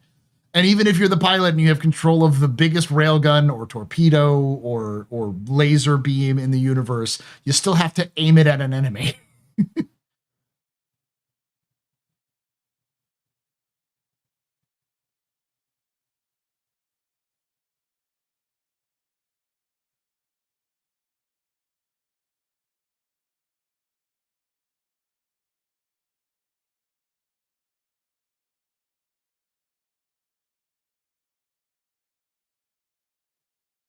You watch them single-handedly dismantle legitimate conversation on several occasions just because it was counter to their narrative.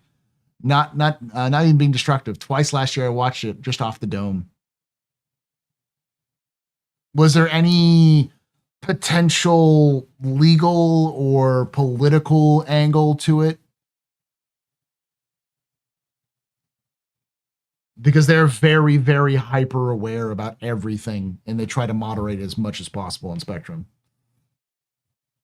Who would win, a Razor or a solo piloted Idris? Probably a Razor. Because they could just leave.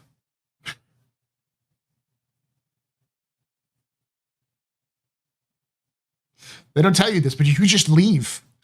They're not going to catch you.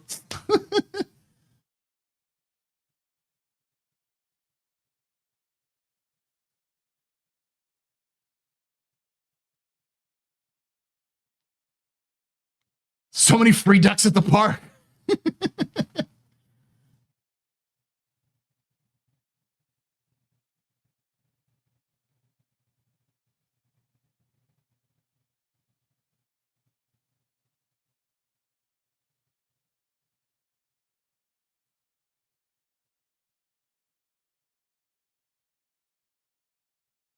Yeah, every team drops a little bit in terms of frames, but it's not awful.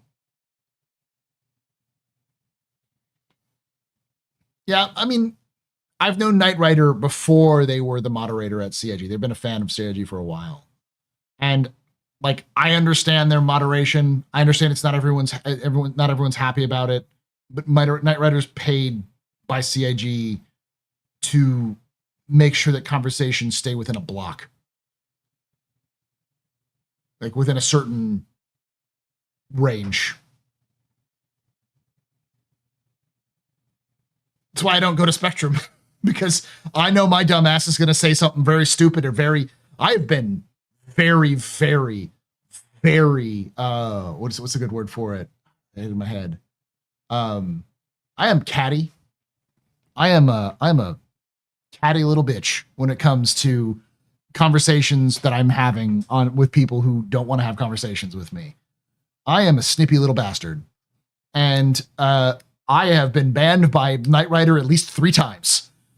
And I fucking know him. He's met my wife. Like this is how much I know him. He's banned my ass several times. He's the lead forum moderator on CIG's forums. Showcat's kind of, I could. There's a couple of them there. Come outside.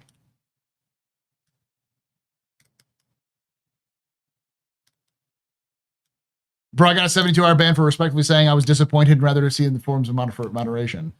That I don't know what they were doing.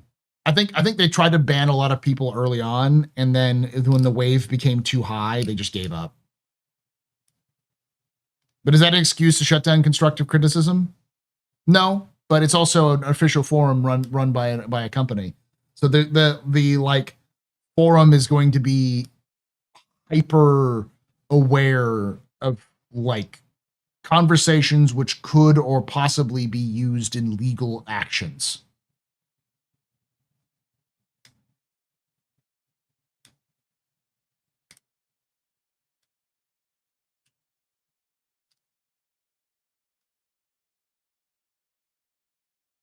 Yeah, if you say scam anywhere inside your comment, you get a 2-hour ban.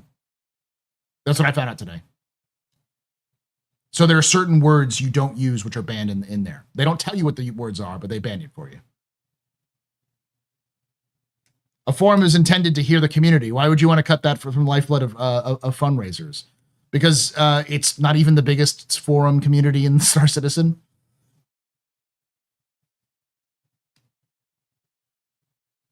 Because it's also an official communication revenue avenue that CIG has to moderate by law.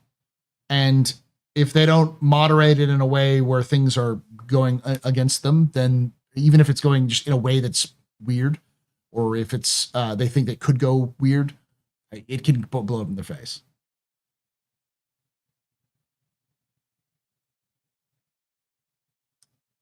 Devs do go to Reddit because there's no reason to go to Spectrum.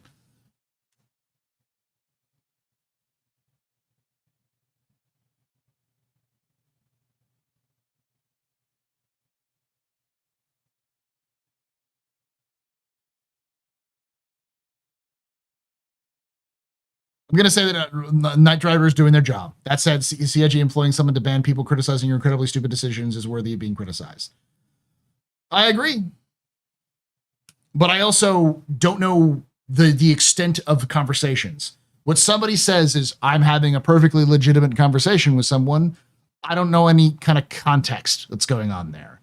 What you think is perfectly legitimate. I have heard people who say this is a perfectly legitimate conversation who've had like 17 swear words out of their mouth between both people where they were talking in very raised tones or typing in ways that seemed like it was very aggressive, which maybe wasn't intended to. So I have no context. Someone says, I'm a reasonable person. It's like you're a person on the internet that I have never met.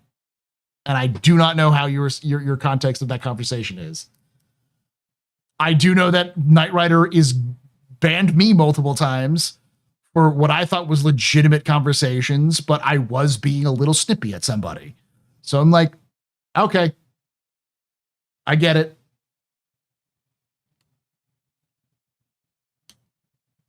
I'm gonna wrap this up here shortly, X. We can talk in a bit, but I'm literally wrapping it up. We got like 10 minutes or so. I think some people overestimate the civility when I only gave them constructive criticism. Yeah.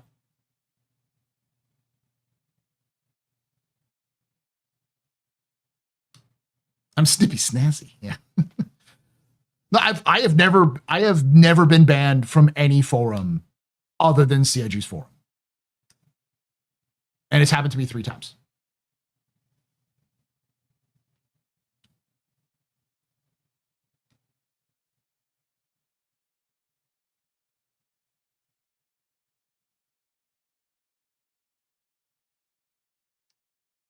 CIG is overly aggressive in their moderation.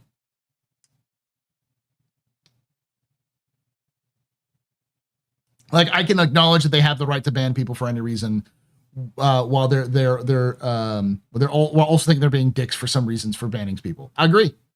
I've known people who've banned many who've been banned for things they did not because of the reputation alone. Cutlet was banned for his reputation alone.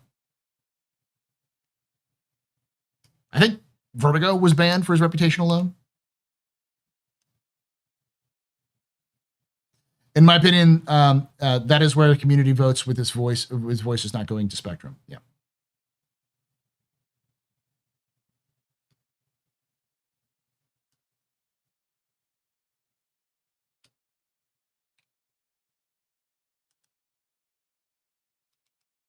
They're overly aggressive on moderation, but only in Spectrum. They're very minimal in every other area, which I think it should be the reverse, but you know, that's just me. They should be banning a lot more people who are doing shit, but they aren't. It's a UK company. Their country only partially believes in freedom of speech. It's also a legal issue, more than just freedom of speech. It's like they also have a company. They're also part of the EU because they have a company in Germany, or a branch in Germany, and they're also in Canada and the US. So they have to abide by a lot of different laws and those sorts of things.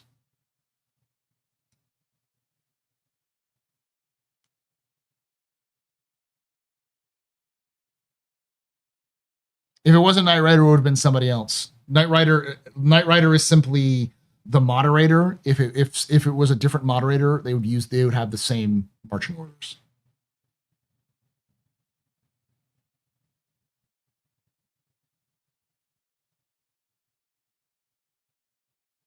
If I'm a CIG employee, they have the duty of care to protect me.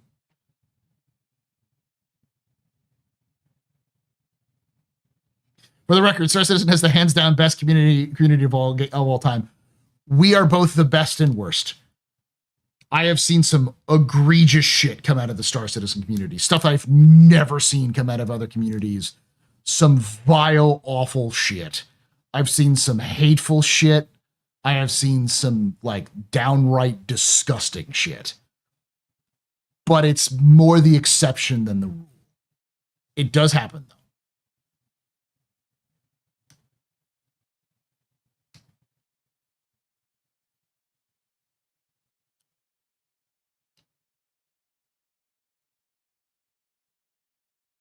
See, it starts that Paul must be reading global chat. It happens, yeah. Oh, there's some straight up like edgelord shit that like would get you doxxed on 4chan that I've seen in Star Citizen community. I think Magic the Gathering's most toxic fan base. There's got to be a lot of crossover. But I would say your typical experience with Star Citizen is usually a pretty good one. If you just typed in global chat, hey, does anybody have an Idris? Somebody would show you their Idris. Someone might even give it to you just to play around with.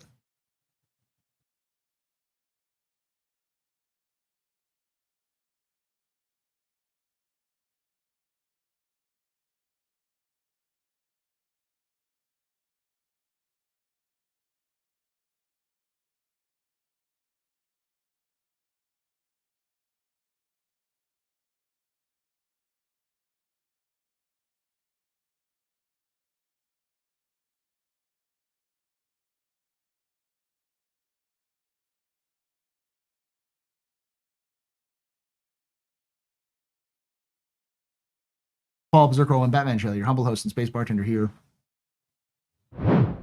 at the AstroPub. Your space bar at the end of the universe. Space bar at the end of the universe. Sit back, relax, enjoy the show. We got a good one for you.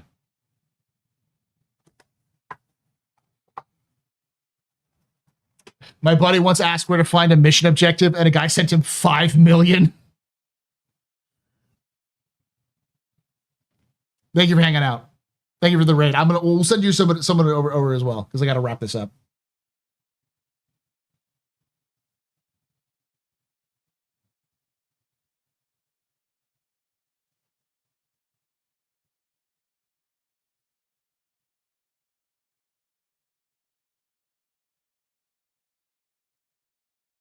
The community is good about sharing what they have. People used to let me see the ships when I was first started out. Now I return the favor as well. If you tell somebody you're a new Star Citizen player, they will like take you on a tour. I have yet to accidentally into a brand new Star Citizen player, but I'm looking forward to it. When they put the guide system in the game, when it's actually in the game, I will do entire sessions that where I just am in the guide session, and I'm gonna be like, you know. What is this?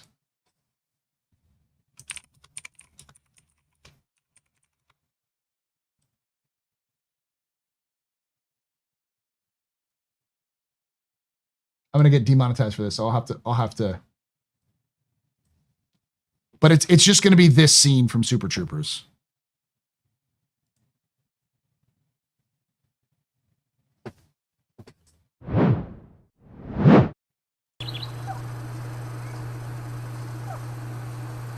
The snozberries taste like snozberries.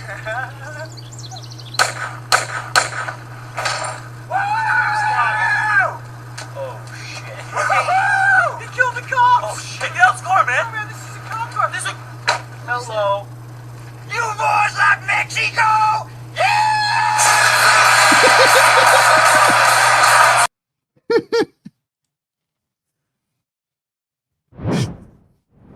You boys like Pyro?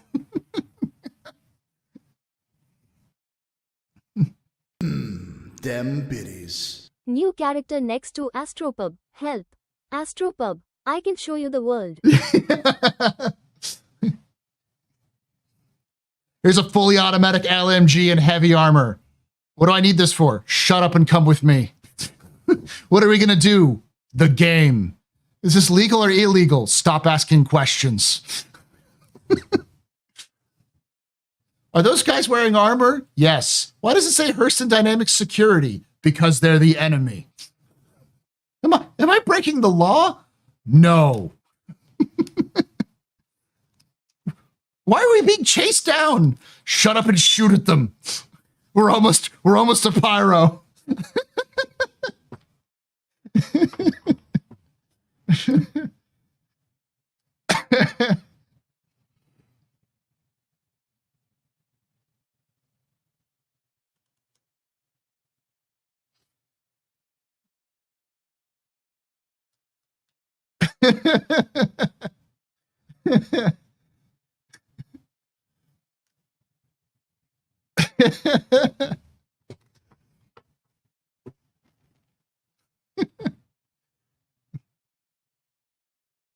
Here, take this. What is this? Medicine. I'm not sick. You will be.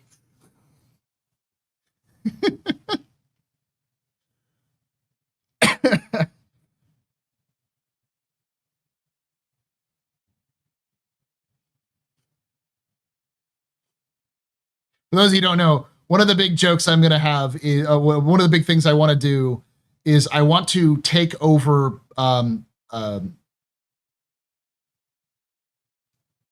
Lorville. I want to invade Lorville. Once they drop the forced like pull your gun away thing, you know, where you can actually have your gun out.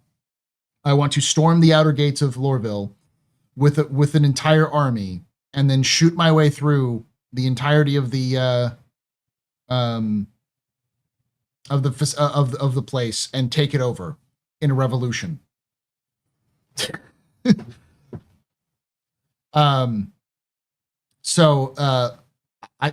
When that happens, I hope to grab a single new player from the new player help from the guide system and be like, welcome to the revolution, comrade. Here's a gun, get behind me. What are we doing? Overthrowing the Hurstons.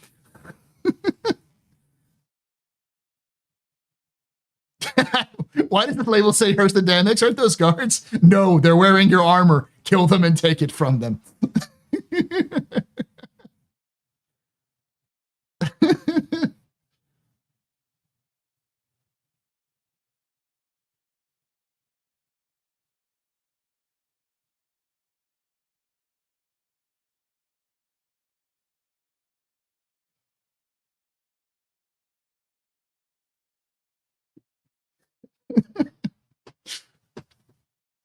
What did Saw Gerrera say? Remember the dream.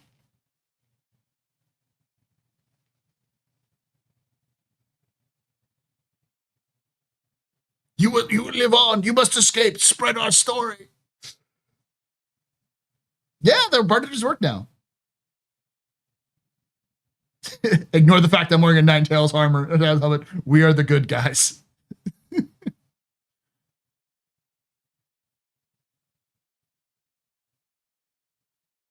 You're being recruited. Please do not resist.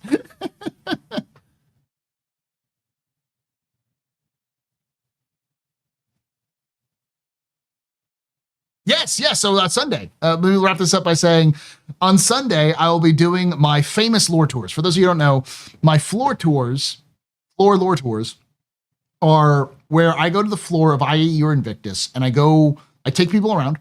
So you're free to come into the game, join me in game. And then we will go through the entirety of the floor at Invictus and talk about every single ship in the game, its lore, its backstory. If I know like the designer and builder, when's the date it first was built, what it was built for. So how do you get an invite? Just make sure you're here on Sunday around noon. We'll get started around probably 1 and for the actual tour. And then afterwards, we'll do like a lore expedition, that kind of stuff.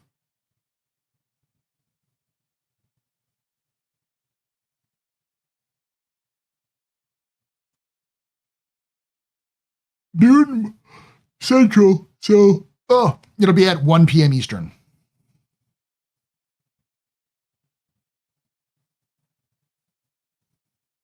So there's proof of things went wrong with the Idris sales? No. What went wrong was more of the discussion about the flight blades.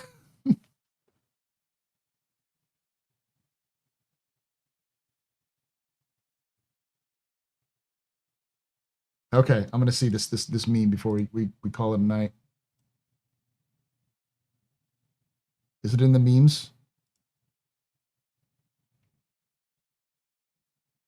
I'll do whatever it takes to.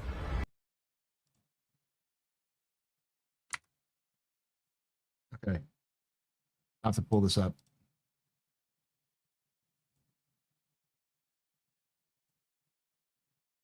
Then I'll call it a night. I'll do whatever it takes to.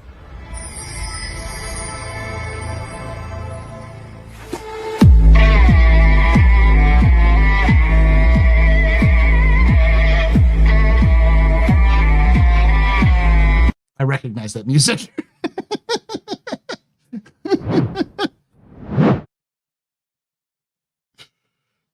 Get up, samurai. We've got a city to burn. Yeah, people found a couple scripted conventional. So yeah.